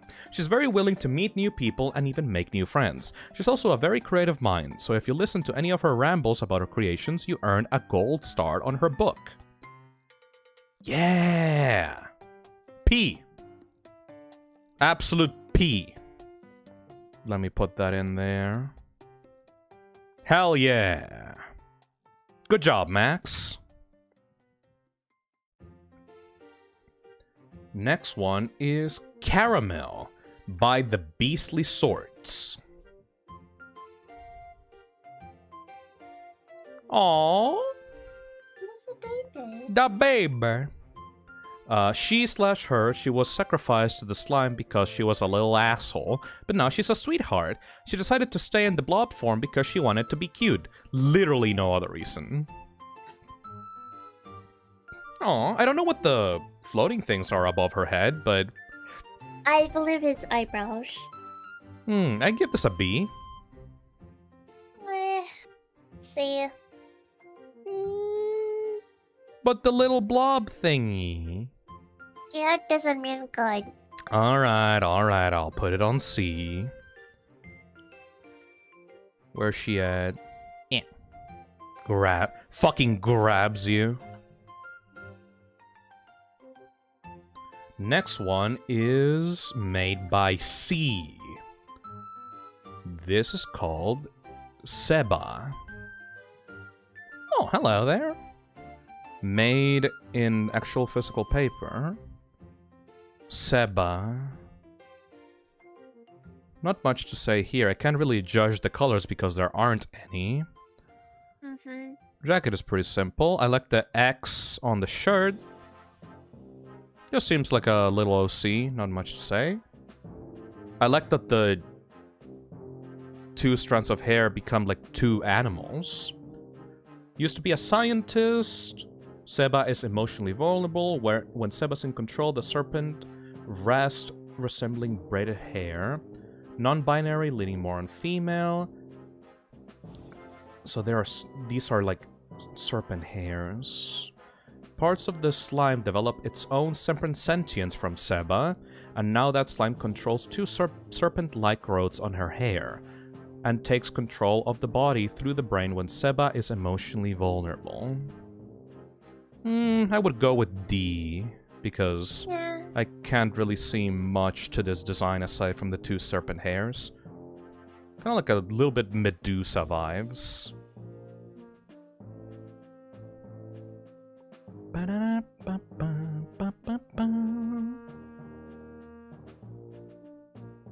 Next one is Majesty by Gesterio.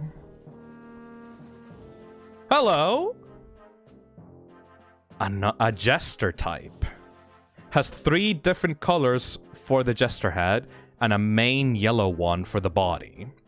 Jesty is a selfless and caring slime. He likes to make other toxic beings laugh and help those in need. Despite his shyness and awkwardness, he uses the mouths on his hats to make characters, kind of like puppets. He gave each mouth a personality, a voice, and a color, a name, and a nose. Angie the red, Sadie the purple, and Happy the cyan. As for his passions, he likes to play the piano, compose music. He also draws, though he sucks at it. Backstory is pretty basic. His mom was a drug addict and he got bullied at school, so he grew up to become a shy and reserved human. And at some point, for some fucking reason, he decided to explore a seemingly abandoned lab. He tripped and fell into the vats. The backstory isn't giving me much. I like the blob form and I like the hat. It says, kind of wish the whole outfit was as colorful. Well, the whole point is that the 3 different little things on the top of his head are different creatures. Like they're different individual slimes on top of the head.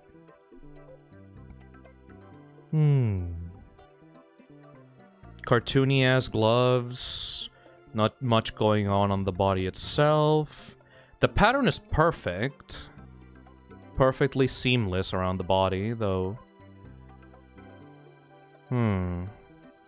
Not much... I can't derive much meaning from it. I think it might be BL. Like, it's okay.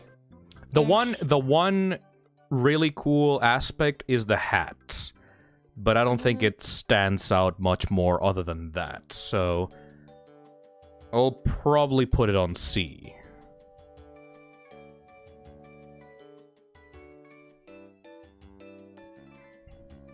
Alright. Next one is... Redbratoxin by Mr. Mertz. Oh, big boy! Is that an anglerfish at the sides of his head? What is this? Let's see. Redbratoxin. He is smarter and kinder than he seems. He is a good listener and loves to talk about scary stories. Without his glasses, he is almost blind. He can protect himself by closing the mouth covering his head. Oh, like a turtle, it goes back into the body, and then it just closes in and just becomes like a giant head. Meanwhile, he can see with one eye on the shell. He says he can create sparkling toxic explosions, but no one has ever seen him do it before. This feels like... For some reason, this, like, when I see this, this jumps out at me as, like, a bigger enemy in, like, a hack-and-slash game. You know, like in Hi-Fi Rush, like there's the basic enemies, and there's like the bigger ones that are like way more bulky, and have like slower attacks, and like will wind up their attacks to like hit you slower. He feels like he would be like a giant basic mook in like a beat 'em up game for some reason. The pattern is a bit hard to make out. I like the brushes that you use for this, and the head is like a very unique shape. Like it looks like a weird spiky tongue thingy. I don't know how the glasses work though. Like, would it go like would he lose his glasses and they would go just inside of his mouth and he would just swallow them? I like this little eye over here. What do you think? See. I will. I like that the body is very unique. I think I'll go B. What do you think, Chad? B for big. B. B. Fugi says B. Meredith says B. B is good. B for Bood. Okay. Chat says B.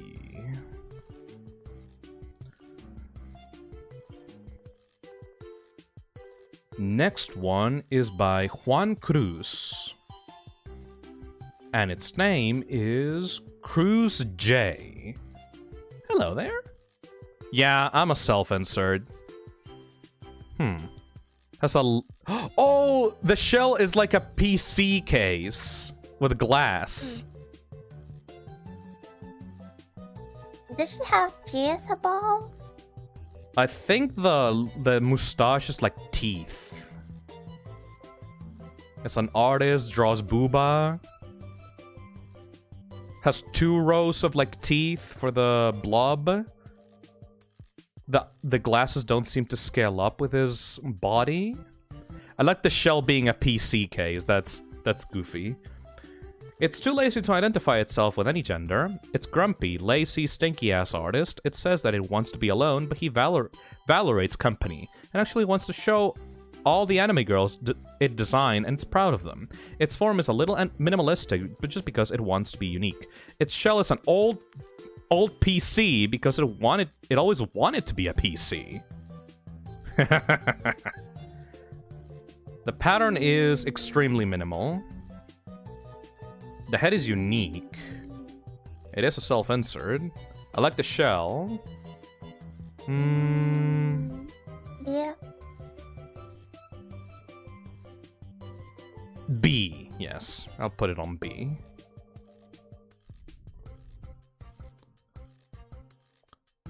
Next one is Live by Fistic.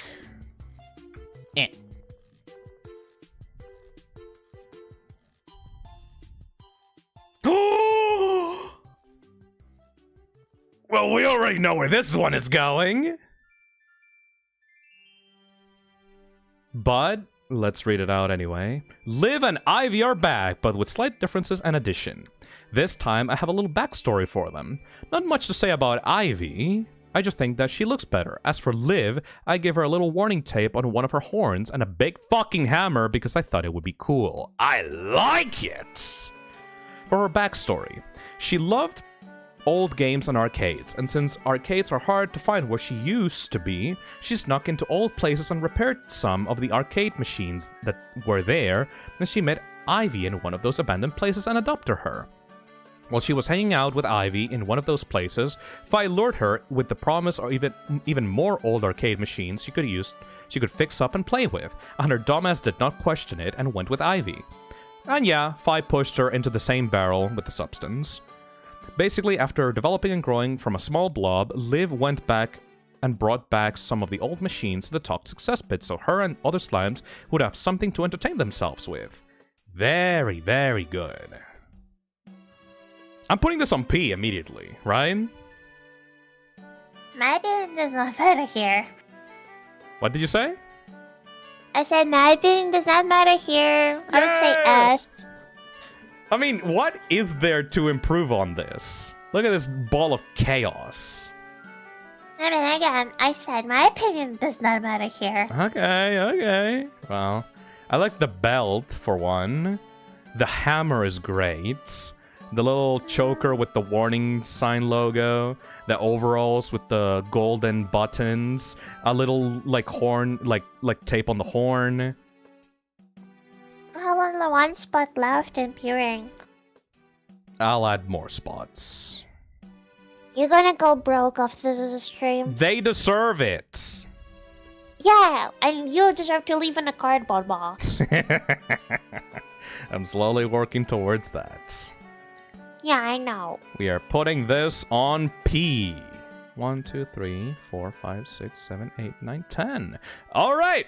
So now we have this. This was originally the amount of plushes and pins that I was gonna give out, but considering how good these slimes are, we're gonna put more and more as we go along. Fuck. Okay. Again, you're going broke after this stream. It's worth it. People deserve it. Anyways. You know that you have to pay a salary to me. But there's no time limit on that. Oh. Next one is Odd by Bo.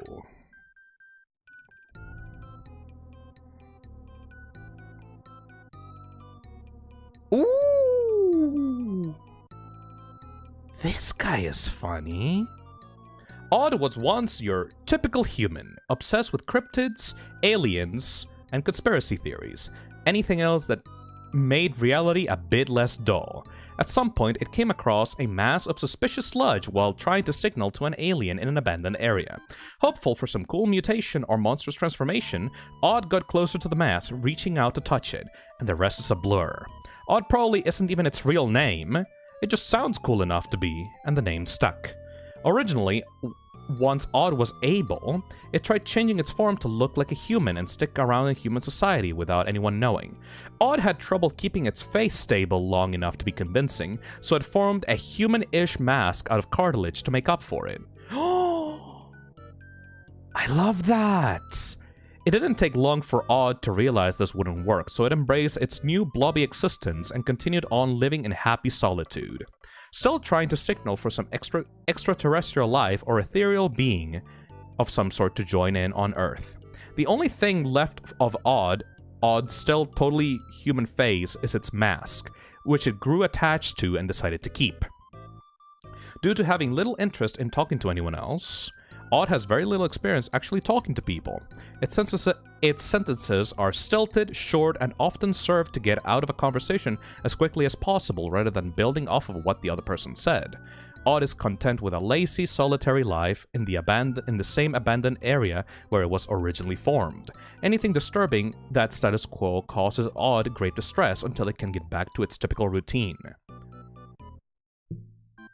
Fuck. Look at how stylish this thing is. Got anything to say about him? No, just peering. It has to be P-rank, Ryan.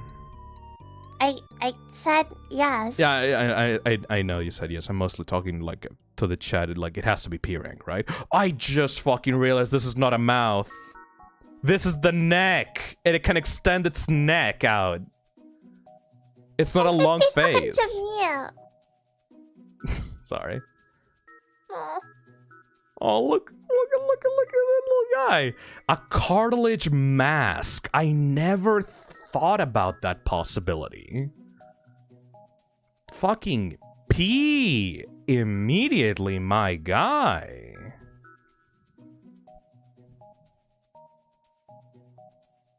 All right.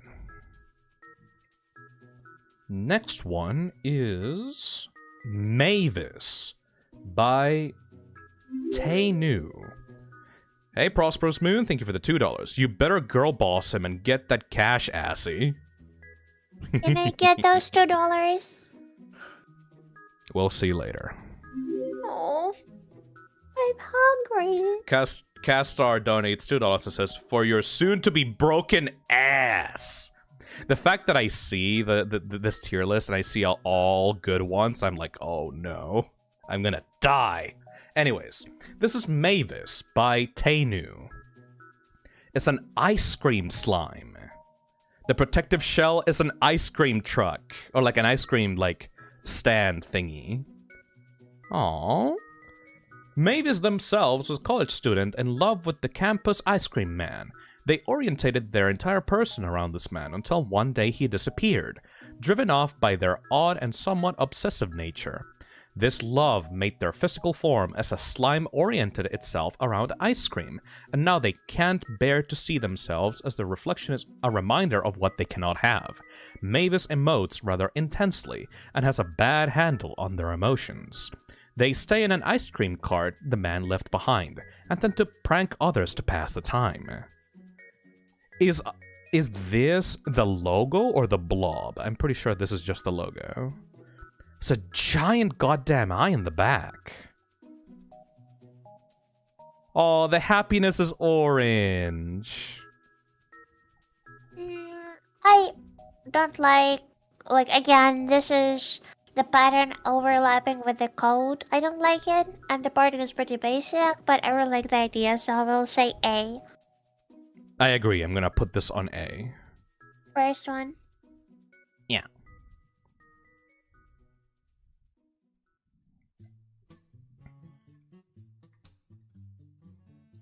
Next one is Brox by Brassmans/FogGuy13. The fog is coming, the fog is coming. The fog is coming, the fog is coming, the fog is coming, the fog is coming. Let's see. Brox is a character meant to be Phil's friend-enemy, mostly friends or friend-enemy. I put this here because it reminds me of Xbox. Can inflate any part of him. Goofy, male, straight, scared of the dark, clumsy at times, romantic, likes men sometimes, unusually strong, annoys Phil every day, can clone himself, silly, has the same personality as Chester V from Cloudy with a Chance of Meatballs too. I don't know who that is. I like the drunk one, though. The pattern is weird.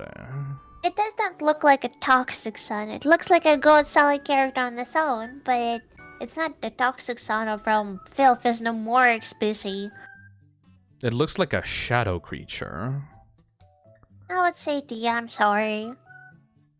The fact that it's just like a Windows XP blue screen color, the line art is not neon, and the pattern is like all over the place.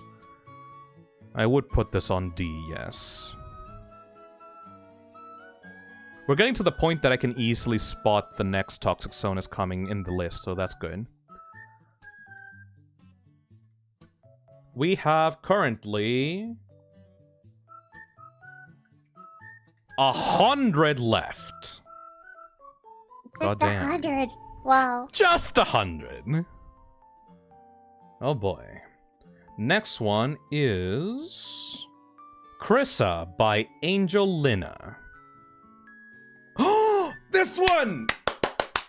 Okay, I remember this one being, like, worked on in the actual Toxic Lounge Discord server. I think I'm pretty biased for this one, so I think you should take this one, Nazi. Let me read the lore while you judge. Krissa doesn't know whether they used to be human, a strong-willed rat, or a combination of both. Either way, it seems like someone tried to murder them. Their last memory is being stuffed into a trash bag.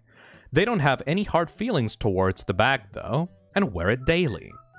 This fashionable rodent stands at an impressive 11.5 bananas, towering over most other slimes. Their huge size comes with a weaker constitution, making their mass a weightless, oily matter. Despite their threatening height and inability, or lack of desire to communicate in anything but squeaks, Krissa is the happiest in the company of other slimes. Aside from socializing, their favorite activity is luring humans into the substance. Most of them will die, sure, but others will become new blobs, meaning more friends. So, this is an ethereal, floating, oily, weird, like, has the autistic TBH as the blob, as the small little blob. And its shell is a trash bag that they died inside. I think it's an S tier. Yippee! Yippee! The trash bag being the shell, and it being actually like a fashionable dress with like a collar, like a flowy collar. That's perfect, man. That is so fucked up, but I love it. It's an S tier. But maybe P tier though. Cause the shit. Okay, we need a poll. We need a poll. Like, I think it might be P tier, but I'm not sure. Let's see. Chris, rank? Question mark? P tier or S tier? In my opinion, like, if the bottom was, like, absolutely slimy with no legs, like, I would say P, but... You're right, these legs are kind of here for nothing. Their legs are purely cosmetic. Like, if they were, like, a mermaid type with, like, you know, like, tail being, like, a mermaid. Oh yeah, like the legs join together and become the... Yeah. The tail. Yeah, I think that would be better. Yeah, yeah, you're right. The feet are kind of just there. But the rest of the body is like... I love the trash bag. I'm sorry, like the trash bag is like a perfect concept. Let's see. Chat says 57% says P. But you're right. Okay. It's your stream. Yeah, but you're actually 100% right. Like, P tier should be like, I have no criticisms to give out. But you're right, the legs should probably, like, the legs are kind of like useless. It should be like a mermaid type. Mm-hmm. Yeah, you're right. This goes into S. Good job, Angelina. Next one is... Runic the Wizard.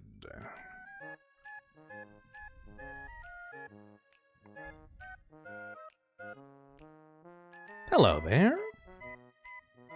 Guess I'll slime. Eat the banana.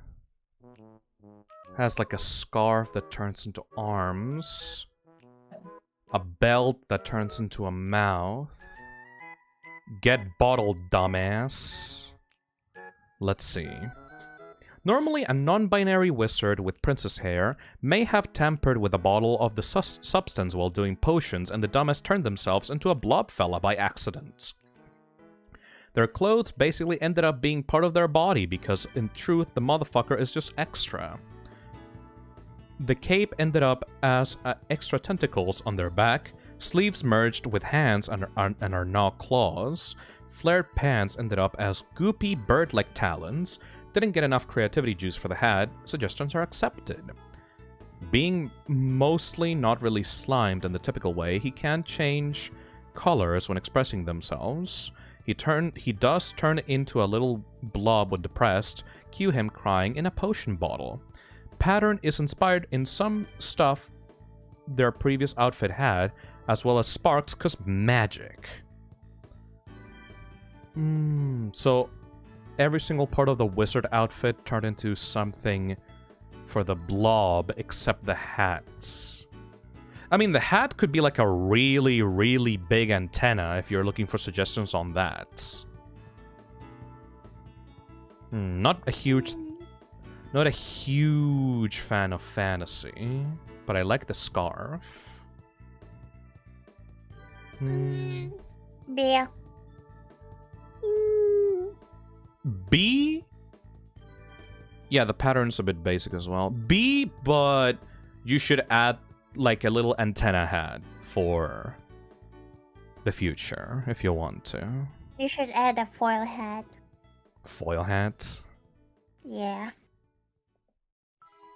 Next one is question mark, question mark, question mark. Because the name is not settled, you can name them however you want. By Jab. Just gonna call them Jab without knowing what they look like? Jab. Okay, this is created by Ango. Pronounced like mango. Jab. Question mark, question mark, question mark. Not in an edgy way. I have just not named them yet. I guess we're just calling them Jab. I love Jab. Wait, everyone on chat is confused. Do you mean Jab or Jab? Jab. That does not help things. You know what? I'm gonna make a poll for it. Chat. What is it named? Question mark? Jeb or Jab? God damn you.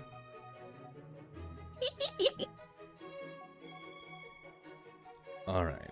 They/it pronouns, a toxic parasite that is fueled by instinct and will.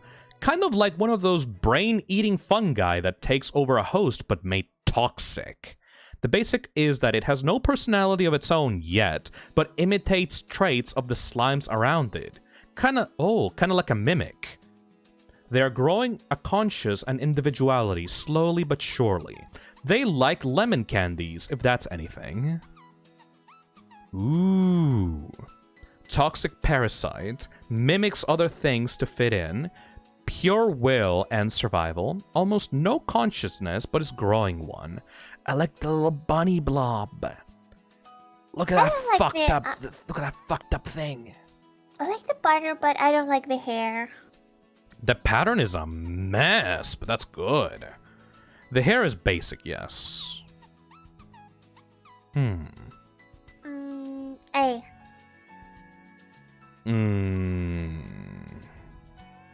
Actually, maybe way too simple. B.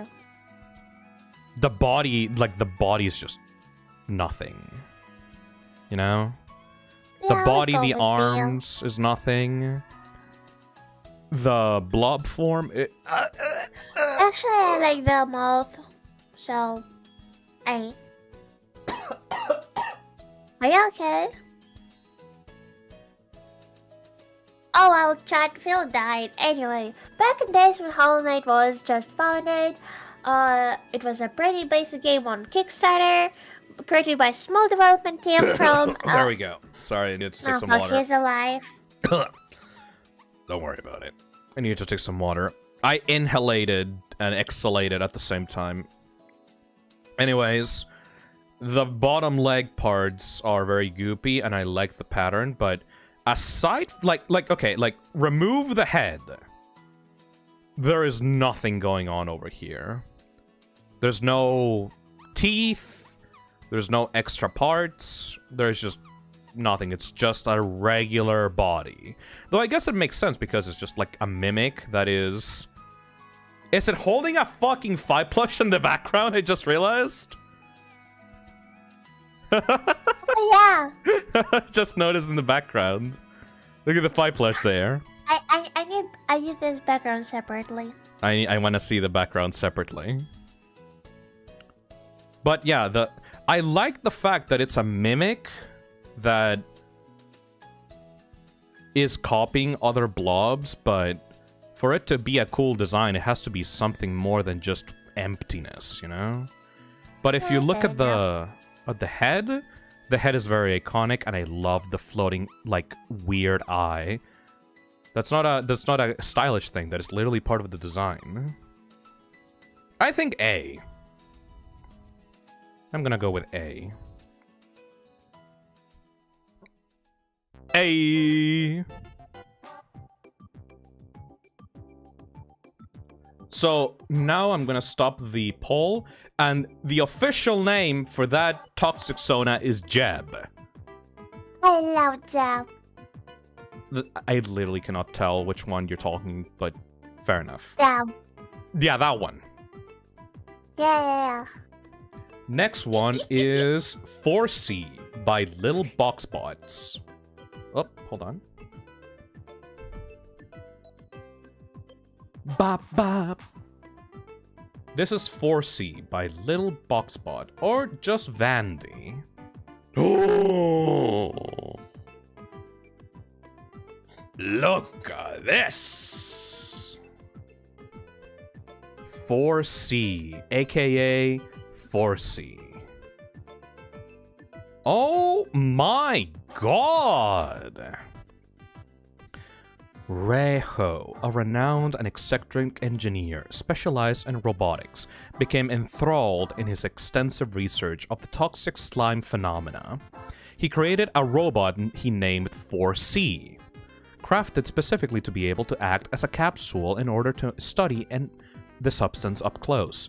Unfortunately, the machine suffered a malfunction that resulted in the slime breaking out of the robotic shell, erupting onto Reiho and turning him into a toxic slime in the process. Reiho's obsession with toxic slimes has led him to start pushing his new body's limit. He sees the accident as a benefit to his previous efforts, so now he wears the remains of the 4C robot as his goggles, adopting his creation's name, for he is now the extension of 4C he always wanted to make. Gender male, female to male, age 21 years old, prior occupation robotics engineer, personality eccentric and often frenetic with his body expressions. His slime has a hotter consistency on the inside and a chemical imbalance that causes it to bubble frequently, as if it is in a constant state of boiling. This results in continual accumulated heated slime bubbles appearing around miscellaneous spots on his body. These heated bubbles tend to spawn near hotter regions of his bodily mass. Current occupation. He lives his life now solemnly studying and pushing the limits of his own body. His emotional stability is low and it affects his rational thinking, leading to a discordant blend of hyperactivity and lack of self-restraint. Sour candies and sugary drinks are on the top of his weekly consumption items. So you can imagine what that does to his energy and stability. He will absorb, melt, and disintegrate anything he can do to better understand what his new body can and can't handle. So far, he's found out that he is extremely vulnerable to the cold and cannot absorb cold or frozen material. Holy shit! Chad! Azazel! Yeah. I literally can't say anything. This is perfect. Explosive slime bubbles all around the body. An iconic set of glasses that have like an actual meaningful origin to them. A super unique blob design. A super cool silhouette for the main body. Amazing, like, additional mouths that split around the arms. I'm fucking perfect. P, like, P.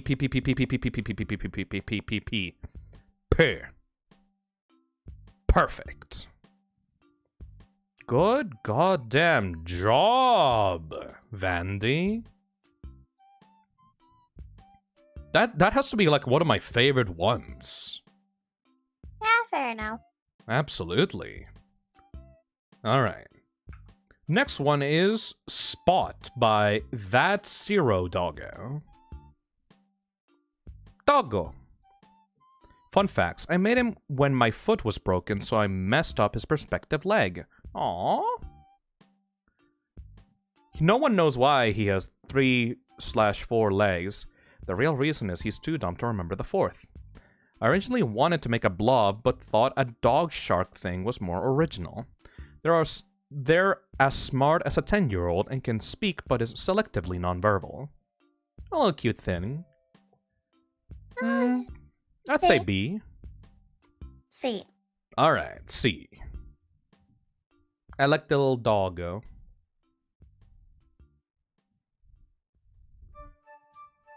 Next one is Tama by Goskura Ghost.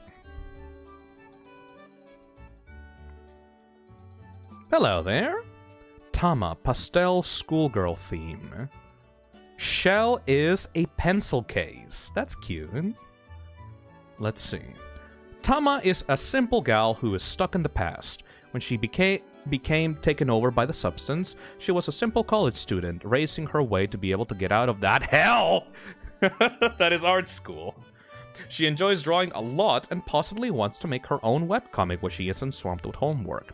As stated, she still likes the idea of simply attending school, and so she just decides to educate herself. She's self-taught in her art skills and now and is just a silly little gal. She's a genuinely charismatic, kind, adventurous young slime who enjoys being the loud entertainment of her peers. The class clown, if you will. would probably accidentally mail you a pipe bomb. Aw, that's cute. Pipe bomb. Pipe bomb! I like that one of the eyes is replaced by a mouth, and the eyelashes are very unique. Kind of like Bunui ears. Pretty simple, though. I would say like B for Bunui. Yeah, B for Bunui. Bunui. Bunui. Where is she? B for Bunui. Very simple. Next one is Bonnie by Barbie/Barbecue Pigeon. Oh, this one! Oh, I said this one. Yarr! I like this one. Why am I turning into a pirate? Despite her Yarr. small size, she's a pretty intimidating little slime. She could probably increase her size if she wanted to, but would rather stay small since it's easier to hide around that way. Bonnie loves dark spaces and is capable of eating anything with that massive mouth of hers. She has that mawile, like, ponytail mouth. Not a real mouth. This one is not a real mouth, it's just there for decoration. The blob is a fetus. Lives in a soda can.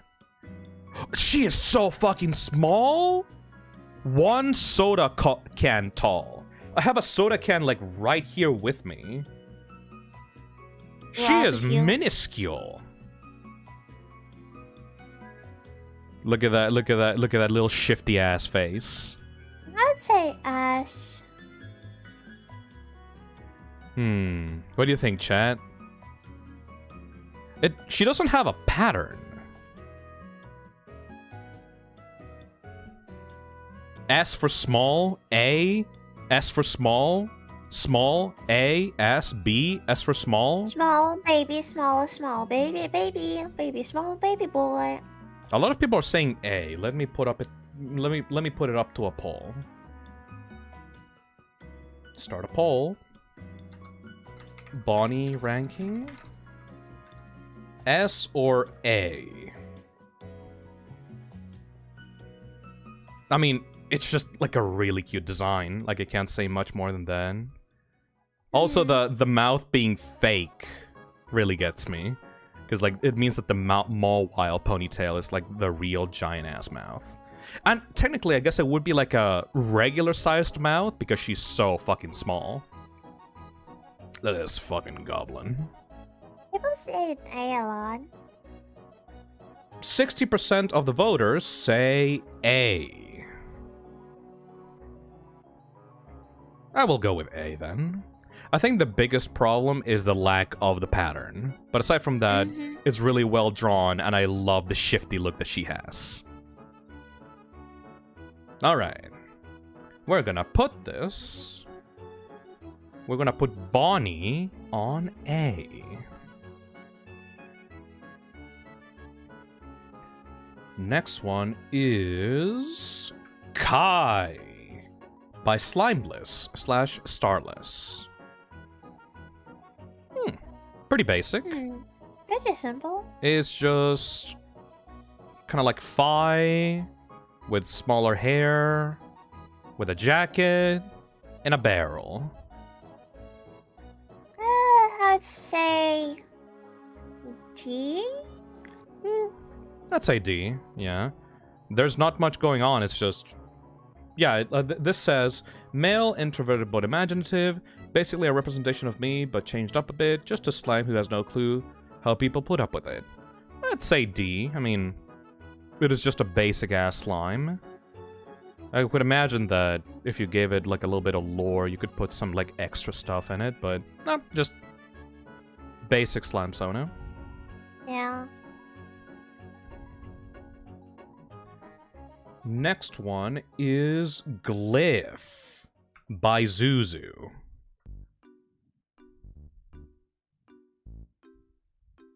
Aww.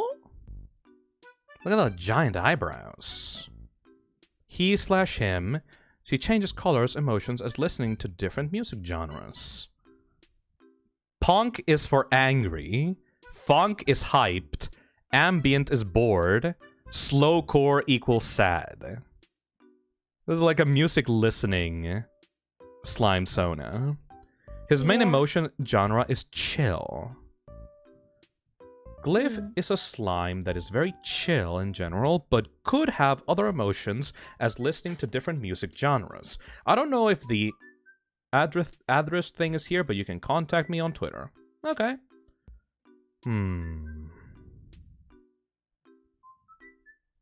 Pretty basic. I like the giant eyebrows. I like that the emotions changed based on the stuff that it's listening to.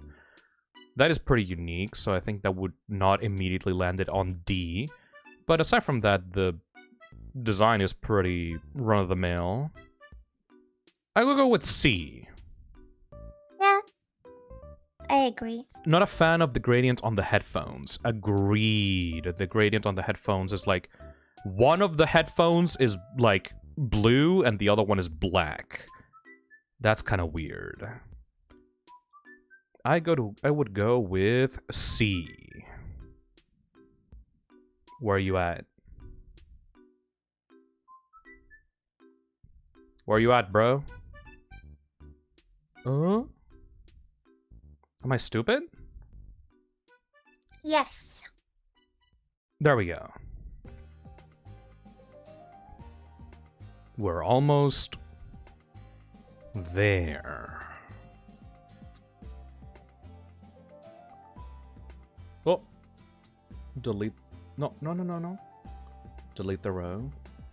Next one is Mango by Vovo.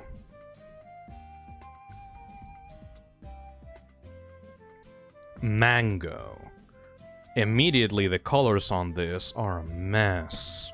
Many different color changes, loves going through tunnels. Mango is somewhat a male.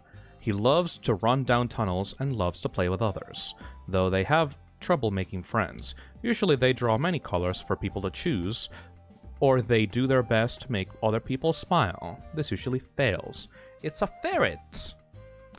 You really need to work on those colors, because, like, the eye being brown, the scarf being yellow, the shirt being blue, and the main body being pink, like, this is just a mess color-wise. The pattern is kind of weird. There's, like, swirls in the middle here, and there's, like, a bunch of cogs at the bottom. Is this supposed to be, like, gloves? I can't really tell. I think I would go with D. Yeah, me too. Not much I can glean out from here aside from, like, a ferret wearing clothes. And for some reason, they have cogs at the bottom. Not really sure why. Let me put that on D.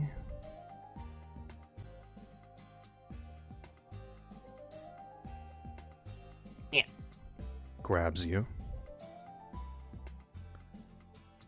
Next one is Moni, short for ammonia, by Discord and Melody on Tumblr. Ooh. I like them all. Moni, short for ammoniac. Let's see. Ammonia runs a club in the cesspit called Aftertaste, where the most delicious chemical compounds cocktails are served up in the finest uranium glassware she can find. Ooh. When she isn't relaxing in her milkshake glass throne... Oh, it's like, yeah, it's like a milkshake glass, like a ice cream milkshake glass.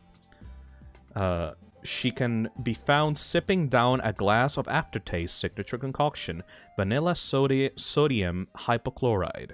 A delicious blended drink of vanilla ice cream, whipped cream vodka, and the cesspit's highest quality bleach. Fuck yeah! Yes. We are bleach drinkers on this house. No. Her head and mouth tongue matches her eyes' expression, and the teeth tend to grow with her mood. When she's angry, she looks like a pretty blue chain chomp. However, if you call her that, she'll have you thrown out of the club. She looks very small. Kind of funny that she runs a club. I like the like the how you call this? I guess it would be like the uniform of the club. The blob form is pretty nice. But aside from that, nothing else is jumping out at me. I feel like the pattern should also reflect on her clothes. Like you can have like a lighter tones of triangles, like here at the bottom. Clown around town donates $2 and says, "I went to work, went on break, checked my phone, and Phil is still streaming." Oh yeah, dude. We have 100 like Toxicsonas to go through. This takes a while. Yeah, because you're so autistic about it. Yeah, because I love judging these things. I would say C. No, I would say B. I like the idea. Of her running a bar? B. B for bar.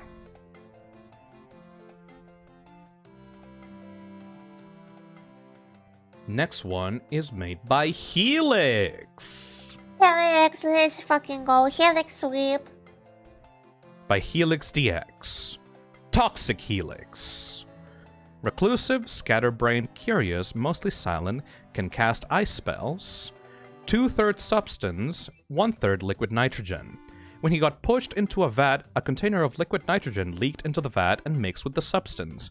Is very cold, can instantly freeze most liquids upon touch, and drastically lowers the temperature of any solids he touches. Hat has a second mouth. The hat mouth can both work as an extension of Helix's main emotion when worn and act independently when not worn. It is not a separate entity and is not sentient.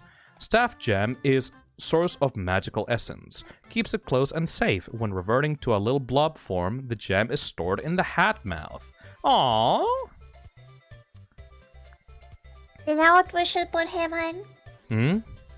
B for Paper Mario. I almost thought you said B for Baber Mario. What? No! Stop! I like the pattern. You're a bully. I like the pattern, but the snowflakes are a bit too detailed. Maybe if you could simplify them, like in this kind of form, they'd be like the snowflakes are a bit way too detailed, which means that if you zoom out, they kind of just look like weird jittery messes. If you zoom in, you can see more detail on the snowflakes, but you should probably lower down the detail on that. I like the warning sign belt. It's basically like a magician type. Yeah, he literally casts spells. Magician like type. Shadow Wizard Money Game. I don't know if they are a human that got turned into a slime bird, or if they were some kind of like magician bird in the past. Baber Mario. Baby Mario.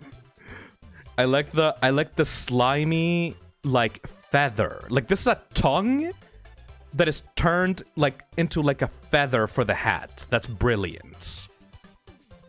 The emotions are very unique. Look at this fucking laughing nerd. Aww. What is the green emotion supposed to represent? Aww. Shell emotion. This is the blank stare is the best. I like that the tongue actually straightens out and becomes more like a feather, like when it's shocked. Why is chat keeps repeating Baber Mario? Okay. Mario. I would go with A because I think that the pattern is way too distracting here at the bottom. And I don't like how the hat is shaded. But I guess no, maybe S actually. Cause like the feather is such a good detail.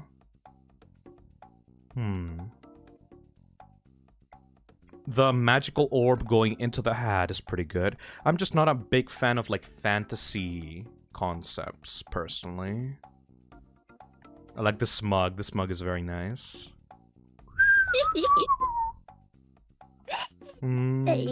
Paper Mario. Stop.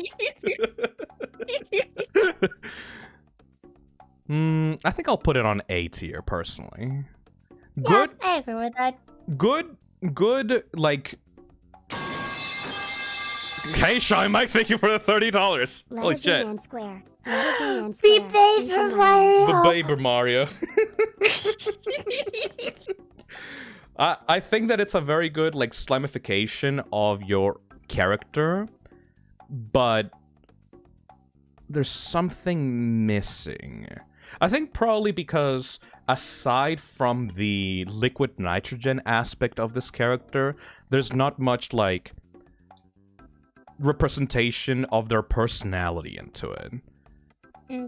I think some of the best Toxicsonas that we put on S and P tier have, like, a lot of their personality brought out into their character. This just seems like Ice Bird, you know?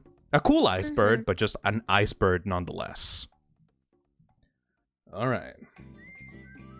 Next one is made by Equalizer. Oh shit, I have to put it somewhere. Fuck, hold on. You Damn. go on A. Alright, this one is called E. E. Dots. Like there's a... Can we create an E tier for E?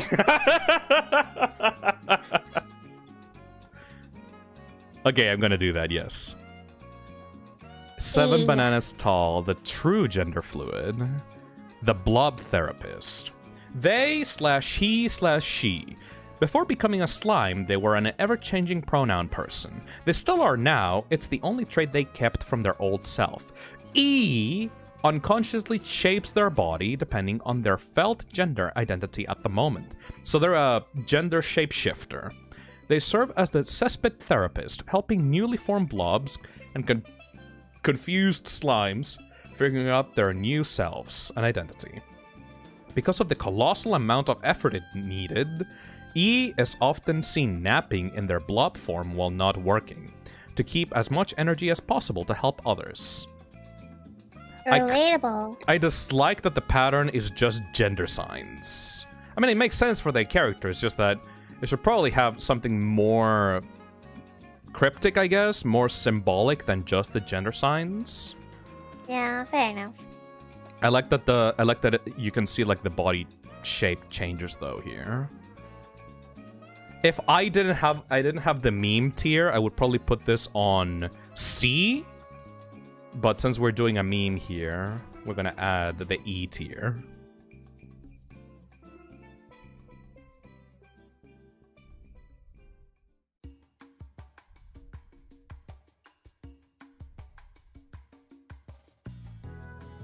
Yeah.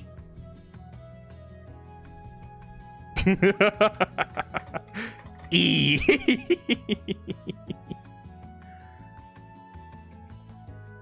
And here you go, buddy.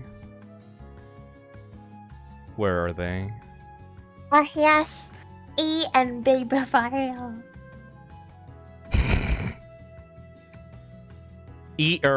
Aereo. No. Aereo. Aereo. Where are they? There we go. E. E. Next one is Puppet by Lucifer Nix.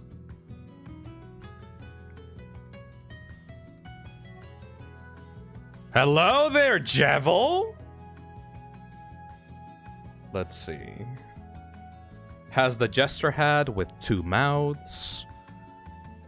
Pretty good pattern. The collar is made with signal tape. Pretty good use of the warning tape as cuffs and bottom of the suit. Has the shell of a Jack-in-the-Box. Nice. Thank you, Shy Mike, for the $10. Tear. Why are there so many jester characters in the Toxic cesspit? Puppet is a jack-in-the-box toy that, after being consumed by the substance, gained sentience for some unknown reason and became a mischievous little asshole that brings chaos and destruction wherever it goes. Puppet doesn't have a gender. Puppet is Puppet. It goes by it/its. It will gnaw at shred to pieces whatever it can find, so if you have any objects of value, might as well keep them far away from this little shit. The toy box now functions as both a shell for Puppet and a lure for clueless victims to be consumed by the slime. Once any living creature gets close enough to the box, Puppet will spring out of it, attacking the unlucky victim. It uses the hat mouths to consume stuff. Puppet, as the smug, whimsical bastard that he is, will try its best to scare the shit out of smaller blobs just because it thinks it's funny. Look at this color scheme. Wait, do the tips change depending on emotions? Yeah, they do! When it's scared, when it's sad, when it's angry, when it's happy. Even the tips of the warning signs change shape. Look at the little blob thingy! This reminds me of Nights into Dreams for some reason. This has to go into S tier, right?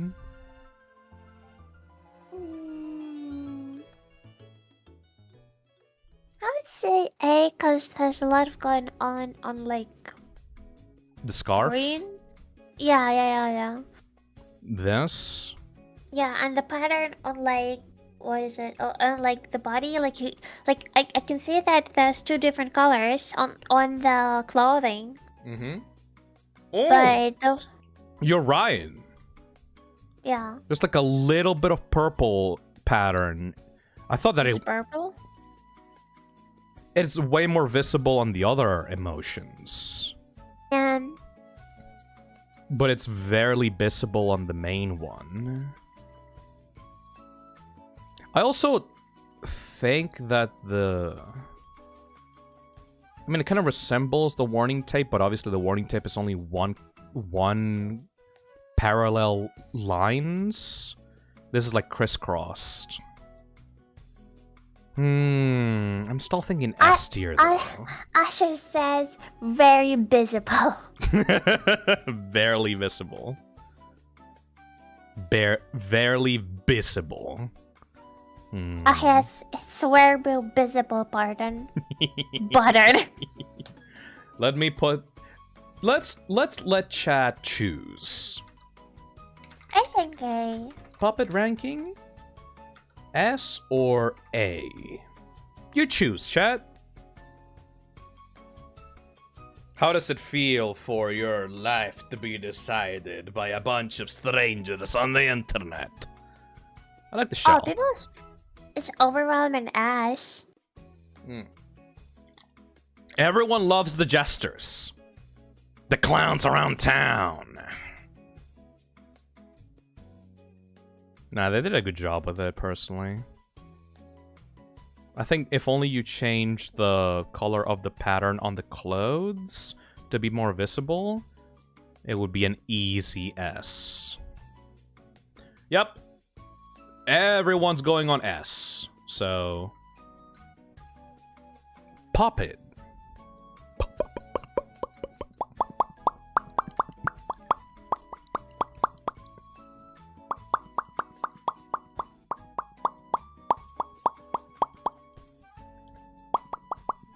Next one is Olna by Topaz Rabbits.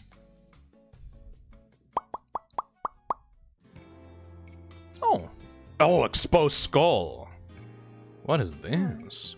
She/her. Olna is a very peculiar slime who collects bones of all types, keeping bones that she comes across in her body. With so many, her body makes very subtle clacking sounds. She has trouble changing colors and refuses to remove her skull mask, so others find her hard to read. There is a very particular slime that we reviewed that should not be allowed within 30 meters of this one. That would be hilarious for them to interact. Boy, I really hope that they don't interact. Oh my god. Alright. Aside from the bones, there's not much going on in terms of personality. The bone collector versus the bone knower versus ribs. These two, like, if these two interacted, one of them would probably end up murdered. Both of them. Alright, interesting. I mean, it seems like the clothing is, like, stitched together by herself? I'm not really hot on the skull mask. I think it's missing a lot of forehead. I'd say C. What do you think? Yeah, I agree. C. Do not let her near ribs. Next one is Soup by this Nate. Aw, cute. That's a soup can hat. Let's see. Soup, he/him. Imagine a person walking up to you and saying, I could beat you in Smash. Out of the joy of spray paint, he went to a factory to go mark up. There's so many spray can users that die around the cesspit. Soup got Soup got the name from an open can that he wears as a hat when he is in a small form. He has an extra mouth where he stores his spray cans and whatnot, but not to freak out people. He puts the can on it to make it appear smaller. He has a pattern of the little traces of soup that he was left in the can. When feeling shocked, he turns ghost wide and his soup cans begin to fall down. Now, the pattern being purple on an orange body is just foul. Yeah. And the pure orange splat across his clothes does not work at all. You would have to, like, retool the colors so that they're more pleasant to look at, because, like, contrasted like this, they are very weird. You also need to remove this giant, like, just orange splat that he has on his vest. And also give him a little collar, because, like, it looks like he's wearing, like, his hoodie backwards. I would say D. Yeah. I'm gonna put on D. Da-da-da-da-da.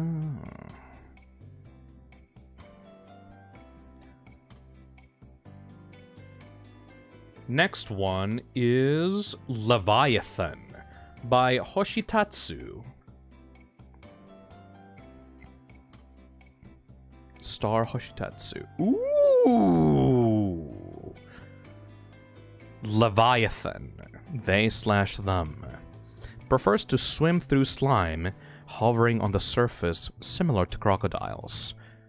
Catches prey at long ranger with tentacle jaws, dragging them into the depths to feed. Capable of speech and can mimic voices of the victims it has devoured.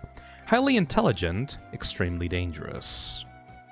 Leviathan is a highly aggressive dragon-like slime that enjoys swimming through the slime, often hovering on the surface like crocodiles or hiding in the pipes.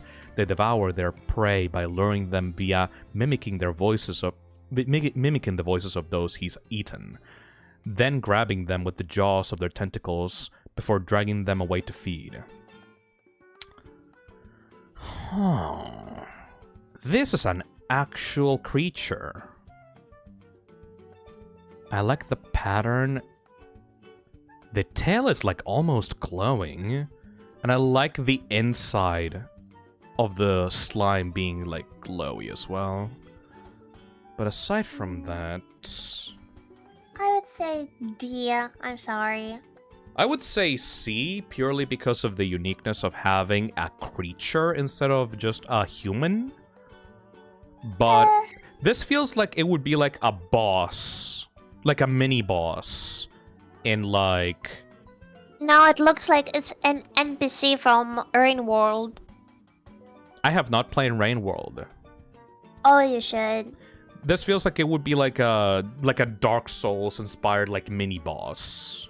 I have not played Dark Souls, but this feels like that to me. Not much personality going on, just a straight up monster. I would put this on C.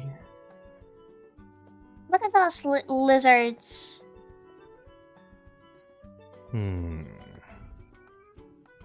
Next one is Alley by Squishy Aliens. Ooh, hello. Alley, she/her. Despite her looks, she is actually very quiet, only really able to interact using expressions and actions. Let her warm up to you and she'll become an absolute sweetheart. She has like axolotl little flower petals. There's a Hello Kitty girl. She doesn't like her aggressive appearance much, but at least helps her avoid most social situations. Her big bow has eyes behind to see. It looks like an axolotl from the front and like a giant like bow, like a butterfly wings at the back. The feet are just complete like sloppy slime. There's like socks to maintain her form. Has the hands of like a kaiju, like a Godzilla claw hand. Has different outfits. Aw, look at the overalls. Had too much fun crafting you. Stop all her masks. Happens often. Toy chest. Works as craft storage and hiding spot. Aw, she crafts little bear thingies. Just killed 3 people. It might be B for perfect. Perfect? Come on. Let's see. She was lured over and thrown into a toxic vat while consumed with pure rage, feeling her desire to make a change in herself for once after being haunted by social anxiety her whole life. The rage she felt as well as her overwhelming anxiety issues became bound to her new form, giving her a chaotic and intimidating appearance that she doesn't know how to undo yet. Far from what was expected, a badass, wrathful beast, and in contrast to her violent anger, Alley is overall a gentle person with anxiety and an anxious mess, all hidden behind her bad habit of staying completely silent and inexpressive in any situation, which can get to the point where she completely hides her mouth at all times. One thing to note, she really likes cute things, so much that she spends most of her time making figurines, accessories, and even new outfits out of cartilage. This peaceful hobby has been very helpful in letting her express herself without the need for words, as well as making her feel a little better about her appearance until she can learn to overcome the issues keeping her like that. She hopes to one day share her designs with others when she's ready. There's still some things I would have liked to flesh out in this reference, but this is the best I could do while dealing with college finals. Oh yeah, right, you guys are still in college. I'm a sucker. Remind me. I'm a sucker for big sweaters, personally. Yeah, but I would say that, like, I would put this actually in S tier, mostly just because the color palette seems like pretty like one-colored. Thumbs up. Middle finger. Peace sign. I like the alt outfits a lot. Yeah, but I would say S. Toy chest with a little bunui. And an alien? Okay, this goes on S tier. Absolutely. I have to speed up. We have like shit ton of job to do. Oh, man. Yeah. Alright. Next one is Scoozy by Sophie Squid. Small. Past self is a human. Became a little small little thingy. Aw, look at her. Slime is Scooz, a mix of squid and ooze, mostly based off myself. She is my Sona. Silly, goofy, kind-hearted slime. As for the loaf-shaped thing on her head, she is known as Lofi. Lofi was a Scoozy's favorite thing in the world. Aw, it's like a squishmallow. But when Fi yeeted Scooz into the cesspit, Lofi was knocked from her arms and tossed aside. As Scoozy's memories were rapidly fading upon the transformation process, she clambered her way out of the cesspit towards Lofi, instinctively knowing that she was important to her and that she didn't want to lose her. Upon coming to consciousness, however, the loaf had seemingly disappeared, only to then realize she had absorbed Lofi into herself. The emotional attachment to her was so strong that Lofi's form remained instead of being dissolved completely. Oh, and it stands on the head at all times.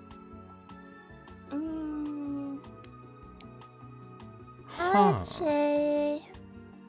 Though Scoozy can no longer remember this, when she was human, she used to channel an alter ego of sorts into Lofi. Now, let's see. They're not really two separate entities, almost like split personalities that simultaneously share the same brain. Scoozy is the main personality, though, so her form is more dominant, but when they are in blob form, they're around more equal in agency. Aww.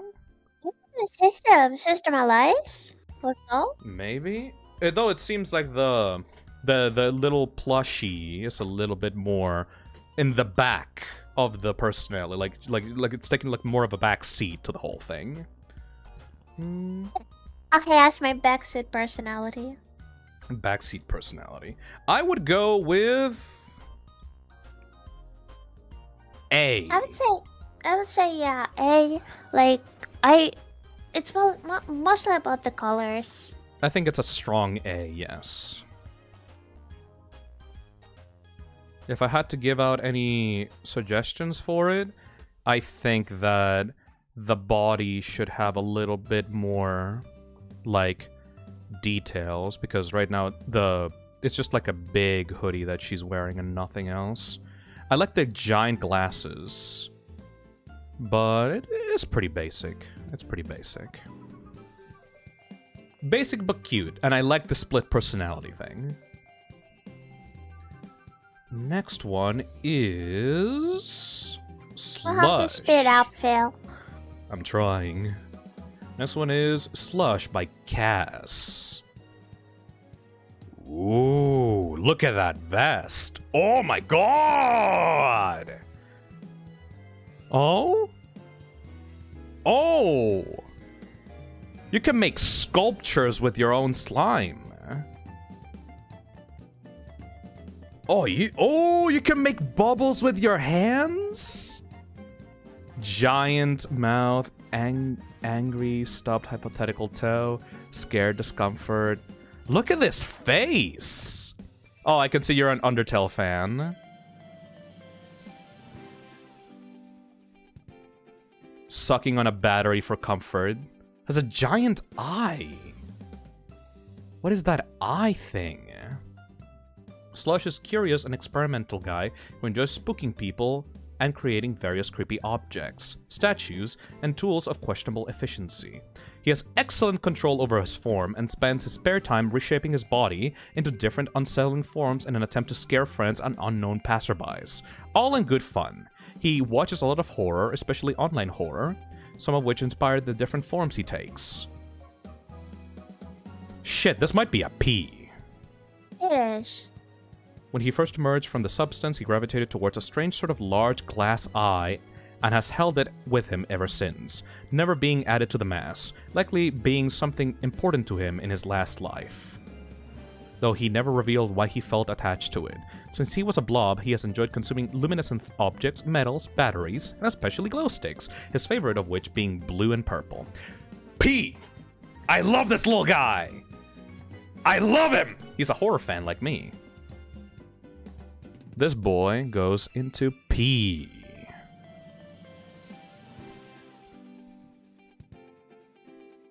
Next one is Alora by Ren.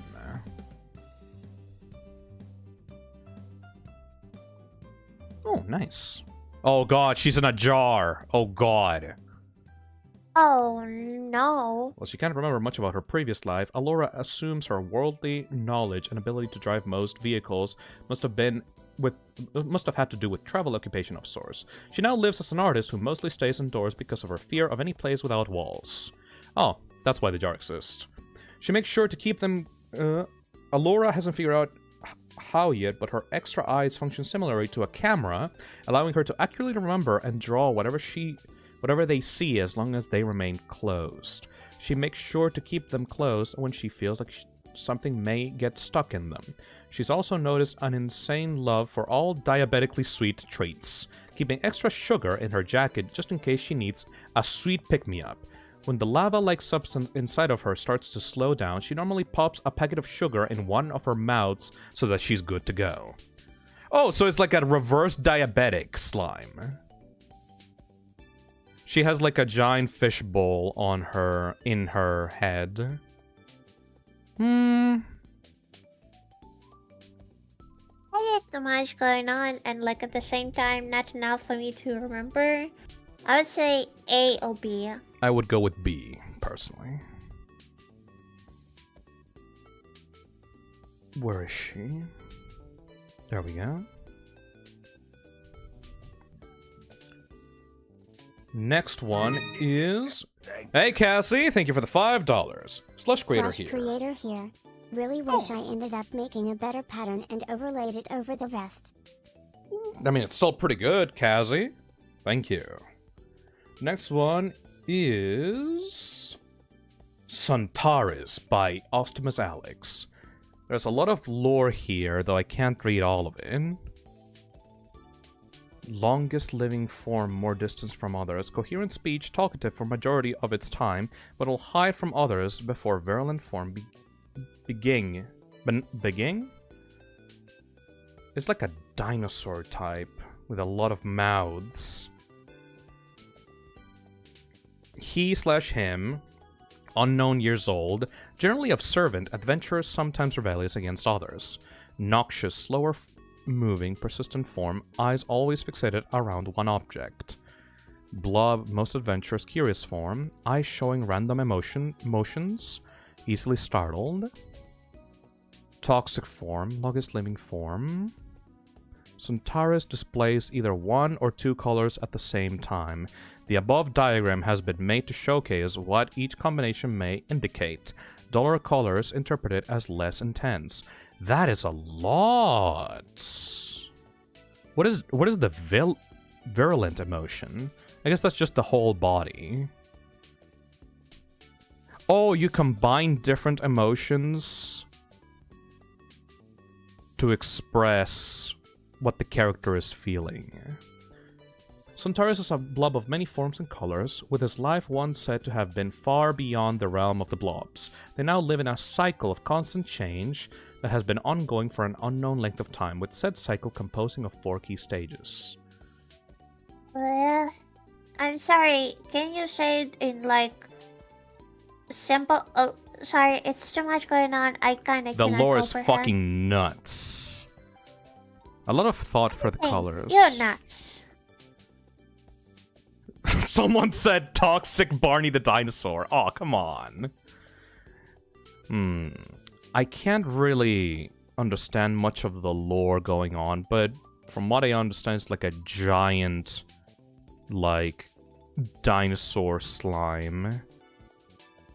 The pattern is a bit weird. Like, it's just triangles dotted all around the body. Virulent. Extremely difficult to find. Brief observations show signs of tongues becoming teeth immediately after form begins. Potentially hostile to all organic life. Cause for form is currently unknown. Teeth sometimes fall off when reverting to blob form. So it just constantly cycles through these forms over and over and over again. Like a little bit too much going on. A little bit too much going on. A little hard to explain to people. But I like the 3 eyes that show off different emotions. I would say B. Just for C. the... I would say B for the inventiveness of it, but it is pretty hard to understand. I would say C. Yeah, sure. Where he be? Being from Party the Dinosaur. Come on. Next one is Jackstick by Vortex Jester. Another Jester type. Snom, this is a very long description, and you have been warned. No. It's like a barrel with a skull on it. A tooth, like teeth on one side of the hat. A giant clown nose. Hong Kong. Honk honk. Deal.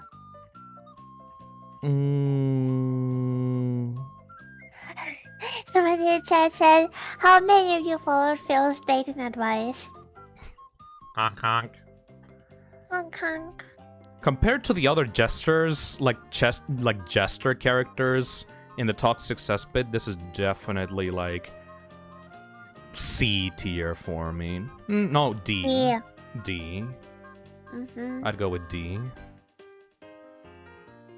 Dun, dun, dun, dun. I really need to stream Kirby and the Forgotten Land. Yeah. How much do we have to go? Around 70. Okay, we can go the same as we did in the last stream. If it's not BLC S rank, we can go just giving ranks. Alright.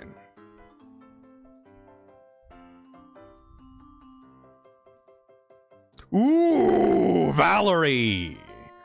Valerie is bigender, blob. She has a little extra face named Terry on the back of her head. She's the lead guitarist in her band and has a love for all things sweets. And so does Terry. Terry really likes cake. Val's consistency changes in her with her emotions, such as drooping when sad and growing a hard outer layer when angry. What is hiding under her bangs? So Terry and Valerie can change by gender, she/hers, he/him. I like the antennas combined with like a little like... It's like 2 sets of ears. The back head is a bit basic. I do wonder what's underneath the bangs, but not that mysterious. It's like she's wrapped around like a broken plastic soda can. I don't like the bubbles being like that rendered for some reason. I would say A. Yeah, I would say A.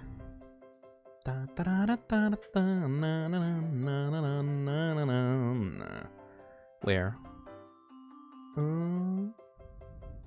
A. Thank you, Octomello. Next one is Indigo by Mudfisk. I'd go with D. Yeah. Yeah. D. D. Yes, D for sure.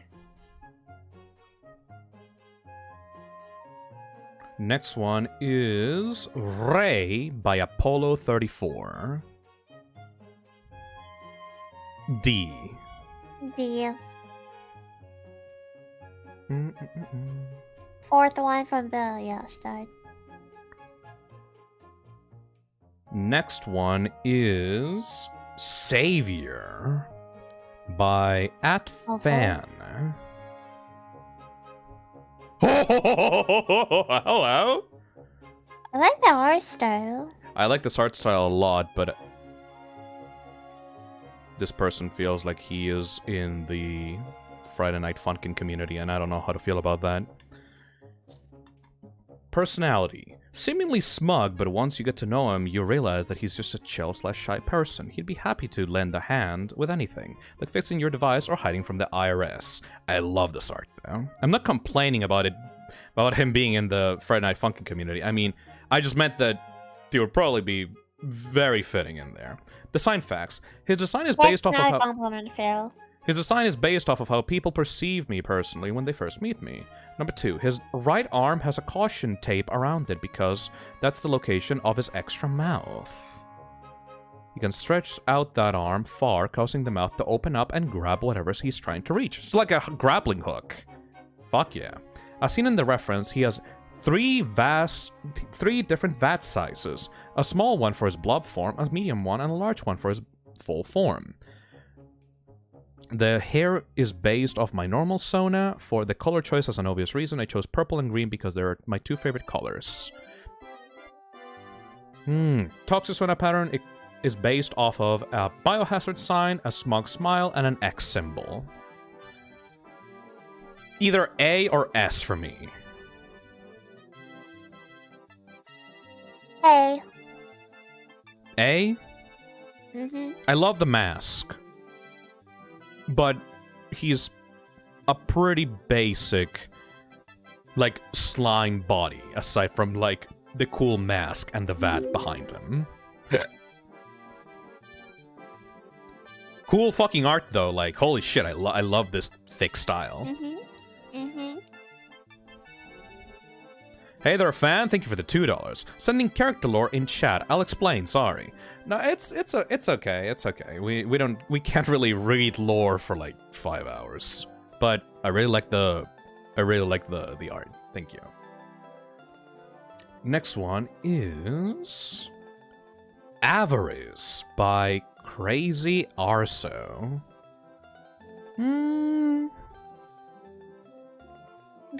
B, yes.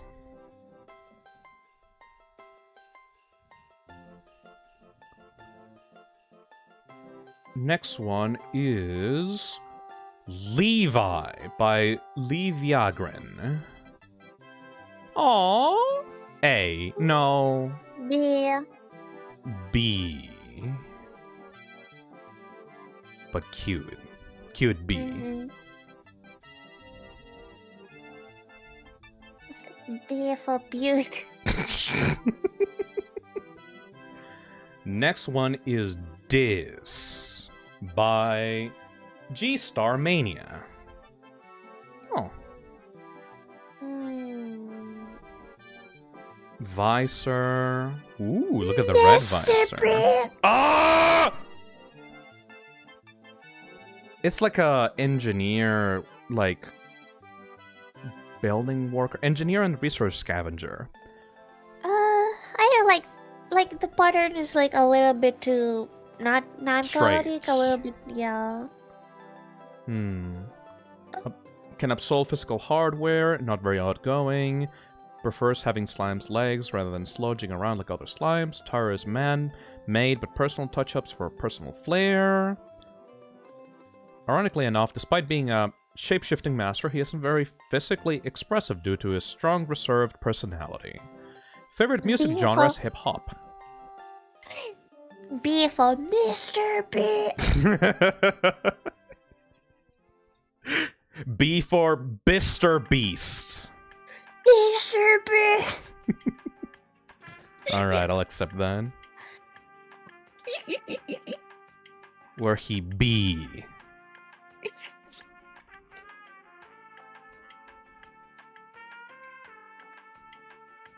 Where he be? What?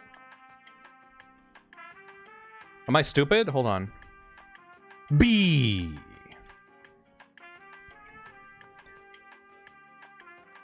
Next one is Marzipan by The Town Narcoleptic. Ooh. A sheriff. AKA Marsha Panby. She, her, 9 bananas tall, age 27. Favorite food is cake. Likes swing ball, cake, coffee, and analysis videos. Dislikes entitlement, hostile architecture, and smoking. Is like a British cop. Oh no, C for sure. No. Former police who took it upon herself to do a bit of off the books investigating into the 200 plus unsolved missing persons cases around that abandoned research lab. Let's have a copper. Oh my god. Still has the memories she could remember off the top of her head as human. Still in contact with her parents. They just think that she's joined some kind of religious cult so that they'd be a lot less worried about it. Police badge was stolen, melted, and edited by other slimes to try to make her feel less like an outsider. She really likes it. Aww. Cesspit Constabulary. B as here. Mm. C for cop, B for British.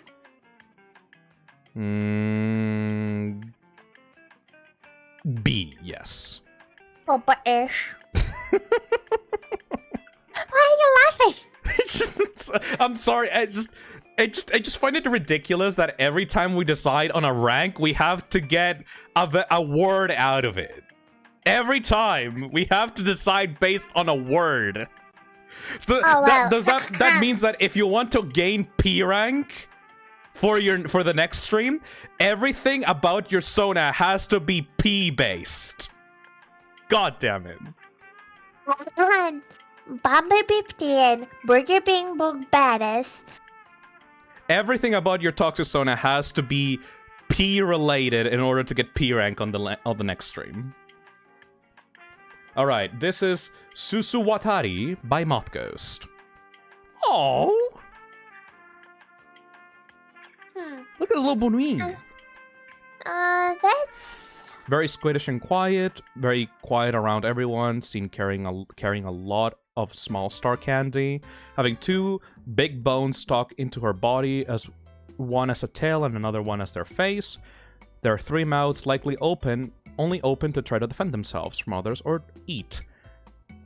Hide little jars of candy inside, their extra limbs come in handy helping carry stuff. Cute! B at most. It's cute but not really slimy. Yeah, the hair is still a problem. It's more hairy than slimy.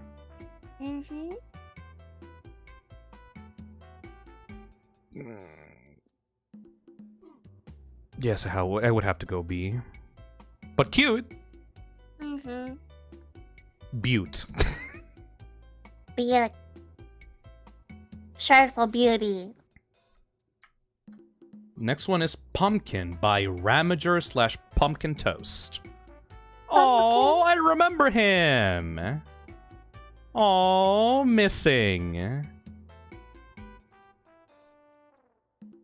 Oh, yeah, right. This one has like a mask at the top that it can like move downwards.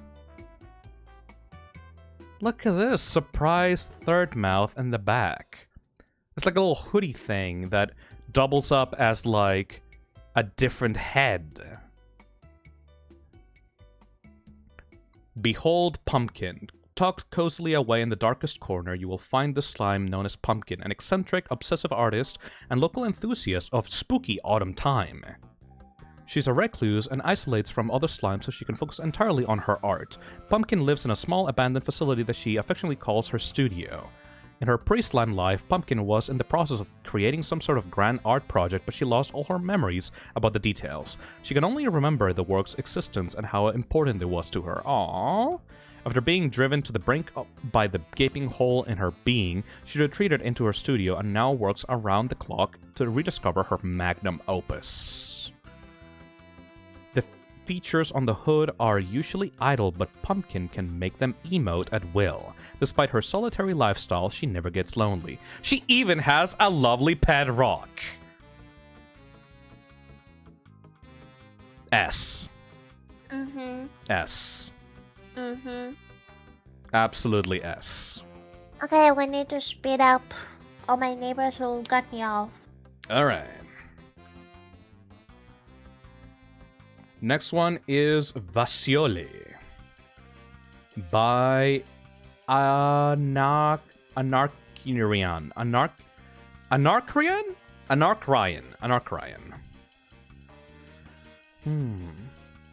Hold that ripoff. Where? in the corner. Quiet, sickly slime creature with barely any sentience, unaware of his origins beyond an image of a lifeless face and a feeling of curiosity. He retains a curiosity to understand feelings, and so he mimics others.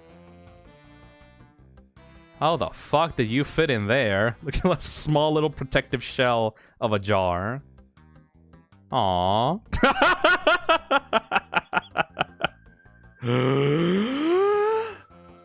Cock. Okay. A. B. B? B for bulk. You really said this on stream? A. Hold on, you really said this on stream? I have no idea. Dude, I have like...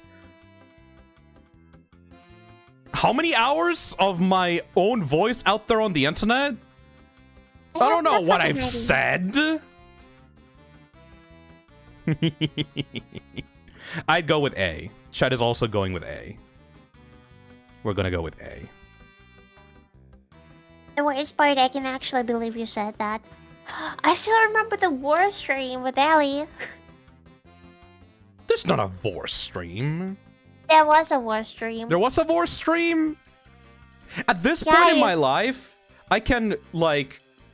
At this point in my life, like, someone could just walk up to me and say, hey, Phil, remember when you did this shit? And I would probably believe them. Because, like, I don't even fucking remember. It was a Bugs live stream. Oh, yeah. That's not a Vor stream, though. Anyways, it was a war stream. Remember the war.png? This is Susan by Baby Dollings. Oh, look! It looks like Snatcher! Yeah. Girl really just ossified Snatcher Lamau. POV child. Hey, Shock Jumpy Walrus, thank you for the 5 gifted. He, him, Arrow A, species toxic slime, 43 years of age. Personality smug/friendly. Note, he really likes tea parties. It's like a Mad Hatter type of deal. B. A. B. A. B. Chat. A. Chat. I thought you were gonna say ass because of A Hat in Time. I love A Hat in Time, but like... Backstory: was once someone who worked for a corrupt organization, a gang of sorts. It gave him everything he could want but a guilt-free life. And during the heist, he attempted to leave without being caught, with his plan falling apart rather quickly. A nasty fight broke out, with him ending being knocked out into one of the barrels full of the substance, which made him into who he is now. I like this guy. Like, the colors are so well. Like, yeah. I don't know why this patch of orange is here, but aside from that, it's really well made. Let's see, chat. What are your thoughts? 88% say A. Yeah, no. This is A material for sure.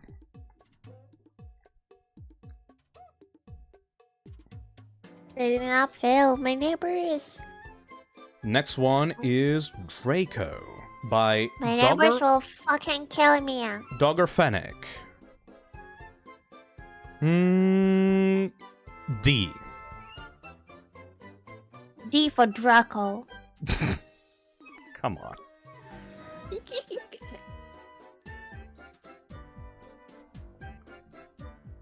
Next one is Scape by Scape on Tumblr.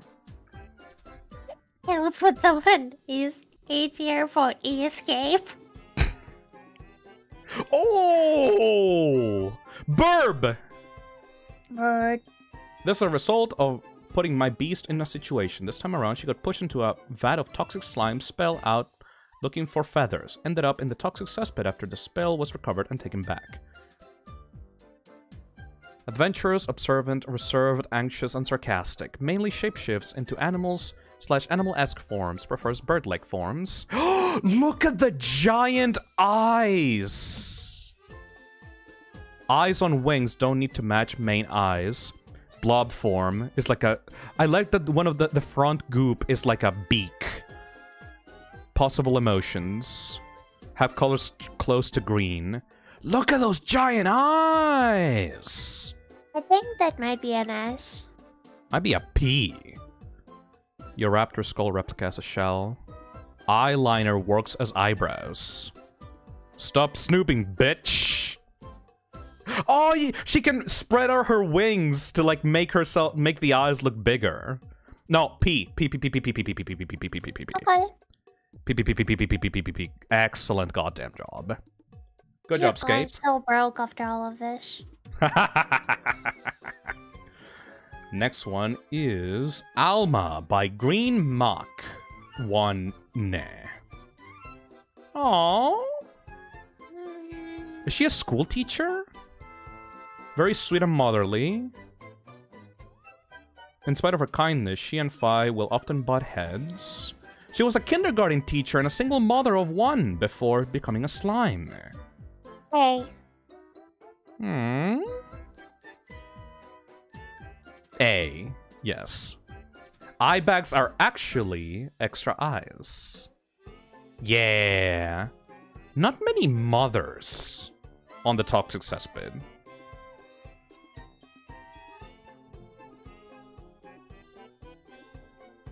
Oh, this one is another big one. Hold on. Oh, this is a really big one. What the fuck? Okay. Let me decrease the font of this lore tablet. What the fuck? Okay. This one is made by Mediocre Draco. Called Mop. Mop, the toxic cesspit's janitor. Little guy. Small blob form, finds a hat, becomes janitor. I will not be able to read all the lore of this creature, but let me see some of the things that jump out. People are really at excited me. for Mop. Mop is a slime that is rather well known by the cesspit's inhabitants, accompanied by her trusty mop that she calls Janet. She's usually quiet, preferring gestures more and in interactions with those she's never met. Rather anxious as well. She usually gets accompanied by little blobs, especially by a certain blob trio, thanks to whom she has learned the cesspit's layout along with its many shortcuts. Hence the small size. Pattern. As someone who has lived her human life full of misfortunes and loneliness, Mop's pattern affects the struggle. Oh, it's full of scars and cuts. Pattern is made up of various cuts, scratches, or bruises. Despite whatever happens, she's always survived, until she gave up on life and as a result, fell victim to the substance. Aww. Strengths. Tough cookie. She may not look like it, but she's very tough despite her short stature, capable of inhuman strength to combat the cesspit's dangers. Ability to manipulate the substance, mainly used for transforming Janet into toxic mode. In toxic mode, Janet can be used to either clean the area of non-living substance or non-sentient living substance that it is trying to gain sentience through hostile means. Backstory. A girl looks towards her side at the broken railing leading to a vat filled with unknown substance. With empty eyes, she looks at her front, below the catwalks. There is nothing there except the cold floor. As she was about to do what she came here to do, she was tackled towards the broken railing, only seeing a blur of 3 colors. It wasn't a person. Huh. She has a human disguise, scarf gifted by the blobs. Seems like a very social... Is that adult bucket? Yes! Aww. The 3 blobs. That's a small little UP creature form. Oh, look at the battle form. There's a lot of effort put into this one. I think we're going for B. Apparently she can change into a dragon form. As the girl falls down from the broken railing, memories of her life start rushing inside of her head. Most of these were bad ones, but the few nice ones were somehow able to resurface above those. Once, when she rummaged through abandoned trash, she came across the first colorful book she's seen in years. It showed creatures of magic with reptilian bodies that held great power. She was fascinated by those creatures, and chose to keep the book as a treasure for a week until it got stolen alongside her bag. Even as the girl's head hit the edge of the vat, even as she tried to struggle against the scarily sentient substance with her survival instincts going all out for perhaps what could be the last time, her mind still tried to think of the creatures in that book. They were prideful. They had strength. Oh. They had knowledge and wealth. Weren't afraid of anything. They weren't like her. She wished she was like them. Maybe then she'd be worth something to at least anyone. As the memories started fading away, the girl decided to let herself rest. And after the girl sank down, the dragon rose up. Ooh! So it's a little small janitor girl with, like, headphones, cuts all around her body, a small little tiny cute hat, but she can transform into a giant dragon, because that's the last thing that she remembered about her life before she got turned into a blob.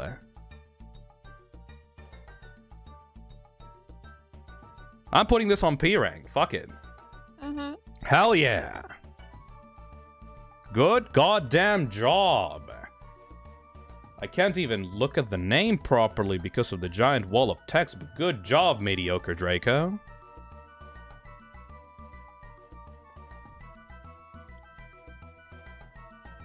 Next one is Jet/Jetty Bonus by Jet or Jetty Bonus. Bite me. B for bite. Oh, no, come on. Don't actually change the stuff around based on, like, the first letter you see.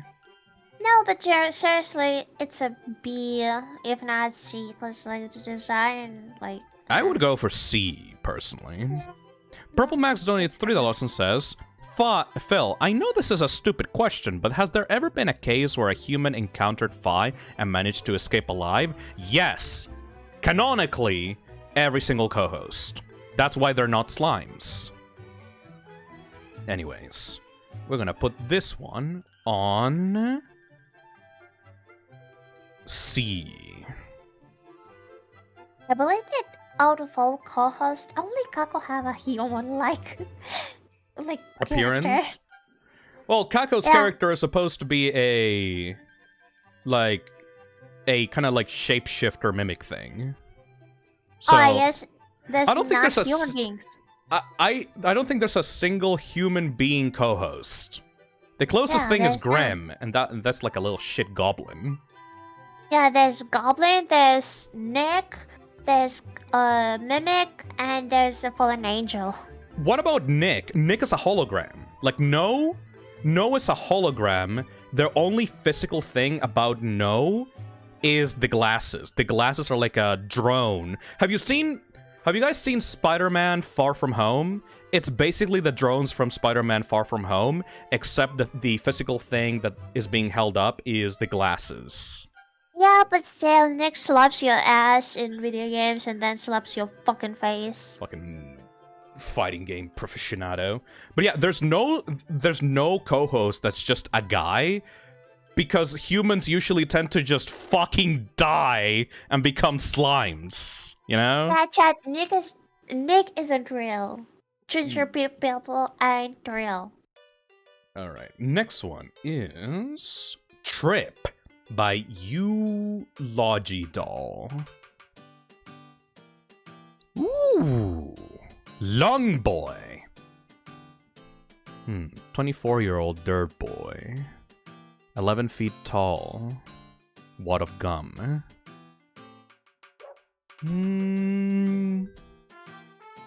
A. Yeah. A. B. What? No, A. What? B.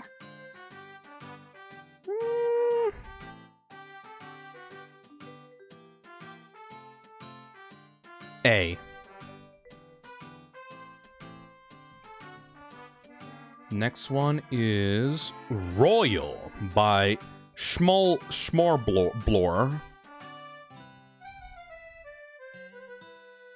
Ooh. Yeah. This one has the bowling alley pattern that I liked a lot. Oh, it has like a party cup for a shell. Aww. Look at this slow gradient for anger. Yes. Royal is an agender slime that goes by any pronouns. They are typically absent-minded by nature and have a pretty bad grip on the concept of time. Given any spare mass, Royal likes to give himself an extra pair of arms, claims it helps multitask better. Royal's emotions range over a spectrum of analogous colors, from yellow to red. They have a habit of using retro slang maybe a little too often. In blob form, Royal hides in a red party cup. Their pattern is heavily inspired by various bowling alley carpets. Oh my god, I was right! Bowling alley! Bowling alley blob. S tier.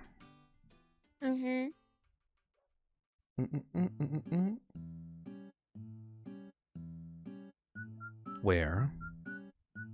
S tier.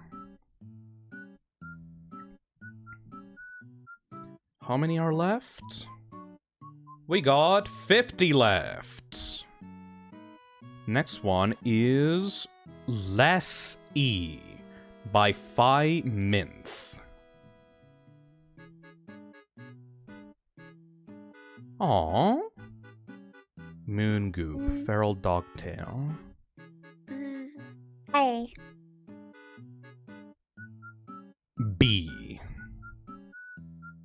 Okay.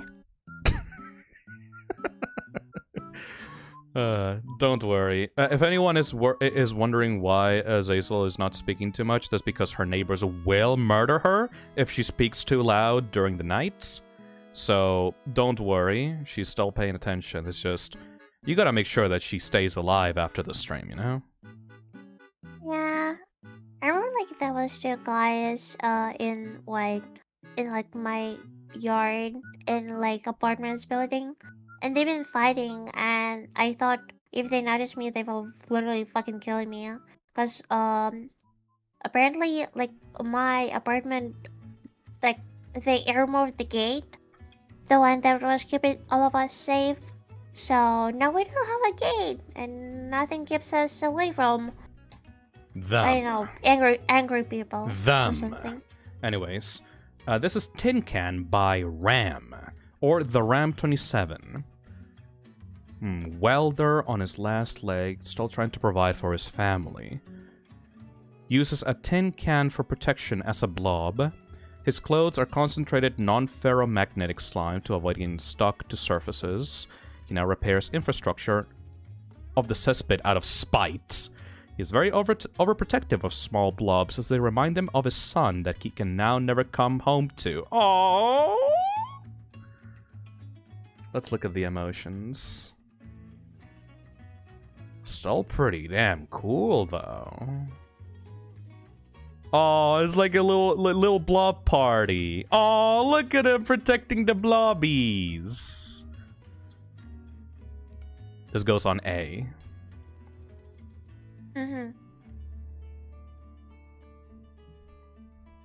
Next one is D by Candy Guts. This one was on S tier last time. Remember her? Doesn't remember her name at all. Sensitive, favorite color is purple. Mouth shine doesn't change at all. Always wears a sweater no matter the temperature. When D had become one with the substance, her will was, of course, strong to keep her alive, but a strange reason, it wasn't strong enough to remember who she was before. A bit shy, chill, easygoing, but yet anxious person that finds some stuff of interest to stim/gush about, and enjoying a bit of creativity that can come to her mind. She tries her best on controlling her emotions, but whenever she can't, her mouth spells out with rage and frustrations that she holds deep inside of her. So it's better not to provoke her or anything. she finds cool, annoying, and keep it cool. This still stays on S, right? Mm-hmm. Yeah, we going on S. Candy Guts is a really cool artist.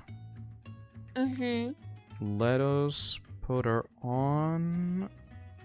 Where'd she go? S. Topaz Rabbit donates 20 levels and says, Allness creator in C had to do something, completely understand the ranking, admittedly was a half-hearted job, but hope to take your advice and improve for the next time. Competition is stiff. Everybody is so creative. Yeah! There's so many good ones! C had to do something, completely understand the ranking, admittedly was a half-hearted job. You but know hope to take your advice and improve for that the is next stiff time. competition. Competition is stiff. Everybody is so creative. Thank you. You know that it's stiff competition when, like, I am physically becoming poorer and poorer as this stream goes on. Thank you for the super chat. It's your fault. It's their fault for being so fucking good at art. Well, fuck you then. I mean, I'm not angry. I'm just like, wow, that's a lot. This one is called Suilen Rock by Corn in a Crock. I remember really liking this one in the past stream. Suilen Rock is quite a vulgar, abrasive slime with an incredibly dirty mouth. Roughly 3 to 4 times the size of Phi. His shell is a fridge, which he also uses to hunt. He hides inside the fridge, and then in the blink of an eye, springs out and grabs his victim. He really likes to shapeshift. He's pretty indecisive, so he keeps himself simple while shapeshifting a lot. Though on the bright side, due to this, he has become quite skilled in shapeshifting. Oh.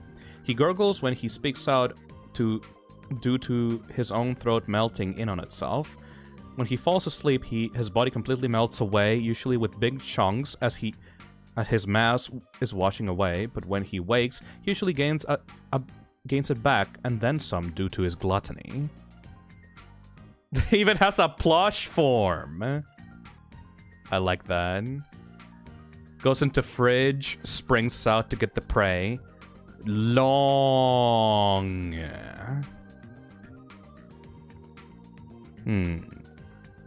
Really cool, but its pattern is a bit repetitive, IMO. That I do agree with. Also, is this an anime reference? I think it is. I like the net shoulders and the ripped sleeves. I like the headphones. He has to hold it on his like hand because like he can't put it in a pocket because of the long spring tail. I go with A. Yeah.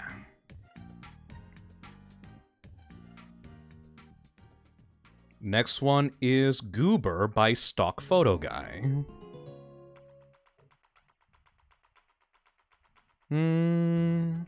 Born on accident, became slime on accident, overall accident. Is that a Mandela catalog reference at the bottom right? I haven't watched it yet. But I'd we're gonna watch see it with that. D. Mm-hmm. Da-da-da-da, da-da-da-da. Oh. D.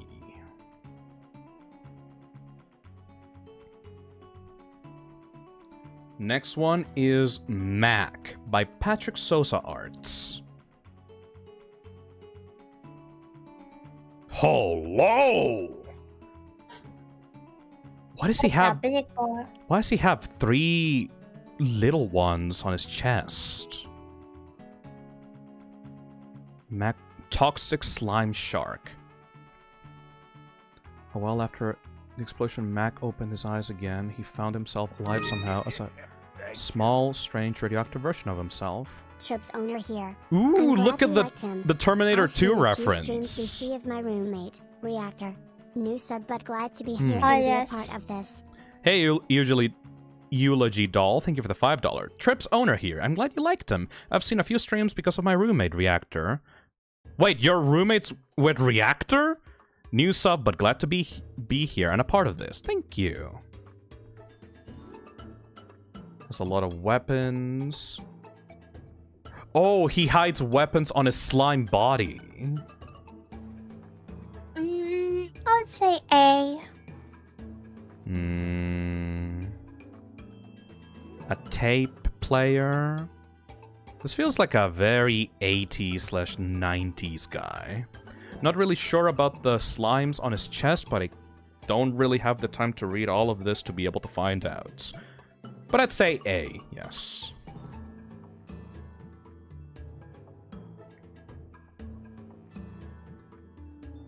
Next one is Jaffa by Edartist.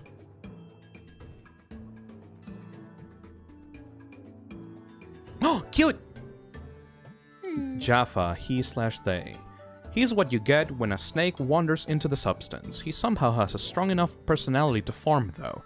Jaffa still isn't the smartest. He is based on a Kobra snake and a frilled neck lizard.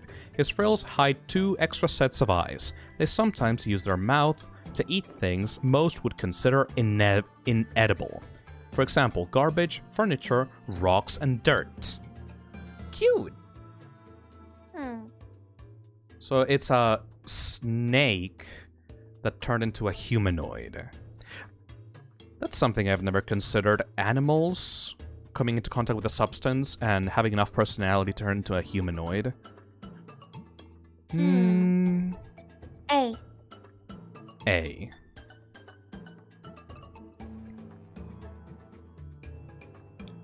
Next one is DT by Sea Deity.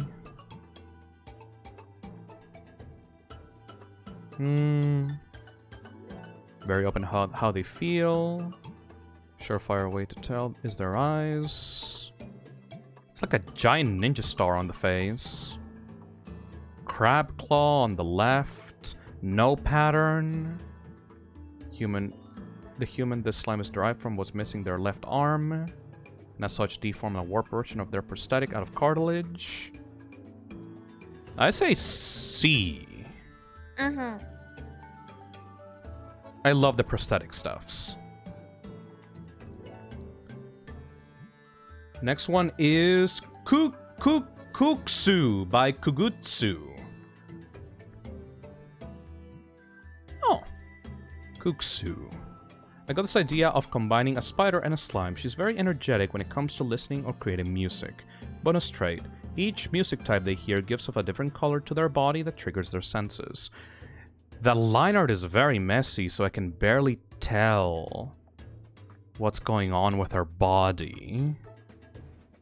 I think that's a mouth. Yeah, that's a mouth.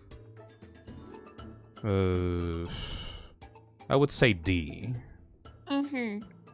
The line art needs some work because I can barely tell what the shape of this creature is.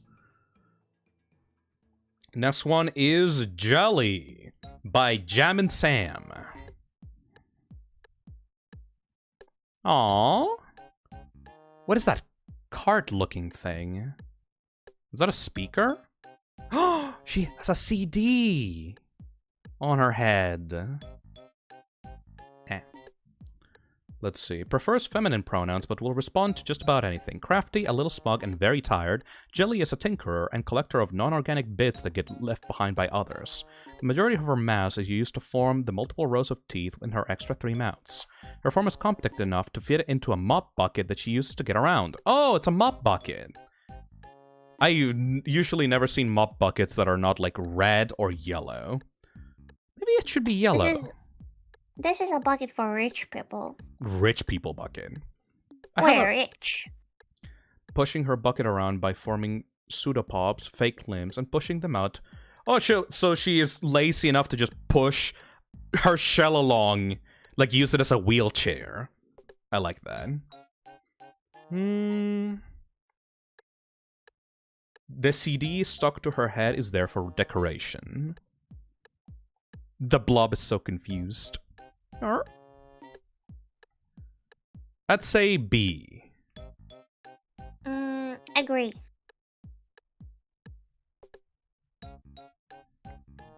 Next one is Winna, pronounced Wina, by Caprasol. Hello! Jester-like toxic slime with vertical chest mouth and multicolored mass. Height 12 bananas, 6 feet tall. I like the swirly eyes. I can barely see the chest mouth. I like the cat smile. Oh, she has little stickers on her barrel. Yeah, I'm Reactor's roomie. Yeah. He intro-ed me to your streams. Excited to be part of such a cool new community. B, Smile. yes. Hope you're staying hydrated or else smile. Thank you, Eulogy Doll, for the $5. Can't believe that you're Reactor's roommates. Welcome to the Toxic Cesspit, I guess. Yes, I am staying hydrated. I have some water with me right here. Ew.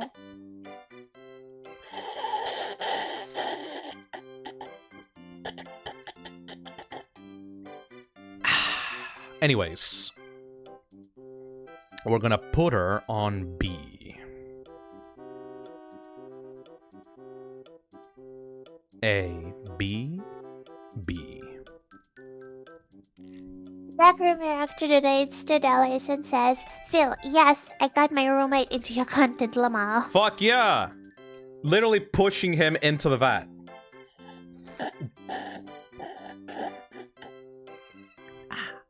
Anyways, next one is John by Alligator Circus.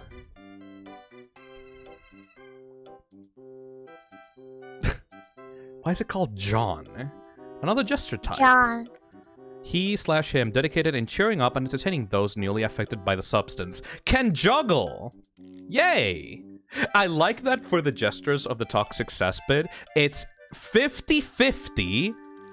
A little amazing small guy that wants to cheer up people and make them laugh, or the worst fucking murderous monster that you've ever seen in your life. There's no in between. You either get a serial killer, or you get a happy little guy that wants to make you laugh. Go into the toxic... I think we need to, set up a tent, like a circus tent. Like, outside of the Toxic Cesspit, where all these guys can, roam around in. Cesspit is already a fucking circus. Okay, but a literal, actual circus tent. Like, somewhere on the Cesspit. And then if you, a human goes inside, they have a 50-50 chance of either dying horribly or having a good show. The Clown Zone. If there's ever, a Toxic Cesspit branded video game, like an RPG Maker game or something, one of the zones has to be literally the circus, where all the jesters and clowns of the Toxic Cesspit can, coexist. I mean, you're a game developer after all, I guess. Do not spoil it. Anyways, my character is sort of like a birthday clown turned into slime. His presence is either very entertaining or highly discomforting, depending on the type of person you are. Balloon animals, juggling, rubber chickens, dancing, bouncing off the walls, and landing with a big splat, and tons of cartoony mischief are exactly what good old John gets up to. His clown name used to be Oz, though since he is in clown form 24/7 these days, his regular name will do. Aww.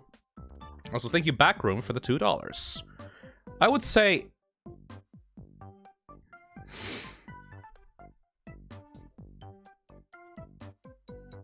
A. B. Why B? I just want to argue with you. I'm gonna put that on A, fuck you. Fuck you too. Next one is... Mako Linku by Mako Link. Very imaginative. Mako Linku. Cannon arm. Plasma. Light. It's like fucking Mega Man. Member of the alien species called Trolls from the planet Alternia. It's a Homestuck character! D!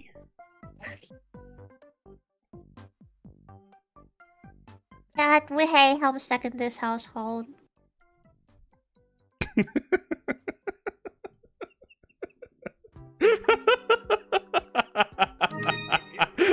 Well, A mutual of mine isn't a part of the community, but they like the Toxicsona Contest smile. Yeah.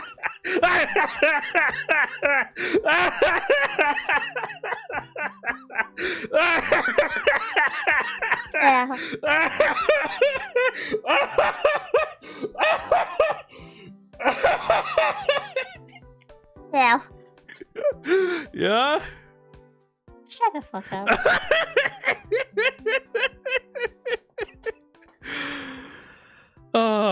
Friendly fire, but also justified. Anyway, thank you, Alyssa the artist, for the €5. A mutual of mine is not part of the community, but they do love the Toxicsona concept. I mean, they can draw Toxicsonas without being into the streams. Anyways, next...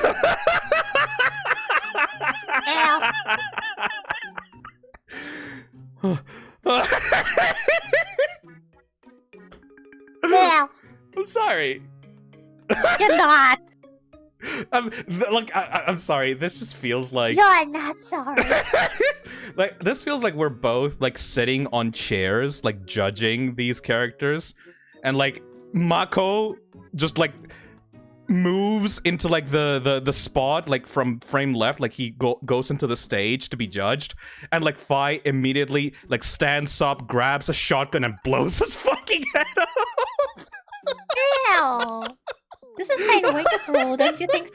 I'm sorry, Mako. Sorry, Mako. I know that you're in the chat. I'm sorry. They just said it's my canon event. Sorry. Okay. I'm not laughing at the character, by the way. I'm just laughing at how fucking quick that was. I'm sorry. Anyways. Whew. Next one is Marrow by Orcaphine. Okay. Ew. Okay, I'm sorry. I need to contain myself. Okay. Whew. This is Marrow by... Hey, Prosperous Moon, thank you for $2. You really tickled yourself with that one, didn't you? This is by Orcaphine. A young diver who dreamed of exploring the vast oceans. One day, he walked to his post, he noticed something strange. A factory that looked abandoned. Marrow looked around frantically, trying to grasp the situation. His heart started to beat and his breath rapidly increasing. Toxin started to leak out more from the barrels hidden underneath the sand and entered Marrow's tank. Aww. Since he died by drowning, his only way of communicating is through his tank. It is an extension of his body, of sorts, and is the only place where there is a mouth. He constantly has on his regulator paranoid of not being able to breathe again. He has marks permanently on his face representing the tears he had while drowning. His tank is extremely expressive and changes depending on Marrow's mood. Aww, poor little guy. Has a fishtail and like a fish like bone mohawk thingy. I'd say A. Apologies in advance. Apologies once again to Mako Link, by the way. Next one is Jerry by Sanguiem.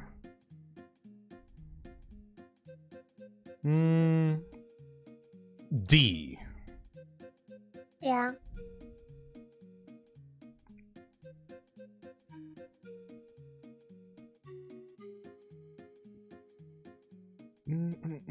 Where? Yeah. Next one is Snail Trail, or Snail for short, by Mackenzie, or Lavender Peach Tea. Ooh.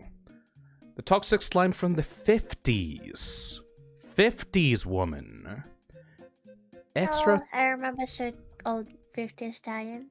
Leaves a trail of slime everywhere she goes. Its shell is an old broken clothes dryer with a top hatch. Oh my god, look at this form. Blob stages. Tiny bonus, tiny slime. She went from, like, barely being able to hold her form together to one of the most, like, humanoid slimes that I've seen. The eyes are like a reactor core. One day during the 1950s, a housewife grew concerned with her husband failed to return home from his job at a nearby nuclear plant. Now all that's left is a conscious slime with vintage clothes who loves to bake. Ooh. Also, don't worry, the husband's whereabouts are completely irrelevant to her because there is no love in the toxic cesspits! A. A.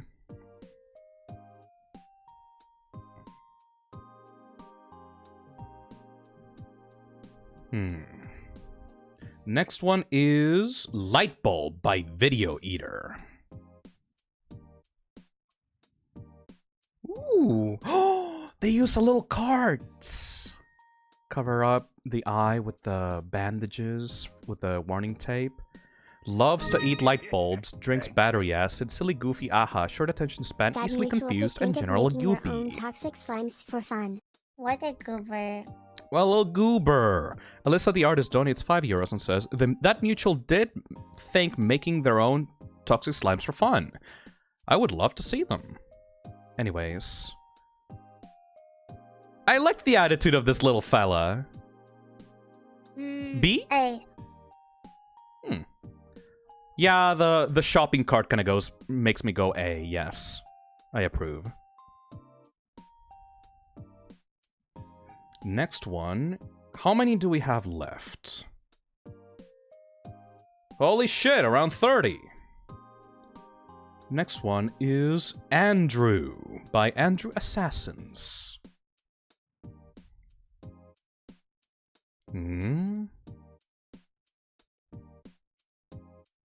A mouth hand hidden in a box. A lot of mouths. Identifies as a man. He has a total of 6 additional mouths around the body. Uses a drawing glove on the mouth of his hand and enjoys listening to music and playing video games. I'd say C. Yeah.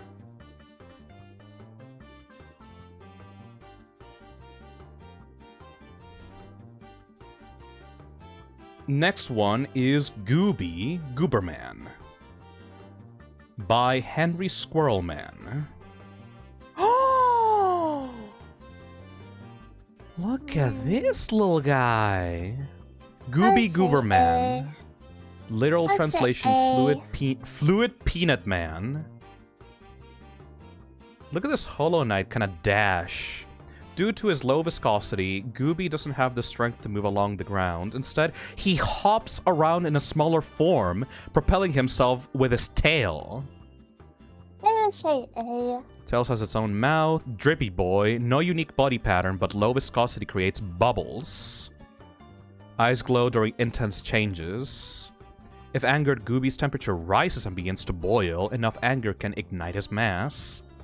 Extreme emotions cause physical change in color, common in most slimes. I love the little wagging, like, front little hair when it's embarrassed. If saddened, his emotional distress can interrupt his control over his mass, causing his body to melt apart. A. S. A. S. Okay. S. Definitely S. I like the squirrel.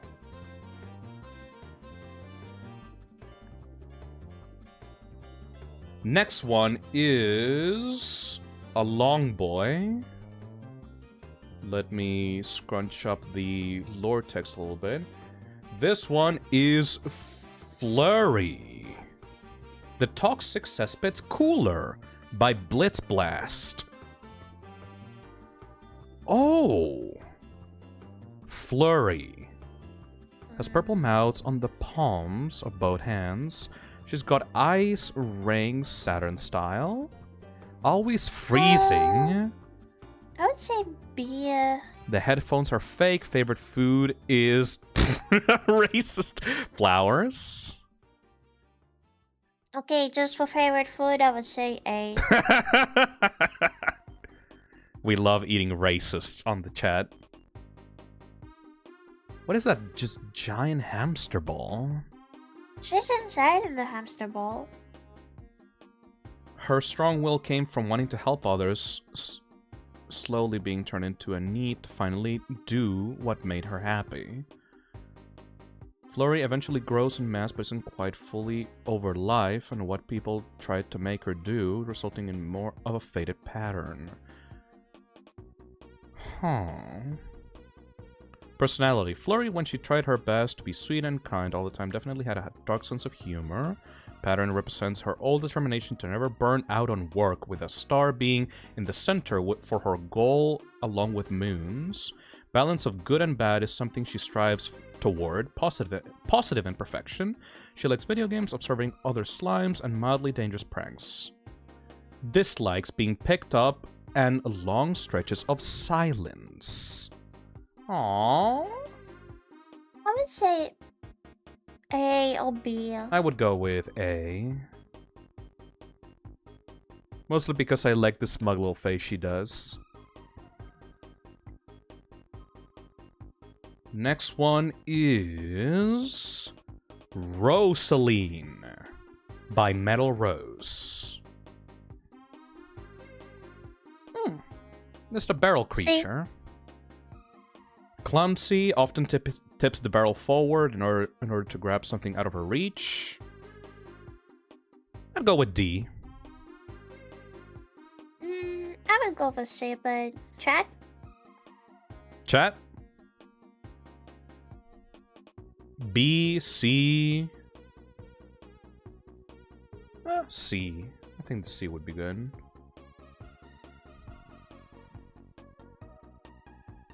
Next one is Snake Oil by Rome Eel. Rattle, rattle. Blob form. Ooh, what is this blob form? Ooh. Comes out of a vial. A major herpetology nerd, when Snake Oil was transformed, he immediately made himself a serpent's lower half. This, however, requires a lot of mass, so much that his alternate mouth is very ravenous, eagerly chomping down on anything edible or inedible. At the end of his tail is a beaker he uses as a shell. He puts collected bottle caps into the beaker in order to rattle them around. Sounding... Okay, the look is a bit basic, but I love the lore. I think this has to go on A. Yeah, that's A. Maybe I would say B. You form yourself into like a snake, like a rattlesnake, using bottle caps inside of a beaker. Big win for me. Awesome. They'll consider enjoying the community if they get an attachment to the design they make. Thank you, Alyssa. Kenzie's donates $5 and says, I made Snail Trail. The only thing that made me happier than receiving an A rating was watching the chat start to simp Lamau. Next one is Nova by Less Cool Kato. Ooh, kitty. El gato. Gato. That's like a logo at the back of the jacket. Orange mode.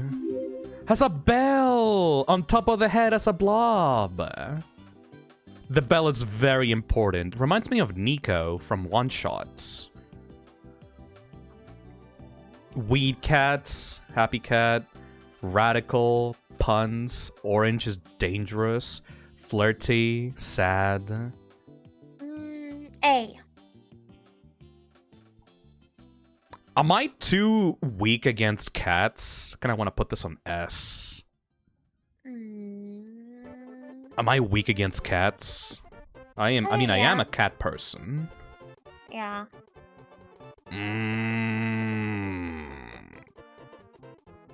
Yes, you are. S. Fair enough. Okay.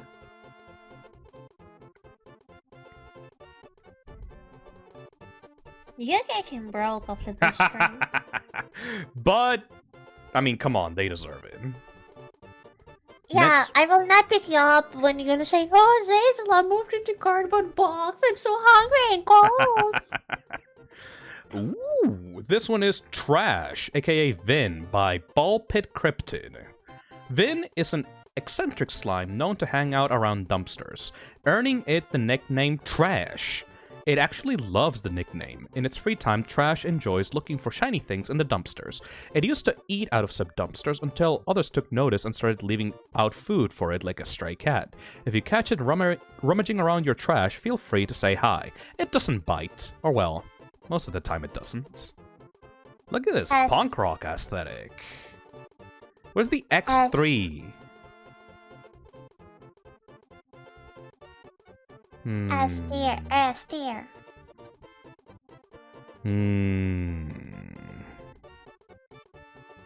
Ramon Torres is on the chat and says, I'm so glad you liked Snake Oil so much. I'll admit that he is a bit basic, but maybe the next revision will be due next time. Absolutely. Visually he's pretty basic, but I love the little details of lore that you sprinkled out for him. Lives in a trash can, of course. The blob is very spiky. Has to be S, yes. Getting way too autistic. I think I might be unable to survive. We are only 2 rows left. Yeah, but you're being autistic. Vess.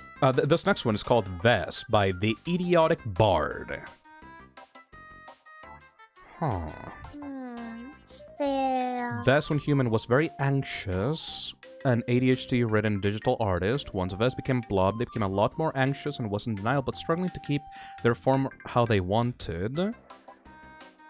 Through character development, they are now a lot more confident. They have demon-like horns and tail because that's what they used to draw themselves with.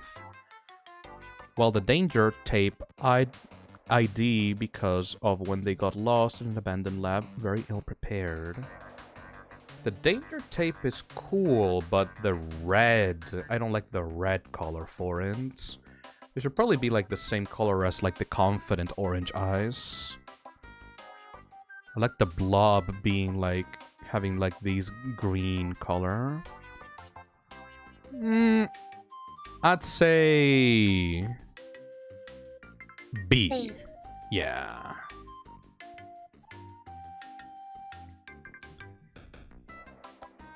Next one is Echo by Clay Arts.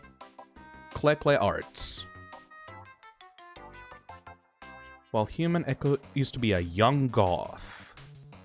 While doing one of his nightly walks in abandoned buildings, they found a decayed lab, transformed into a slime. That day, he could finally transform into the vampiric form he dreamed of since childhood. In his free time, he likes to dance to death rock he has always known and loved, sing his favorite tunes, share his stories with other toxic slimes. He couldn't be happier. Aww. Upside down face. Shield. I like the spooky vampire aesthetic, but I'd say C. There's something missing here. Next one is Leeway by Derb.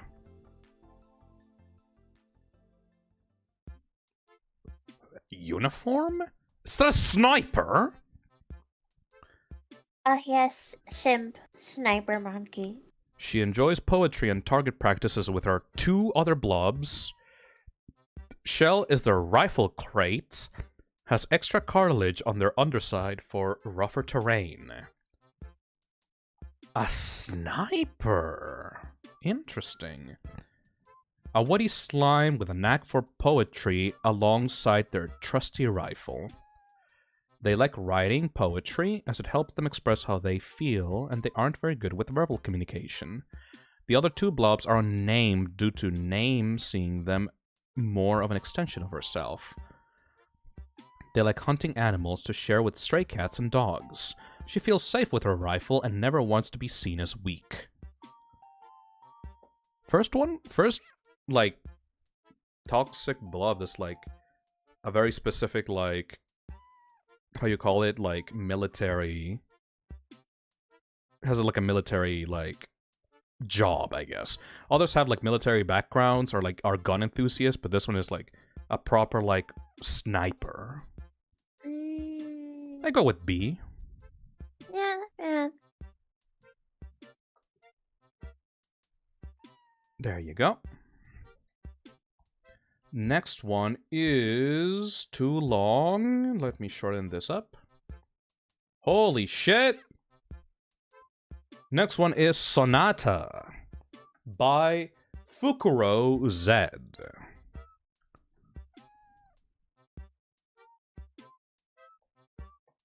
Oh! Yes. Sonata loves hiding in broken speakers. Look at this weird creature. It's like a spring. It went from like a weird Half-Life spring thing to attaining more personality and having arms and a jacket.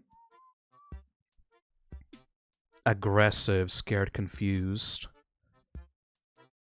Mouth with different purpose for a cappella. It's a singer, became a singer. Mouth moves up like trauma form, easily gets embarrassed. Can sing Asgore's theme a cappella, is his favorite song. Oh, so that's why there was so much lore, because this guy went through like an entire evolution. I think this is B rank. That is perfect, yeah. I sadly cannot read the entirety of the full story.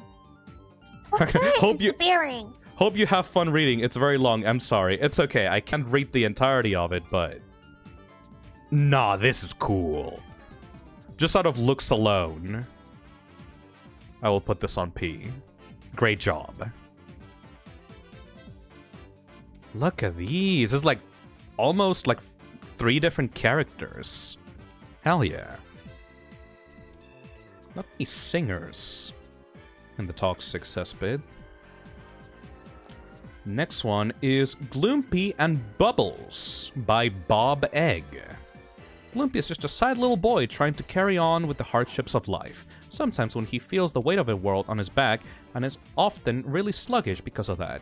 Meanwhile, Bubbles is filled with energy, causing loads of mischief. She enjoys seeing over Gloomy's shoulder and will often pop toxic bubbles to spook him. Despite Gloomy's docile appearance, his stomach has a mind of its own. Getting close could be dangerous.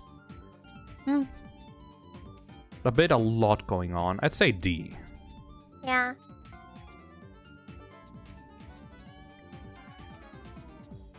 Next one is Frey by Odin Chaos, or just Odin. Ooh. Highly confident and somewhat cocky person, non-binary, knows who they are and had their first share of people who hated them while human. Frey themselves had a little sense of danger, which is how they wound up becoming a slime. After adjusting to being a slime, after a while they would eat up a lot to build up a decent amount of mass. While they're generally pretty calm, when they are emotional, it gets really bad for them, to the extent of at times being wholly incapable of controlling their form. That's a lot of mouths, Jesus Christ! I think B. Maybe C. Kinda way too much going on. The left ones are mouths, the right ones are like gloved up. Ooh, what is this one? That's like super chaos form. I think C. I'd go with C, yes.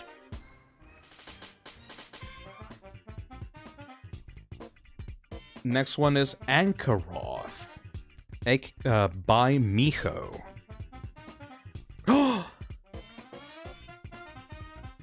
The Egyptian-inspired Toxicsona. With a pattern of hieroglyphics, a giant eye on the belly, an onk on the chest.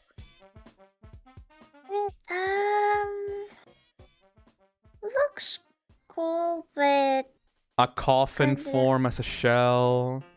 Blob form. Mid-growth. Full growth.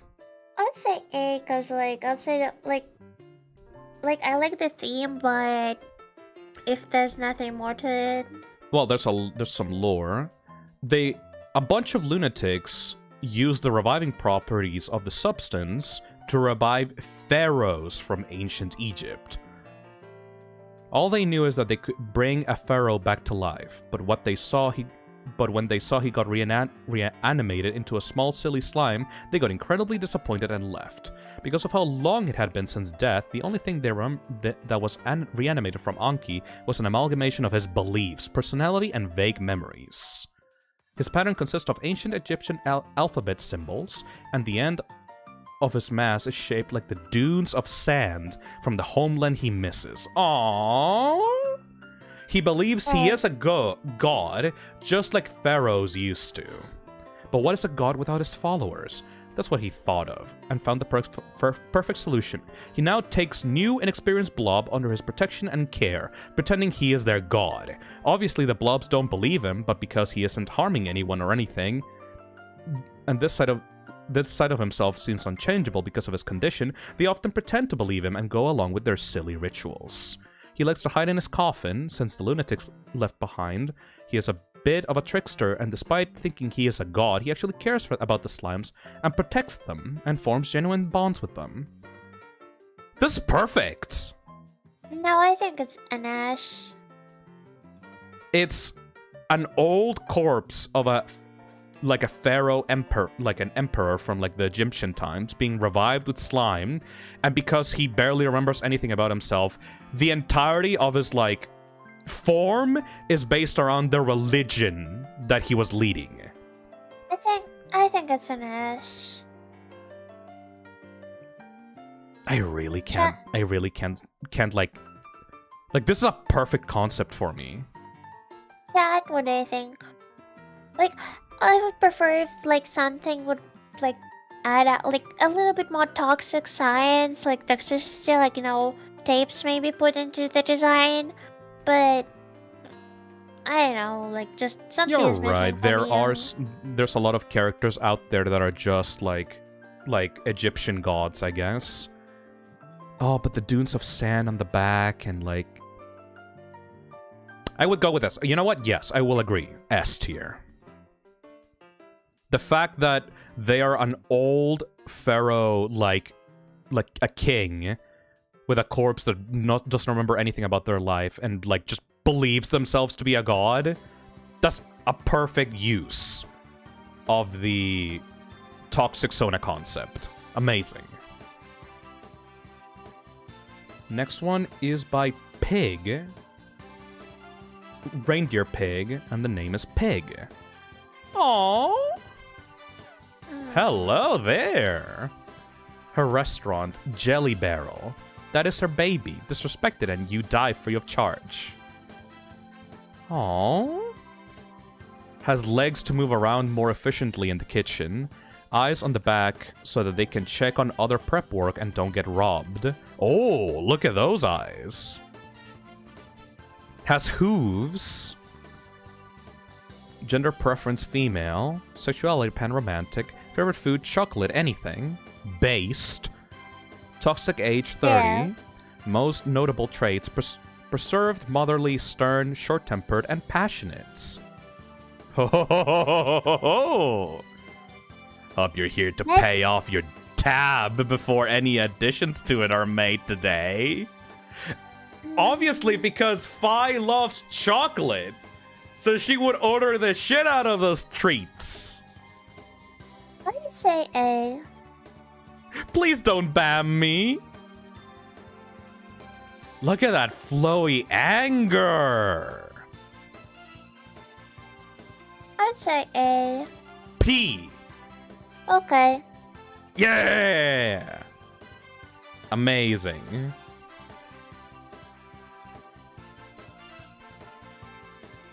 Pig is known to be a nurturing yet stern member of the toxic cesspit. She has been passionate for food and the process of making it. Despite how the majority of the cesspit don't share the same passion for food and will be satisfied with whatever, Pig is determined to share their passion with others and hopes to find more like herself to help with the barrel and make more amazing food to share. Fuck yeah. Next one is Pax by Paxi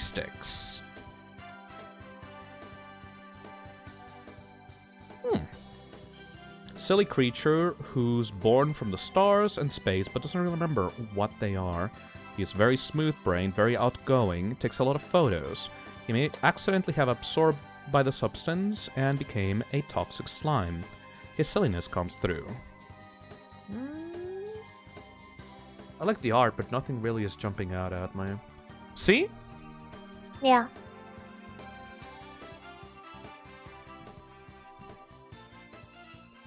Next one is Broth by Kuma Uzino.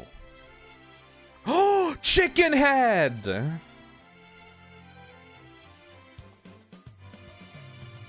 Reminds me of Hotline Miami. Ooh, has carrots and onions and other vegetables as their pattern.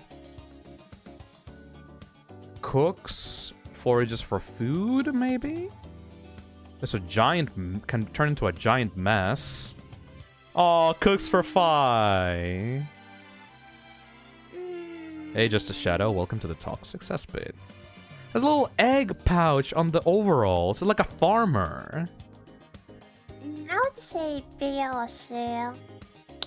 Bro showed up one day. Not even the other Toxicsonas knew when he showed up. Fi assumes that Broth appeared in the Toxic Cesspit one day by falling in a vat for fun.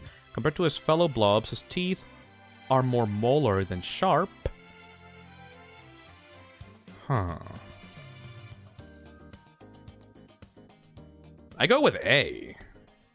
Okay. I like the chicken head.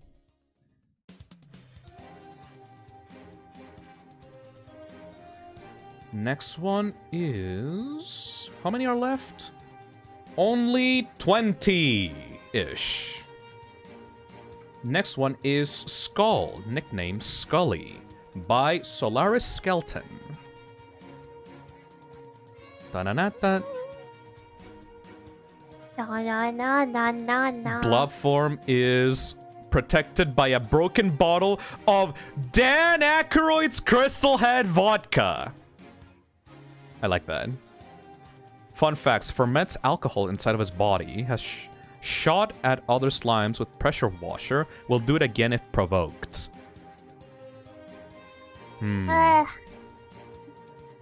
C or D. I like the da-na-na-na-na-na. I'd say C. C. Yeah.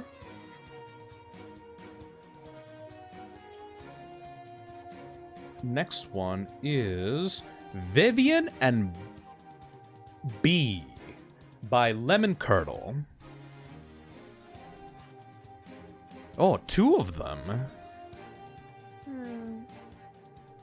Let's see here. One seems to be... It reminds me of like Panty and Stalking, actually. Two fashionable gals with an unbreakable bond. Vivian is short-tempered, haughty, and a vain slime who loves being the center of attention. She is 12 bananas tall. B is the sweeter, more sensible one, a friendlier one of the two. Though the opposite of Vivian, she still manages to get along with her.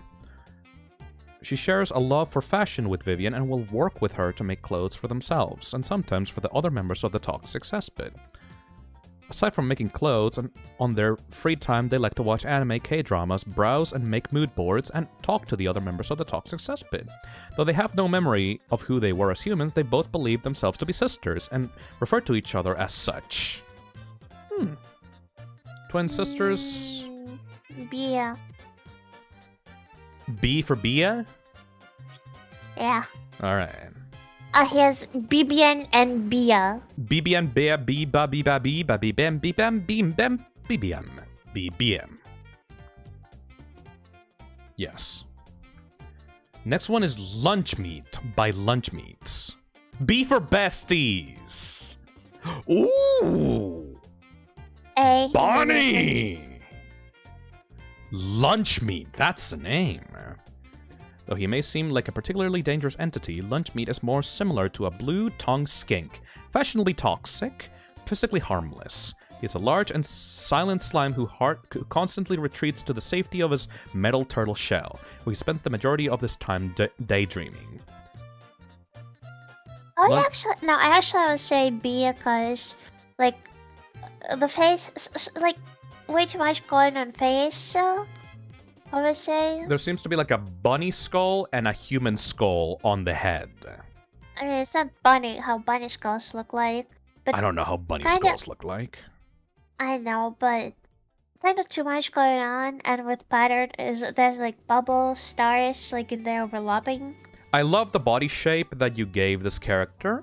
I love the skeleton poking out from the body, but the head needs work. You should probably simplify some of the features of the skulls so that they are, like, there's less detail going on here so that you can balance out this character more. But, like, the body is very unique. I love the skeleton, and the head you should simplify.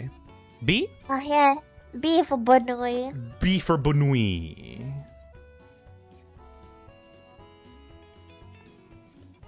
Next one is Marina by Scald.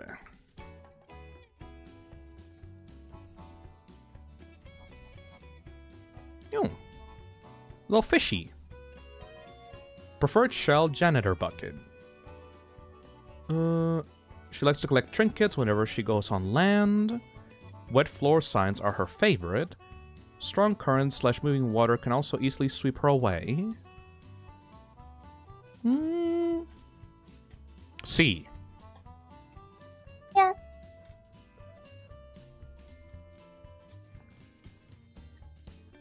Next one is F by FCBF123. Oh. I think too much going on. I would say B, maybe C. He identifies himself as male. Personality is naive and trustful to new people. Eth used to be human. Loves soda. Isn't very social. He has 3 additional mouths on his chest. Both hand as well as teeth on his... I like the chest mouth. I do like how the shirt becomes the hands, but them being short sleeves also works. Aw, look at the little guys. Drov's slurping on soda. What did you say? I said maybe B or C, because like kinda too much going on. B. Last row, Chad. Last row, everybody.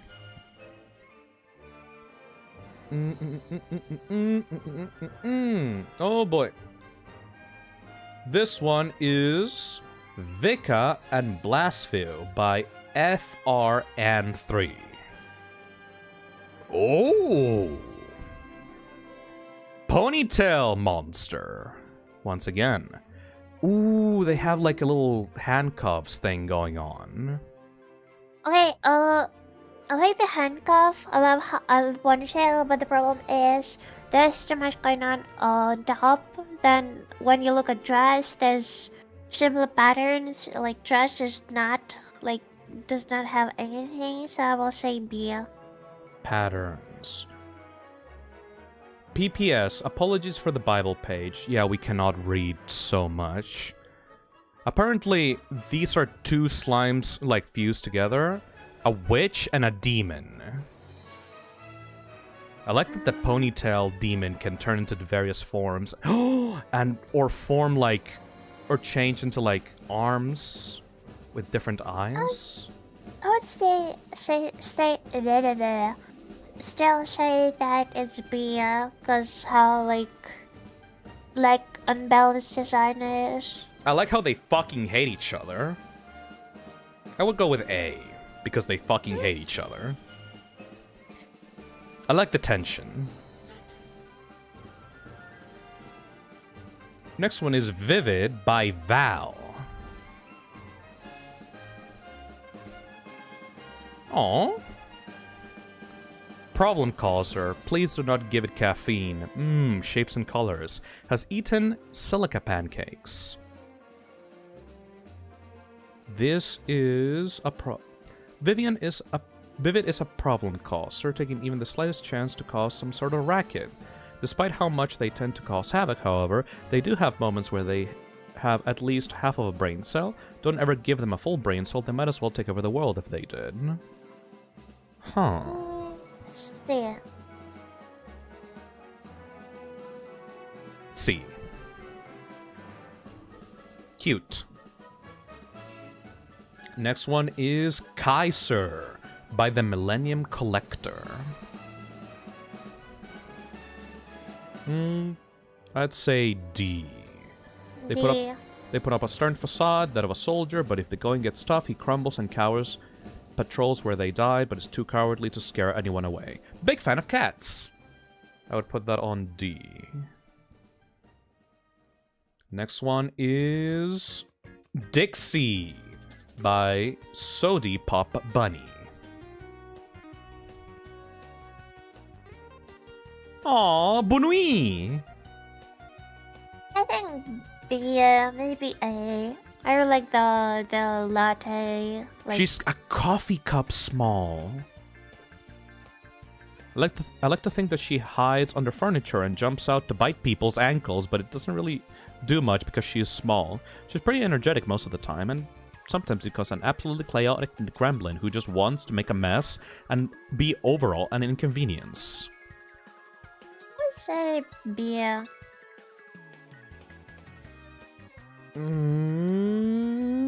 B for Bunui.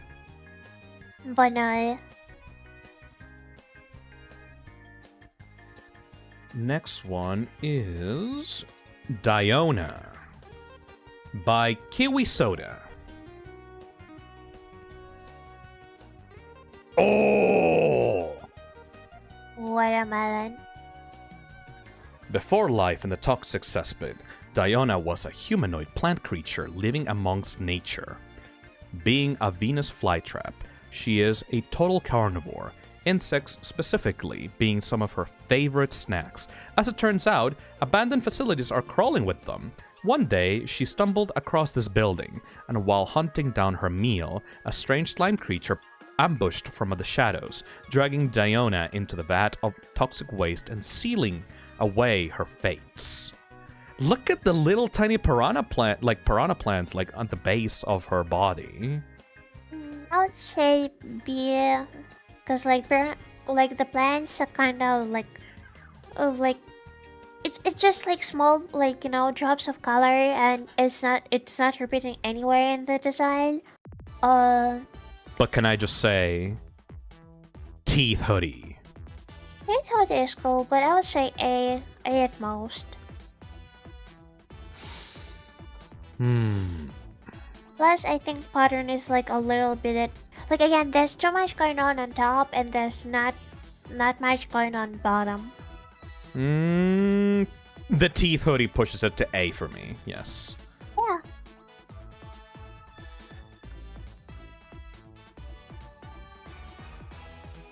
Next one is Sagdza, pronounced Sagdza or Zag for short, by Fandovers, or Does a Little Dance. Ooh. I like the way that this is presented. A lost hiker comes across an abandoned building and upon entering finds several small creatures feasting on scraps. Who knows if he has eyes or can see. Doesn't feel normal pain, only pain reported was from water. Metal toothpick serves as his comfort item. Ooh. If taken away, he will stop at nothing to get it back. Sweet's wrapper got stuck in his body as a new blob while eating. He's I'm hungry. Kept it ever since. Hey, Kako-san, thank you for the 16 months. How's it going, buddy? Can I give Kako money? For what? Food? Yes. You don't even have money of yourselves. What? Months information. For clarification, Sag was turned into a blob by eating food that had the substance hidden inside of it. Oh, that's a trap! Causing him to turn into a toxic slime from the inside out. Oh, that's fucked up! That's cool. He is blunt, so much in fact that things he says tend to piss off others. He offers himself up to be tested regularly. Speaking of his dumb toothpick, he tends to stick it into his body or head when his hands or mouth aren't available. No matter how hard he tries, he cannot get that blasted candy wrapper out of his body.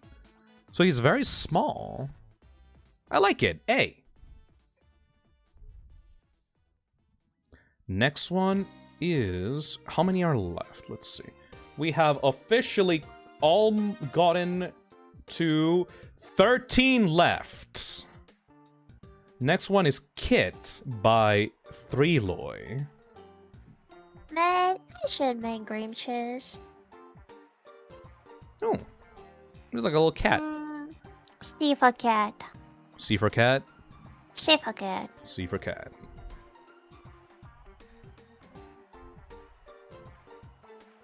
Let me decrease this one. This one is Seraphina, the Blooming Slime by Soda Lighter.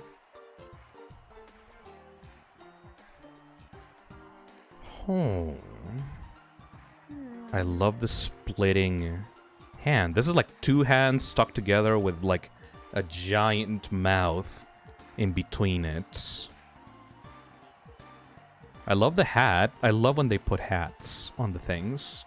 I would say A. Seraphina is a 27-year-old woman whose previous aspirations were becoming a forensic scientist. However, she never did get to pursue the career she wanted. Got mixed up with smuggling vats of the substance for money to pay off debts. She became a liability when she began posing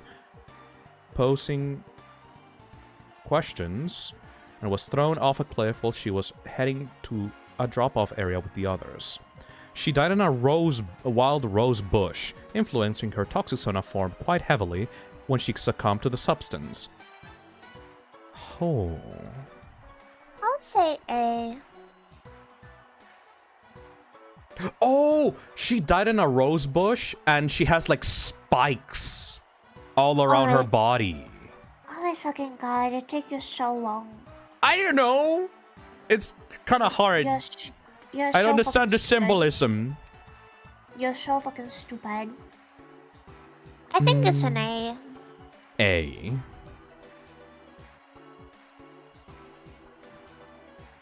Next one is...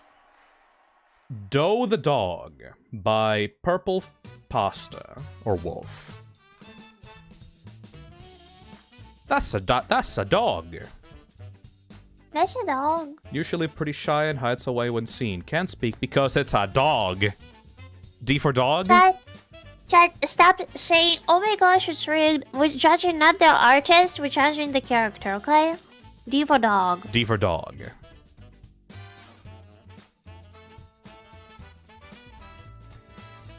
Next one is Toxicara / Toxic Tara. Holy shit!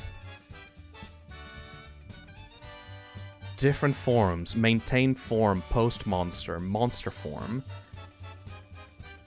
Larva going in to fix the boiler room. Toxicara receiving wristband handcuffs many years later. Look at the line art on this one. By Tara / Tar Bunny. Aww. I think this is a B rank. No, actually, I would say... Electromagnetic barrier cuffs, specially designed by Reactor to contain and aid in control of slimes who have a difficulty holding their shape. Ooh. I think it's a B tier. Let's see. Canonically, same character as Blarba from the last stream after years of being locked down in a boiler room.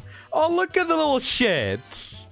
Eventually, they're helped out by being given wristbands / cuffs to help them keep their shape as a new monster, alternatively named Toxicara. Previously named Blarba, was a relatively new and small slime who had a passion for helping out the other slimes around the toxic cesspit. One day, she overhears a discussion about the boiler room being broken, and she gleefully offers to fix it, despite having no idea how. When she goes inside the boiler room, there's steam being spewed and the temperature is incredibly high. On accident, Blarbra locks herself in and starts melting due to the immense heat. As years pass by, eventually the boiler room stops producing heat and a few unlucky slimes go to explore it. Unknown to them, Blarba has been melting and starving in there for years and consumes the slimes to sustain herself. As this goes on for years, Blarbra begins to grow into Toxicara, a large cannibalistic disfigured slime monster. Holy shit! It's here. Since the boiler room has no electricity, it's pitch black down there, so Toxicara has no need to maintain her eyesight. Instead, she uses the mouths on her ears to make clicking noises. Oh, as a form of echolocation, and over time loses her eyes completely. By the time still smoking something? Dude, I'm saying B tier, B rank. Perfect. What? By the time what else you want higher? By the time Toxicara realizes she can leave the boiler room, she is past the point of no return, relying more on animalistic instincts. Oh, but I really like this little shit! That is cool, man. This decline is only hastened by the voices of the slime she consumes talking to her through her ear mouths. She decides to make the abandoned boiler room her abode. One day, the slime send Reactor to go fix the boiler room. He does and finds Toxicara, who tries to kill Reactor, as they usually would with any other slime. But Reactor intimidates her and slaps some technologically advanced wristbands onto Toxicara, which allow her to take a more manageable form. Toxicara in this new form isn't always trying to sustain her larger monster form, and begins to behave normally. She no longer is her old self, and has become entirely a different person, but her desire to help other slimes still shines through, and now Toxicara helps Reactor by being their technician assistant. If the cuffs break at any point, she will revert to the monster form. Hot damn! The pattern even changes depending on, like, which form it is. Now that's a horror monster. Look at the little shit they used to be. Ears make a clicking sound as a form of echolocation, and it's blind as well. Yeah, no, there's nothing I can add to this one. This is like absolute fucking perfection. P. Absolute P. No cap. Holy fuck. Next one is Slam by Tempo the Lemon. Aw, cute. They have little claws. Relatively mellow and prominent yellow. Slam is a sort of bistro in the toxic cesspit. But rather than having a specific proficiency such as coffee or lemonade, he just kind of gathers whatever he can find and blends it up. His name is a reference to being slammed or getting extremely drunk. He wears an old, dirty pitcher as his work uniform. Claws? No, those are hand teeth. Completely normal, just be careful when giving him a high five. Aww.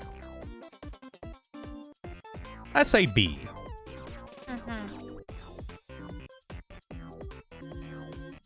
Only 7 left. Next one is Toxico Nuclear by Pat Pro 8. That's a lot, okay. Toxico was a great magician who, after a failed escapism trick on top of a vat of nuclear waste, became a slime. In its bluff form, it used its top hat as a home until it grew inside it and made it a part of its body. It enjoys making magic shows and playing card. Has a French accent, but it's not actually French. That's a lot of eyes, man. Say... C.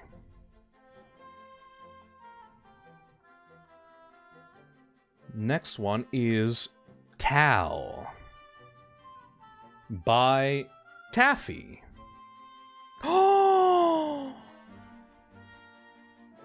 Tal, self-proclaimed scientist. Clumsy, curious, stubborn. Human job aquarist. Wants to cause no harm. So far, their only friends is Vic, in the name of science. Fear-driven, determined. Owns test tube with their own slime. Owns an umbrella made out of cartilage that melts slowly. Look at them!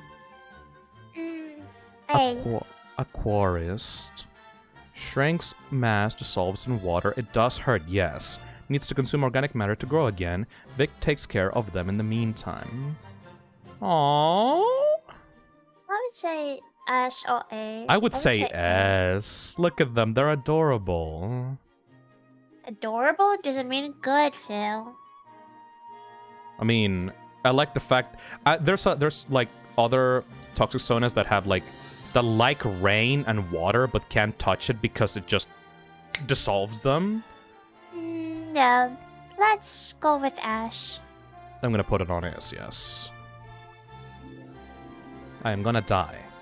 Next one is Mabel by Mischievous Doll. Aw. Mabel, she/her, sorta like the little sister slime of the cesspit, makes found art. Pattern is based on her favorite items to use in art, marbles, cogs, and buttons. Lives in a shell is a large glass kettle she found while looking for art supplies. Special cartilage bag she made for collecting objects. Jewelry is made out of marbles when she was human. She found it again after becoming a slime and now has an attachment to it that she can't quite put her slimy finger on. Usually feeds her hair mouth scraps from her art plus food while she's creating sculptures. Aww. I'd say B. Yeah, fair enough.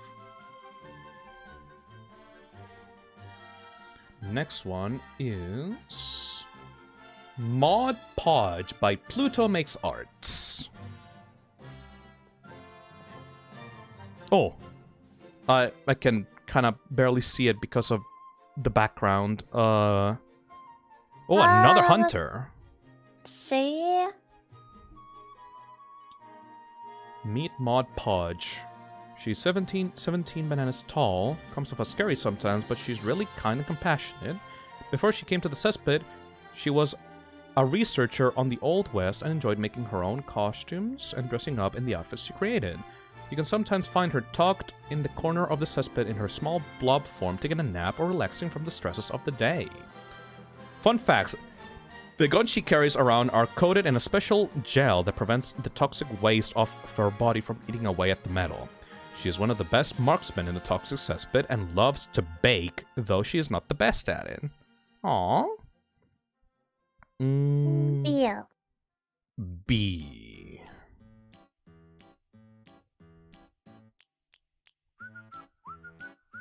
Next one is Zuri by Storytime Foxy. Zuri is a gal that likes helping people, but also likes messing with them. She's generally kind to people unless they aren't to her or she's in a bad mood. She also has a pet cat named Nova who is also a blob. She found Nova one day while just wandering around after her head just turned into a blob.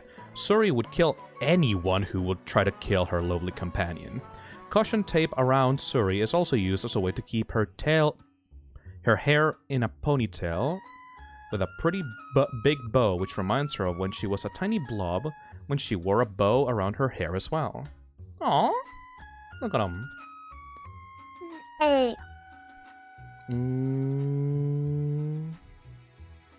I'd say it's pretty standard B. Fair enough. Last two. The penultimate one is Bumblax from Tetris Spriter. Male, quiet, introverted, and nerdy, retractable wings, hobbyist artist, lacks depth perception, doesn't even like bees. As a bee lover, I'm taking points for that, and also I think instead of doing the honeycombs pattern on the shirt, that would be better if you made this on body, in my opinion. I like that he doesn't even like bees, but he's themed around them. That must be like an existential crisis. Put him in B. B for the B. B for the B. This was your careful not liking bees. Next one is Keg by The Gay Poncho. Big nickname. Ooh. He, she, they. Friend spray painted the heart on Keg's shirt while they were blacked out. Tries to look as human as possible when she isn't tired. While she's tired, the pain from drinking water keeps her awake. What? Uses barbed wire as bracelets. Hey, Storytime Foxy, thank you for the Zoe's €5. creator here. Forgot to tell that she's sassy and still trying to figure out again who she was and how she became a blob. Thank you. I'd say A, because I really like them drinking water to be awake. Stomach is a keg, only filled with beer when she's drunk, but changes when sober. A tier. Keg's keg. Meet Keg, an ex-scene queen / trendy who is in denial of being a member of the toxic cesspit. There are non-binary WLW who uses all pronouns. When they are inebriated, they try to look as human as possible to try to feel human. But when they are hungover, tired, they don't take a human form because they're very, very tired, obviously. The barbed wire they use as bracelets is from cutting through a fence to get to a nuclear plant as a dare, while drunk on their 21st birthday. Keg's neutral drink while drunk is beer, and does not change at all with her emotions. But Keg's neutral drink while sober is water, and does change with her emotions. The reason they drink water while hungover / tired is because the pain from drinking water keeps them awake. That is so fucked up! A tier. But they only take small sips so they don't die. A tier. Fuck! I like that concept. A tier. Yeah. And that is it. Holy shit. Look at all this, baby. We still have E. Yeah. Everyone's Toxicsonas are very cool. Let me zoom a little bit out and take a screenshot of this. Oh, I need a break. I need grilled cheese. Yeah, you need some sleep, girl. Thank you for accompanying me throughout all of this. Can I get the grilled cheese? In total, we have... Okay, you know what? Come over here and I'll make you a good grilled cheese. I know how to make a good grilled cheese. We have... I was carried by the 2, guy. 3, 4, 5, 6, 7, 8, 9, 10, 11, 12, 13, 14, 15, 16, 17, and 18 P ranks. That's almost double the amount that I promised. And we have 1, 2, 3, 4, 5, 6, 7, 8, 9, 10, 11, 12, 13, 14, 15, 16, 17, 18, 19 S tiers. I will not have... Don't go broke, Phil. Ah! Speaking of going broke, today, if I'm not mistaken, today, Accai supposed to release new merchandise, so I got a few places. Man. Well, I mean, it's worth it. I knew that Accai worth it. I knew that there were going to be a lot of good Toxicsonas. I didn't know that there were going to be ones that were so good that they were gonna like almost double up the amount of winners that I was planning to do. Holy shit. And some of the A tier ones do deserve to go on top here, but I can't. Your wallet fucking can. Time to finish this goddamn stream. Pixie Boy donates $5 and says, "Did you review one named Rotter? If not, I guess he didn't make it. I'll take the L though. Also, here so you can pay this off." Damn, thank you, Pixie Boy. If Rotter is not here, there is a likelihood that they are going to be on tomorrow's stream. Because remember, these are only the slimes that people that wanted the merch gave out. We still have another half that just did this for fun. Keep in mind. So, tomorrow, we're going to do this again. How many submissions were there again? Around 400, you know? I had to take, like, 40, 30 of them off because they weren't valid submissions. But tomorrow will be longer. Fuck!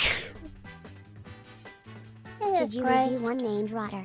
If Thank not, you for then I guess sticking up you with didn't me, make it. Azazel. I'll take the elbow. Fuck you. Also here, so you But can aside pay from this that, off. great job, everybody. Thank you, Pixie Boy, for the $5. I'm terrified. Thank you, Ashers. I am also Phil, terrified. please don't go broke. Unknown Artist donates $5 and says, Phil, please don't go broke. It's worth it. Besides, it's Christmas. It's Christmas month. I've saved Speaking up of Christmas, I should be on Irish stream. Irish is streaming tonight. money. I will end the stream now, then. Thank you, everybody, for coming to the Toxicsona Contest. I will probably... Like, these kinds of streams will probably be like once a year, because you guys are crazy. Yeah, no, and I'm not paid enough to sit here for 8 hours talking with that asshole. Thank you, Spotlight Animation, for the $10. Think you'd missed another one? I think you missed the I think I missed the deadline. Also, love your content. Thank you for the $10. Yeah, sometimes Google Forms doesn't accept submissions for one reason or another. I apologize for that, but this is the only way that I can collect this information. Anyways. Also, Weird Name was right. There's almost 8 hours of the stream. Fuck. Alright. I think it's time to go. Thank you, everybody, for staying. I will contact the winners of the P tier and S tier ranks throughout the next week so that you can receive your prizes. Thank you so much for staying with me. And Bye, Jack. And I'll see you tomorrow. Bye-bye. No, but seriously though, I'm not paid enough to be with you. Bye-bye. I should make myself some grilled cheese. You should, it's very good.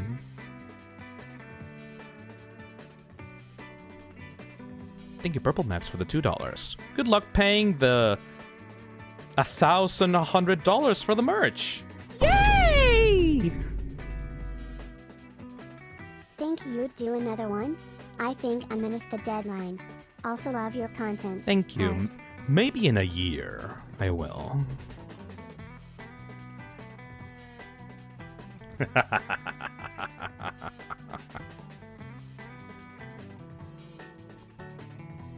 Seriously though, even though I talk a lot about this being like a lot of work, you guys still nailed it.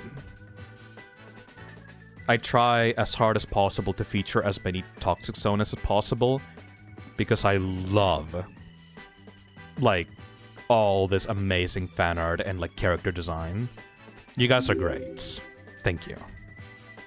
I'll see you tomorrow.